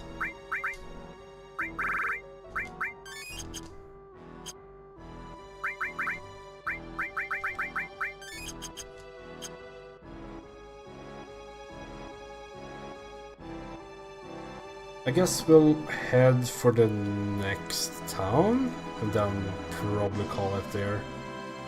Like, it's through this cave. I guess it gets kind of late.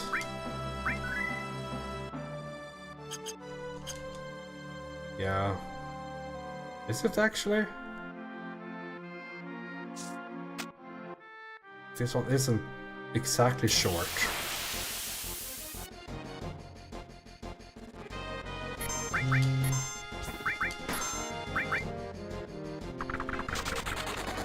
That'll be a seed shot.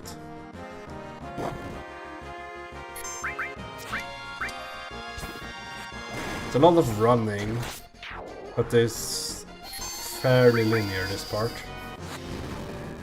0 fire damage? The Quadra Laser? Isn't that a enemy skill? I don't remember. I don't know how, if it's even worth going for anything. It's probably like this. It's probably like a subset of enemy skills that are worthwhile.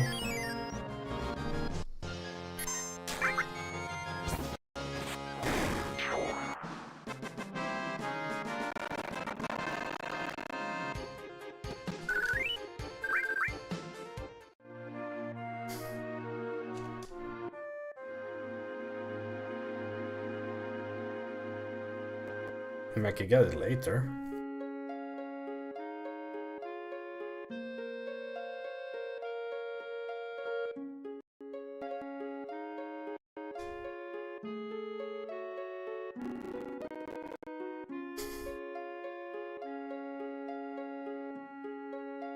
Am I though?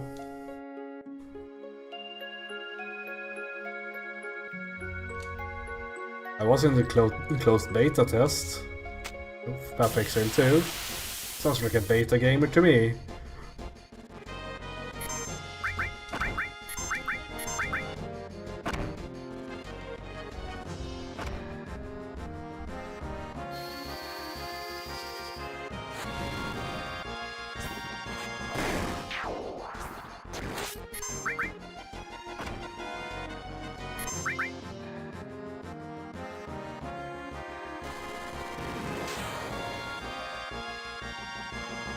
Some abilities just deal so much damage.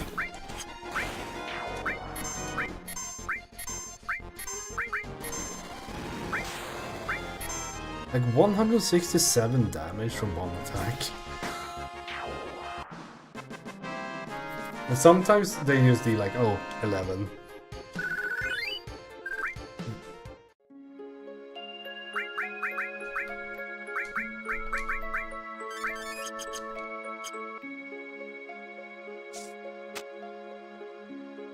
I guess only alpha gamers get into the closed beta or something.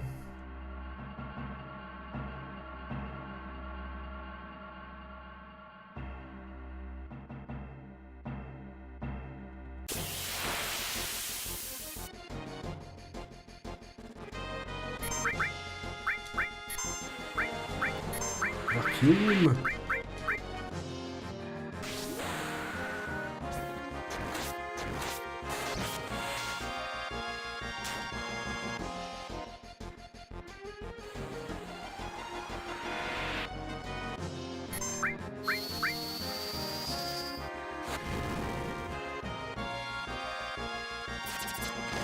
Like 200 damage, like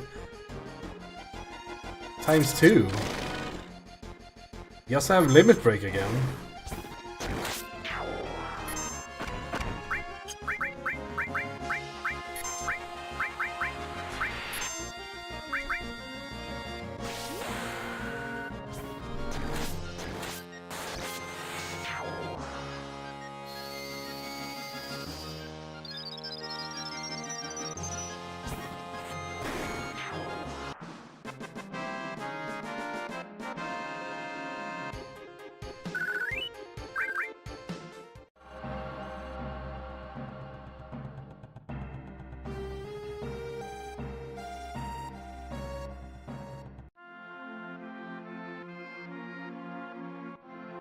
Was there something over there?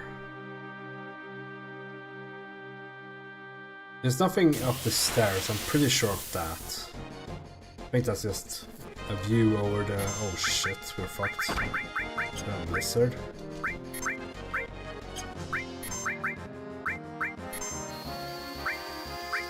I have shield, I guess.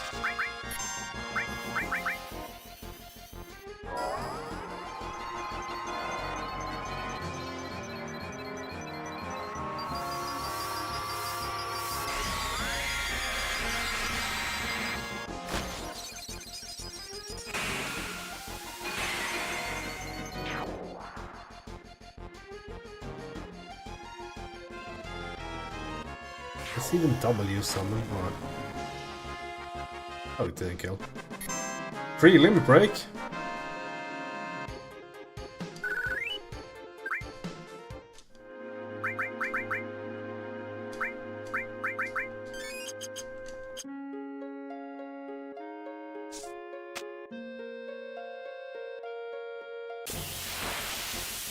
The encounter is pretty... Oh, double summon. Yeah, like...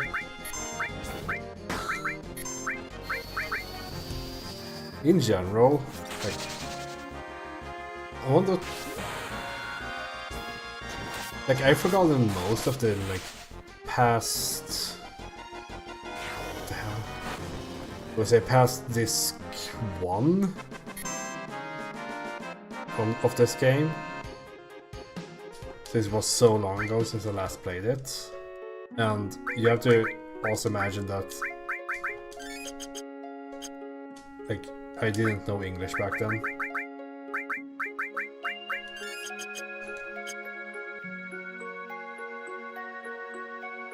So most of the, like, why is this here?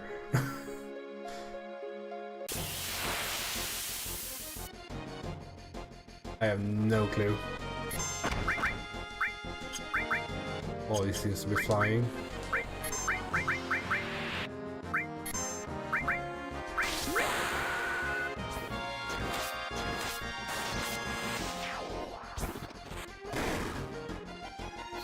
I don't think there's... I wouldn't imagine much being patched at all. Like,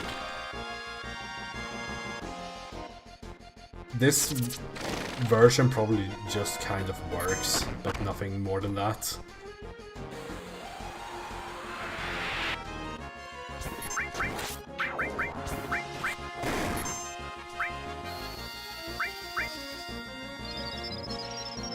Yeah, I mean, these fights are 15 FPS, for example, because they just want to get it working. And the rest of the game runs in 30. It feels better to, like, the menuing feels way better than Final Fantasy VIII for whatever reason. Fire leveled up. Got Fira. Anything else that's close to leveling? Revive is very close at 44k remaining.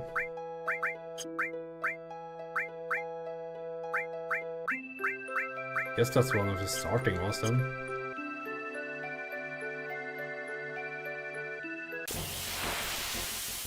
Yeah, I mean it's understandable why the frame rate is what it is, of course. Considering the hardware they had to work with. And of course not having the knowledge of how to make things look really good. Like if there's something that something like you can say about Final Fantasy VII, like the original graphics are very outdated, I would say. Like I think that you can play Final Fantasy VIII and that like still looks kind of decent. Cloud is dead. The game is over. Like Final Fantasy VIII, Final Fantasy IX, both like look good still, I would say. I think the backgrounds kind of hold up in this, but all the models are just super ugly. And it's lucky that we have nostalgia to carry us through. So you could, of course, make a better looking game with the same frame rate, because I think the frame rate is roughly the same everywhere. It's fear of these guys.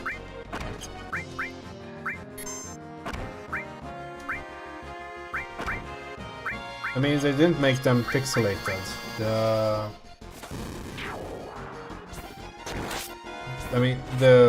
The PlayStation doesn't have any floating points in its graphics rendering, so you can only work with either a pixelless model or not. So there's no anti-aliasing or whatnot, and that creates that very like pixelated look. No.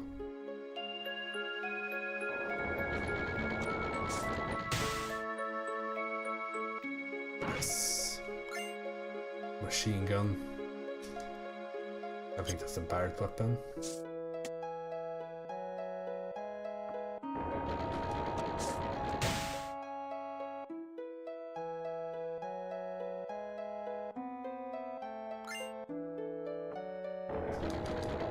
And in general, I would assume that transform. I would assume that most of the reason why this game is like has a dated look to it is because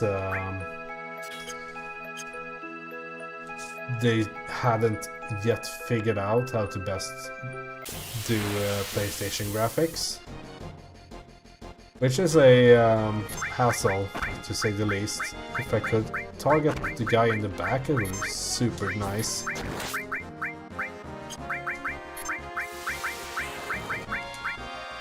Because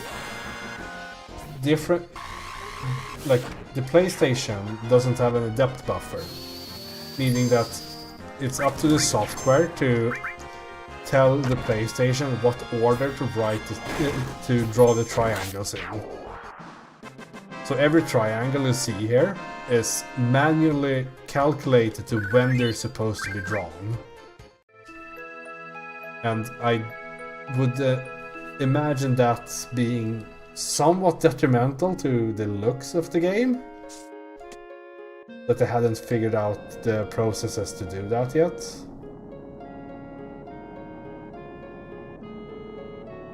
My cheerleaders.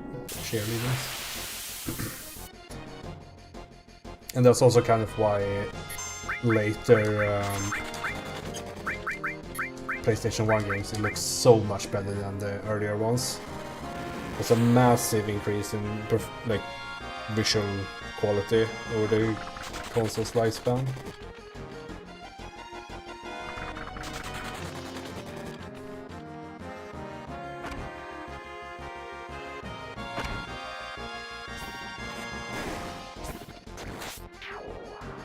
Painter's algorithm? Am I supposed to know what that is? I don't know anything about programming as a programmer. I know some things. But like names of patterns and algorithms is like my knowledge starts and stops with A star. I guess I know D stars as well. Yeah, I mean C buffer is just depth of something.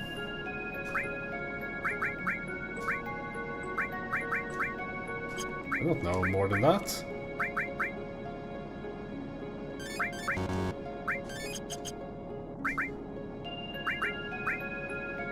Because normally with modern game engines, you have models and they like know where they are in the world. And that wasn't the case on the PlayStation.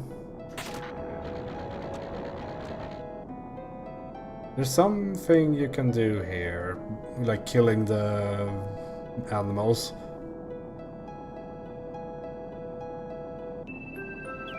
Up here, right? I don't remember what you got from this, but you can like murder their mother or whatever.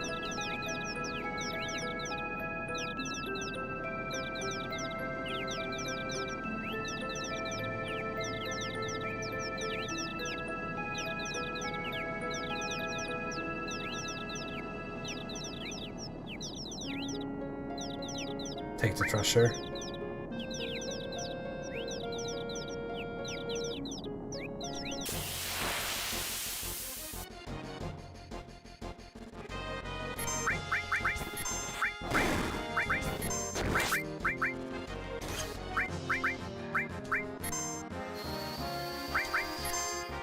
Yeah, they kind of start bending a bit, like they let's see, because they need to have like a pixel on the screen, which causes it to warp a bit. And it's also like software issues where they calculate the position of like if they calculate the position of a triangle incorrectly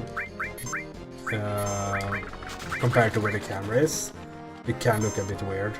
Because it's all done in kind of software. It's there's no automatic stuff anymore at that point.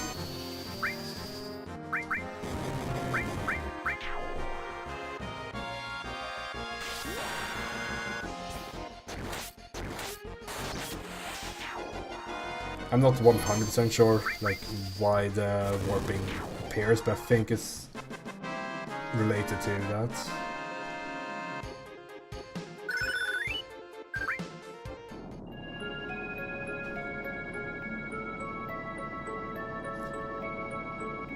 But at least this version is rendered in glorious 1440p with a probably a bit more modern renderer, so we are able to see the game in all its glory.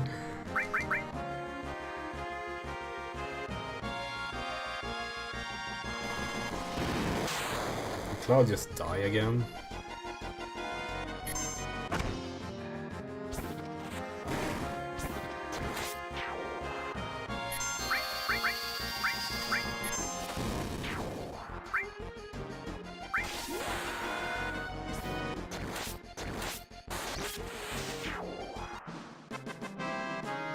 There's actually a bunch of things that are a bit wrong with this rendering. One thing that PlayStation didn't have is texture filtering. So that's why it's supposed to look like this, where it's like just pixels that are never filtered unless it's like baked into the background or something. But in the battle scene of this specific area, you can see that the floor is filtered.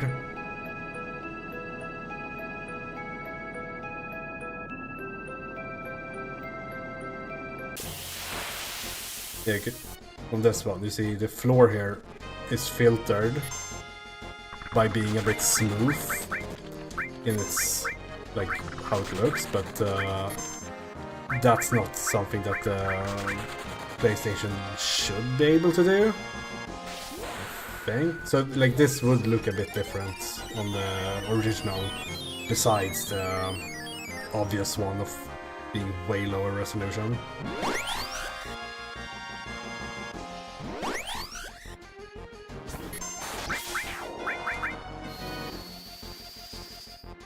PlayStation 1 games really do have a look to them, which is kind of interesting.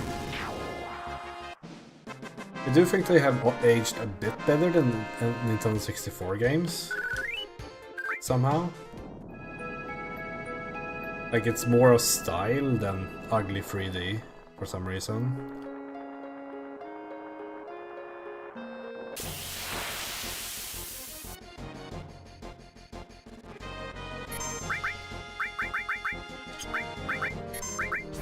Probably shouldn't attack with Arif. Oh, Bizarra. Let's go.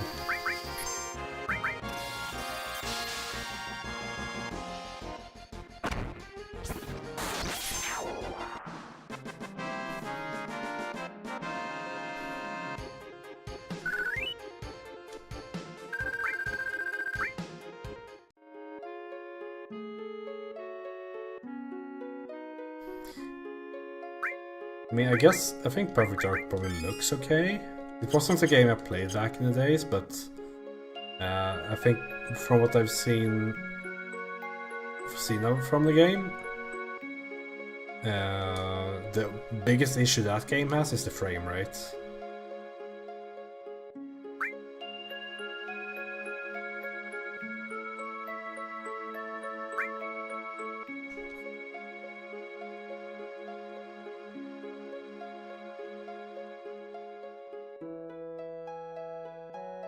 That might be true, actually. Because at least when I think about the Nintendo 64, the games I remember is of earlier ones, like Ocarina of Time and Mario 64. But maybe the PlayStation had games later on that were the good games. Nice dodge.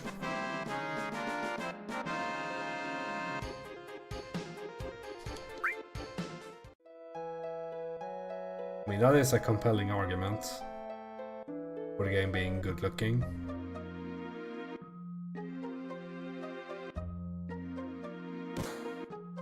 Yeah, I mean, it's late for me as well. Like I understood it. I can just repeated it.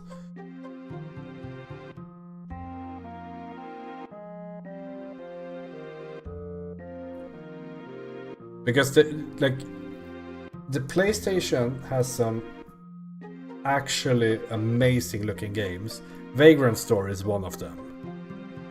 Like that game is absolutely beautiful, and I can't think of a game like that on the N64. What would be the best looking N64 game?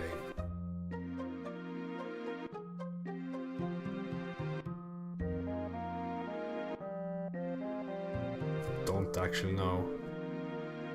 Is it a Nintendo game even? Like Majora's Mask is pretty good looking.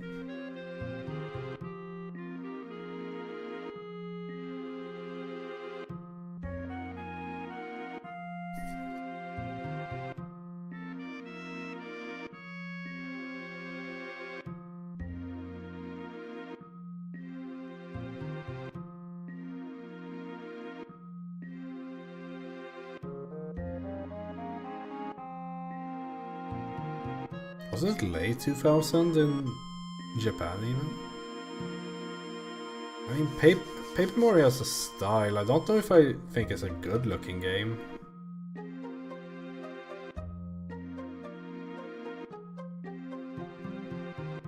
Like, is it graphically impressive? I don't know. I did play a bit of it, both on the Virtual Console back in the day.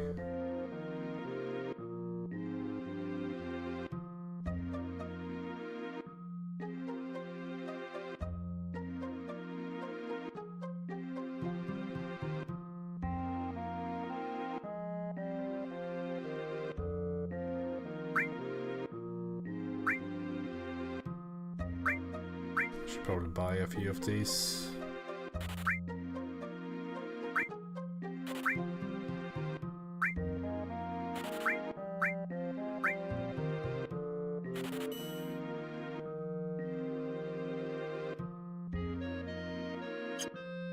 It's also very hard to compare Final Fantasy and Perfect Dark, I would say, because Final Fantasy has the benefit of, like, if you look at this scene, for example, how there's not that many polygons to push, and it's literally just one large texture in the background. It's probably split up the multiple to have depth and all that, but like it's not like pre-rendered backgrounds isn't like insane on the hardware requirement, while Perfect Dark had a full 3D environment to walk around in.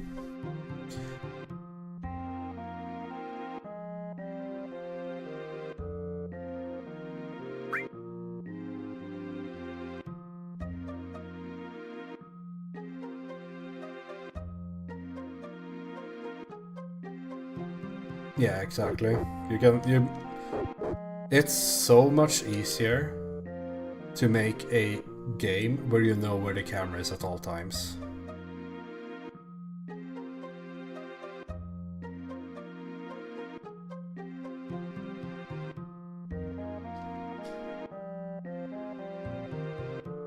And like, I'm stuck. And like, when you make this scene, you know, like, you have 100% knowledge of the amount of polygons that would ever be in this scene, for example. While a game like Perfect Dark needs to... Like, if you gather 15 enemies somehow in a room, the game must still run and be able to render. So... And you can't, like, I can't do anything in here to make this scene worse. Like, if I put, the only input I have is to pull up the menu, and it makes it easier to render. Like, there's nothing else I can do. So, it's much, much, much easier to structure the game in a way where it never becomes an issue.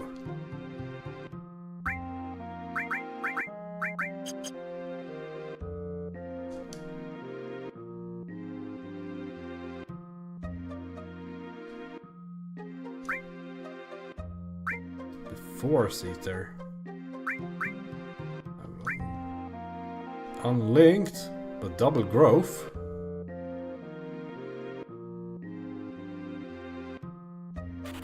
Yeah,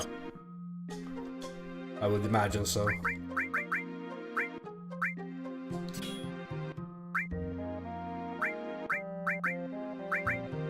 Yeah, double growth is...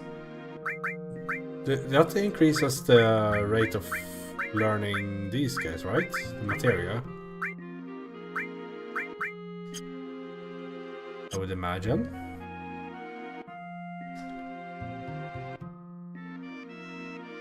Could probably sell the previous weapon. It was a link, but... Did I equip that? Can you sell equipped weapons?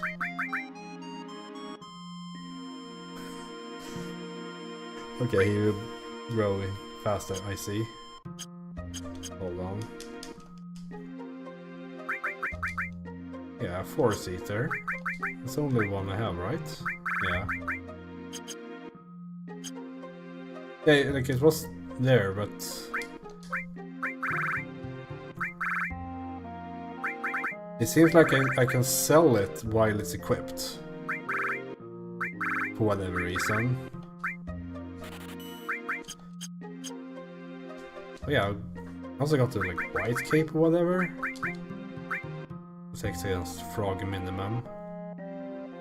Strength is nice.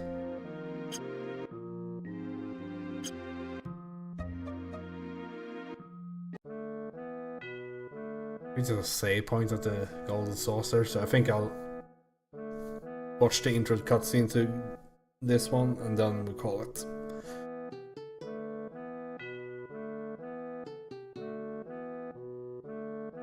We're getting started with Barrett's background story here.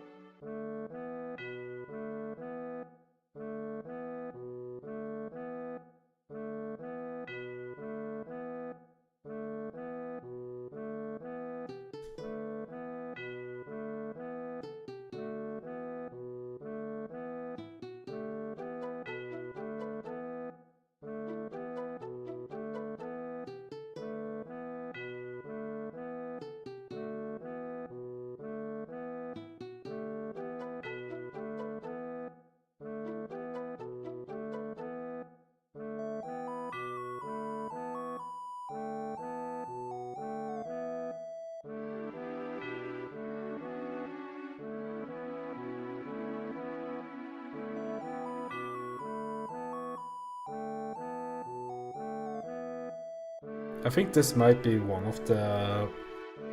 We talked about that this game mixes like lighter mood comedy with being serious at times. I think this is a bit of a whiplash in that regard, like introducing Barrett's backstory, which is kind of sad, just before we go to Golden Saucer. It's a bit of a whiplash.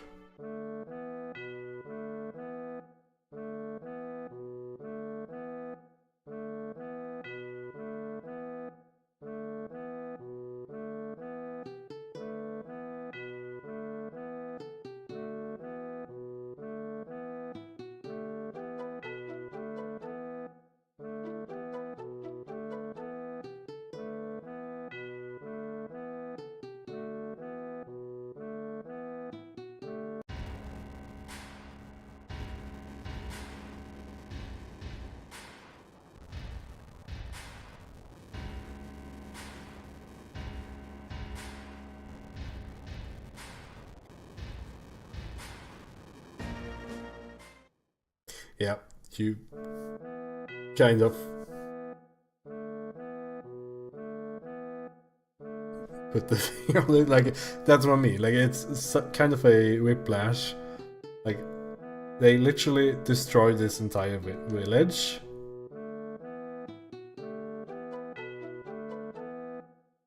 Sure, it blamed the accident on them, and therefore genocide the entire village. Oh, that's so sad.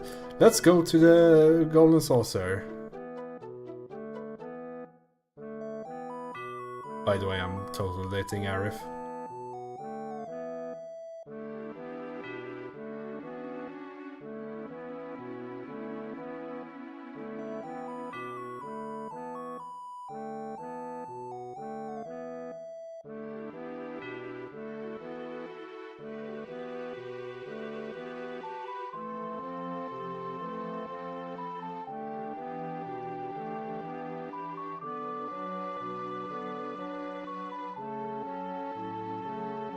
But I do like one thing is that they space out exposition pretty well. For like both Tifa and Barrett has real reason to dislike Shinra, but we don't sit through these cutscenes at the very start before we even know the characters. We have played with the characters for about 10 hours now, I think. And we learned about Tifa's background 8 hours in, and now Barrett's 10 hours in. So it's like... I kind of like that pacing of it. It keeps the introduction pretty like quick and like snappy.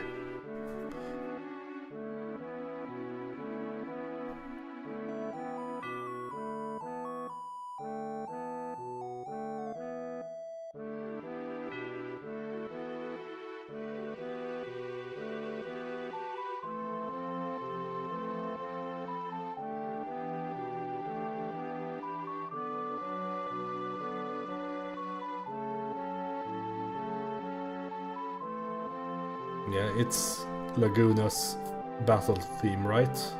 From 8.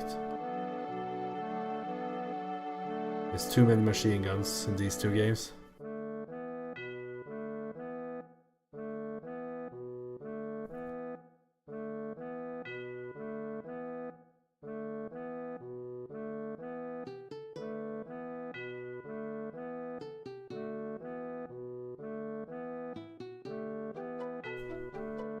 And I guess you have Arif's, like, just to move on a bit with that point, you already, like, get told through the game why Arif would dislike Shinra.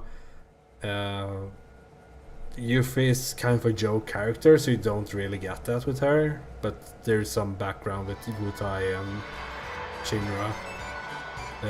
Red will be explained a bit later, but yeah, it's more planet spirit stuff. Technology bad. So it's so nice that, but I do think it's nice that all the characters have very clear motivations why Shinra is bad to them, which is something I kind of missed in 8. Like, I don't know why those characters did what they did. Oh yeah, that's true. Red was captured, but there's more to it.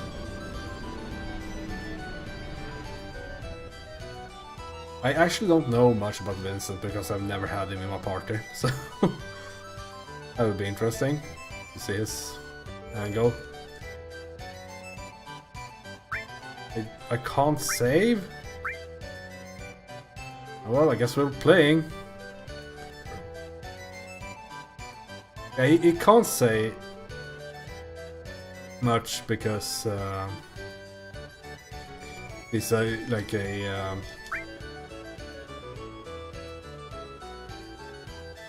let's see, game points, blah blah.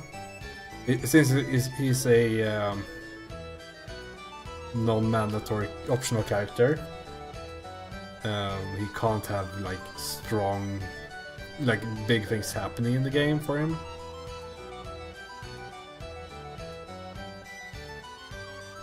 Okay, and I need to do something to get my GP. I need to save.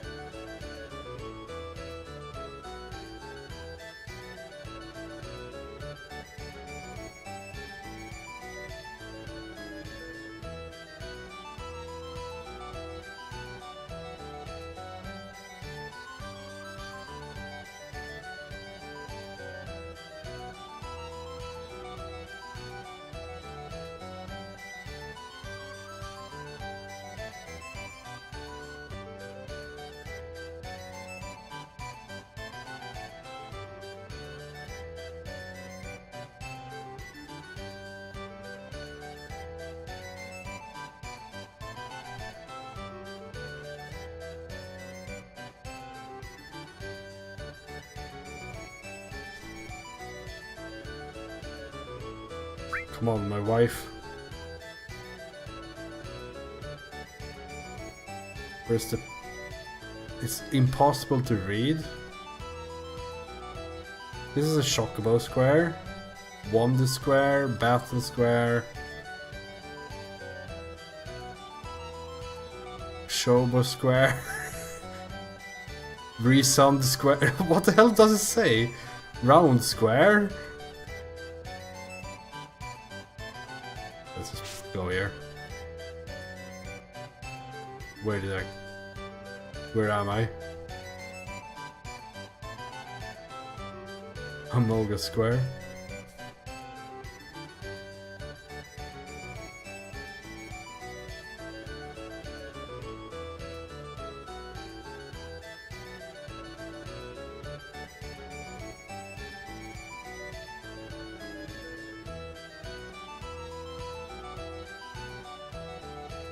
Dio. It's the guy from JoJo.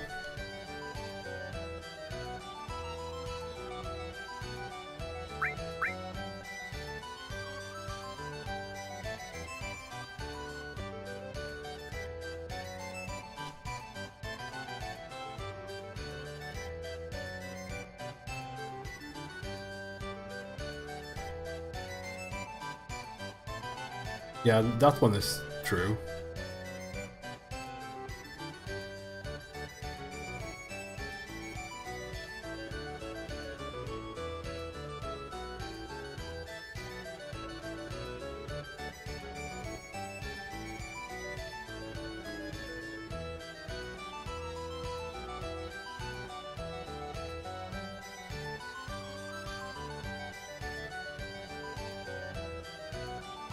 What square is this?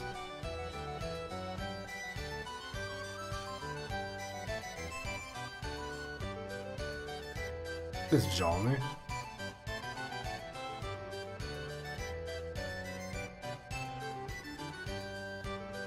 Which one was the game square? Was that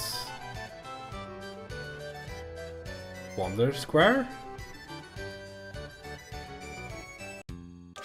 Oh.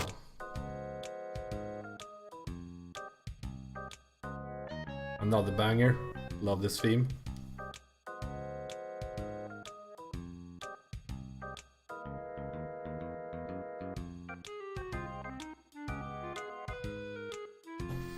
Yeah, I think in this, I don't know how it was in the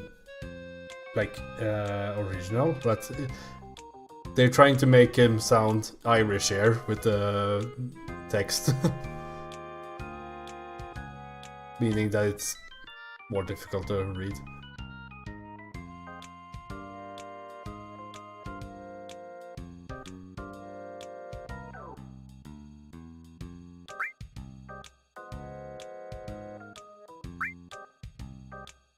Could be.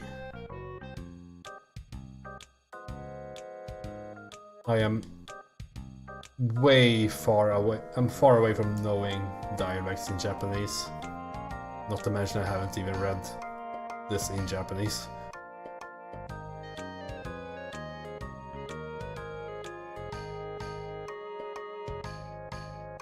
I think it would like be a very interesting way of playing. Like if you actually knew Japanese, like playing through a game like Final Fantasy VII in Japanese and like talking about the translation, like maybe playing through both versions at once or something to like explain what they're meaning and all that. Because there was some YouTube video I saw about that a long time ago, and it was super interesting. And how difficult it is for translators at times.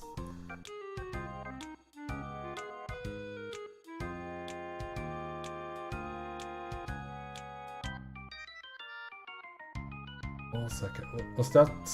Oh, was the Azumanga Daioh, right? Or am I completely blanking on that?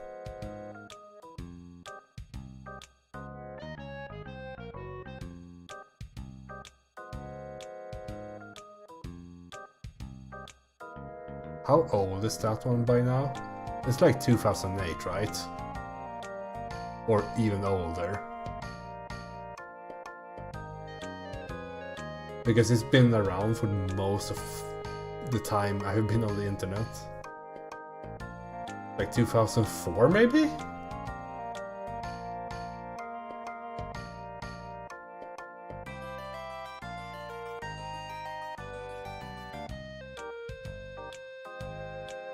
"2022 sounds good to me." It's older 3 years. 2002, yeah.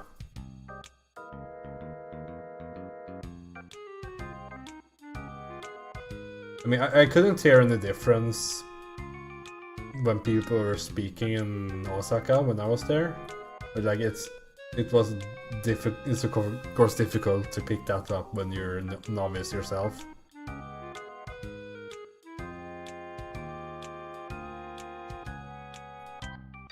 The one thing I did notice between Tokyo and Osaka was that in Tokyo they were way better at speaking English. They more or less defaulted to English as soon as they saw us, compared to Osaka, where they spoke Japanese to us and sometimes I could make out what they were saying.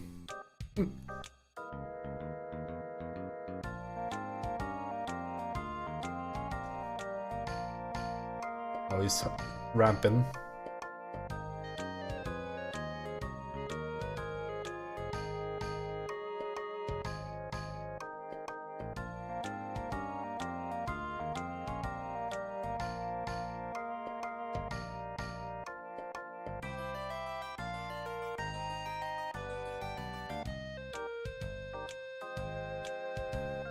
This is what we're calling foreshadowing. I don't know if this was written the same way, but like if you know the game, this is very foreshadowing. And they kind of attempted to speak English. I don't think it was that common for them. Like which is fine. Like you can make things out of context when traveling. When you go into a restaurant, it's oftentimes very obvious what you want to do. So knowing the language isn't that important as long as you have a finger to point with.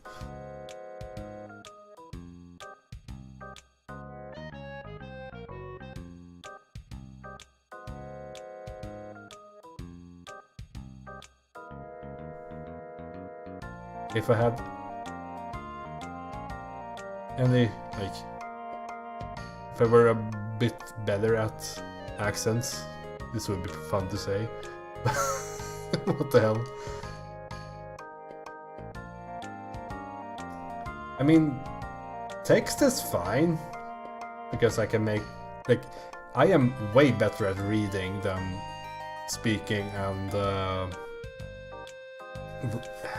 like speaking and hearing. Like reading is, I mean, we're talking about if everything is F, reading is a D or something, or E.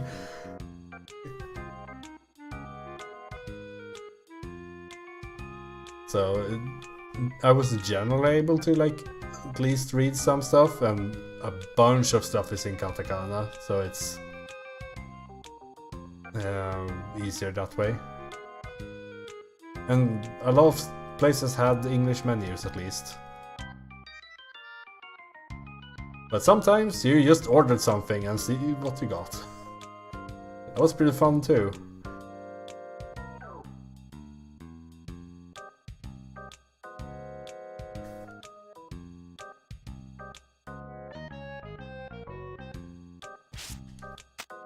Well, I got the guy with me. Hell yeah. I think this is the best game.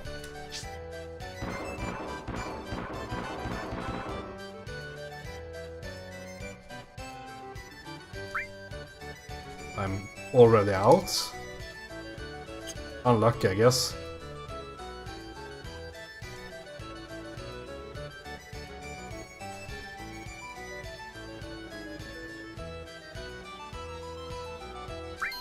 We're watching Mog's house with my last money. This is Mog's house. It's in Moguri Forest on Mount Moguri. Another day in the life of Mog is about to begin. This year, Mog is Kupi Papo Pupo years old. That's 28 in human years. He's at the age when one desires a bride. Feels bad, man. Male Moguri are more alluring to females once they learn how to fly. This is peak gaming, but Mog still hasn't gotten the hang of it, though he tries ever so hard each and every day.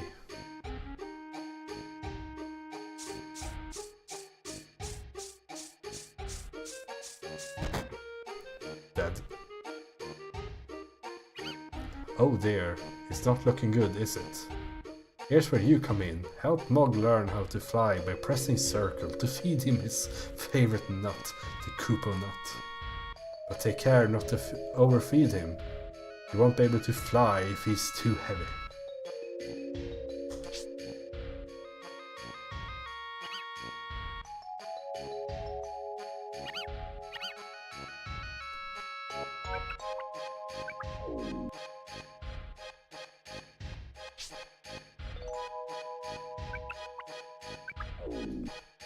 I would feel so, like, scammed if I paid for this in an arcade.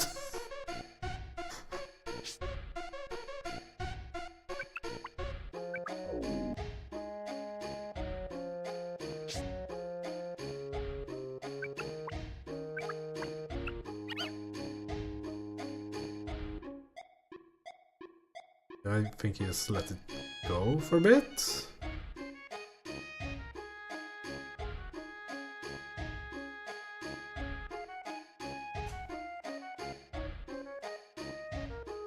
Try it, Mog. Or I will nut you. It seems Mog's decided to take another shot at it.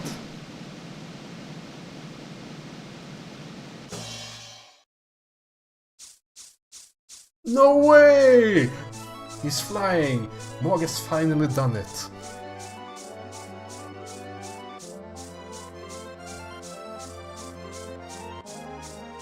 The moral of the story is, just eat and you'll succeed.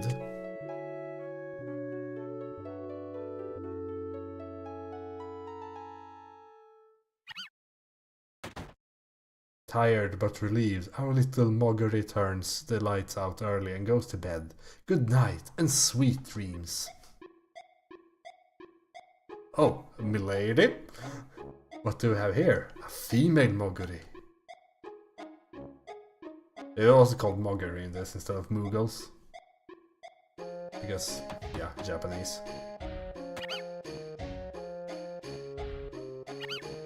This is every gamer's dream. The woman just comes to their place and knocks on the door. Oh well, he seems to like her. I mean, just look at these gamer skills. Will Mog be able to fly gracefully in front of her? Help him steal the show with a few coupons.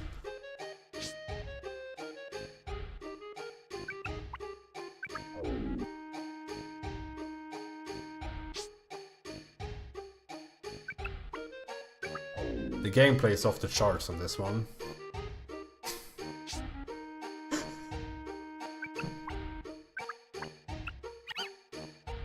And then J. Non-stop coupons in July.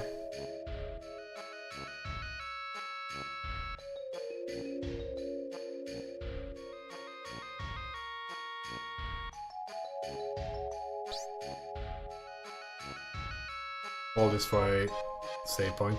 It seems Mog's decided to take another shot at it. Another? It's his first shot. Today. Or yet.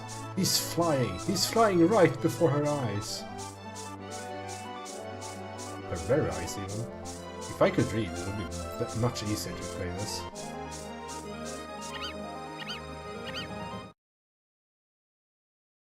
Her heart's been stolen by Mog's assertive flying. Yeah. Sometime later.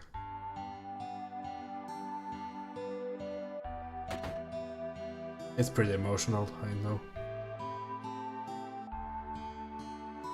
The happy couple are getting along like a house on fire. What? Time for a quiet date in the forest.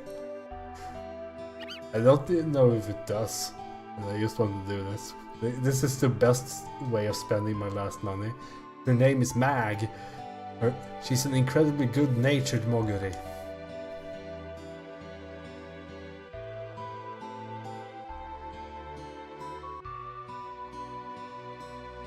Yeah, I no clue. Best of luck to the both of you, Mog and Mag. May you have lots and lots of healthy Moguri.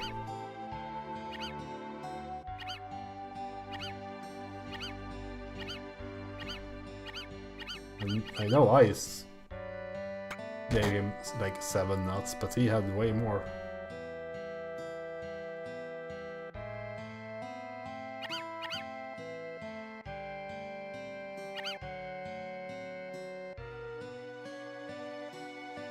Oh my, no worse there then.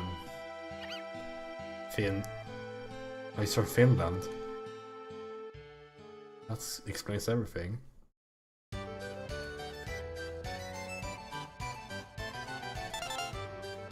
I can save and go to bed.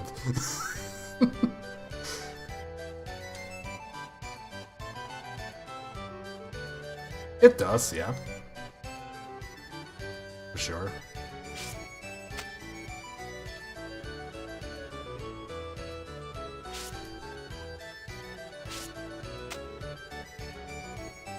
Maybe the movements were Mughals all along.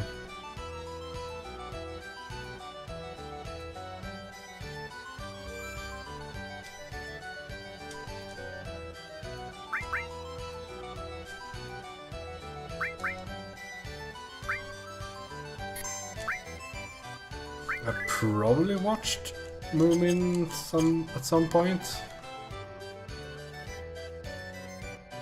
I didn't watch a lot of it.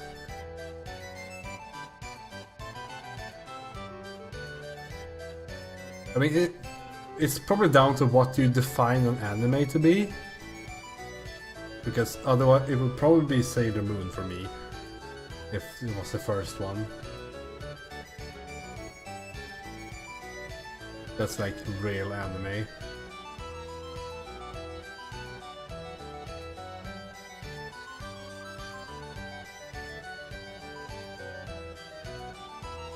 Nils Holgersson. I have no...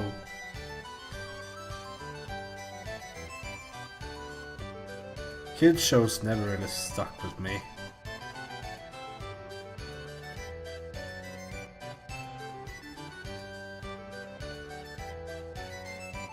But that's an old story.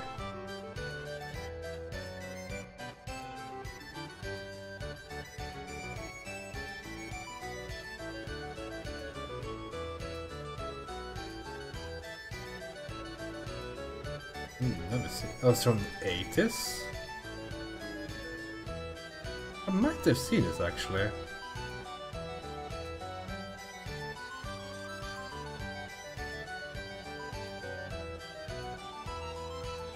Nirisu no Ushiki na yo någonting, I guess?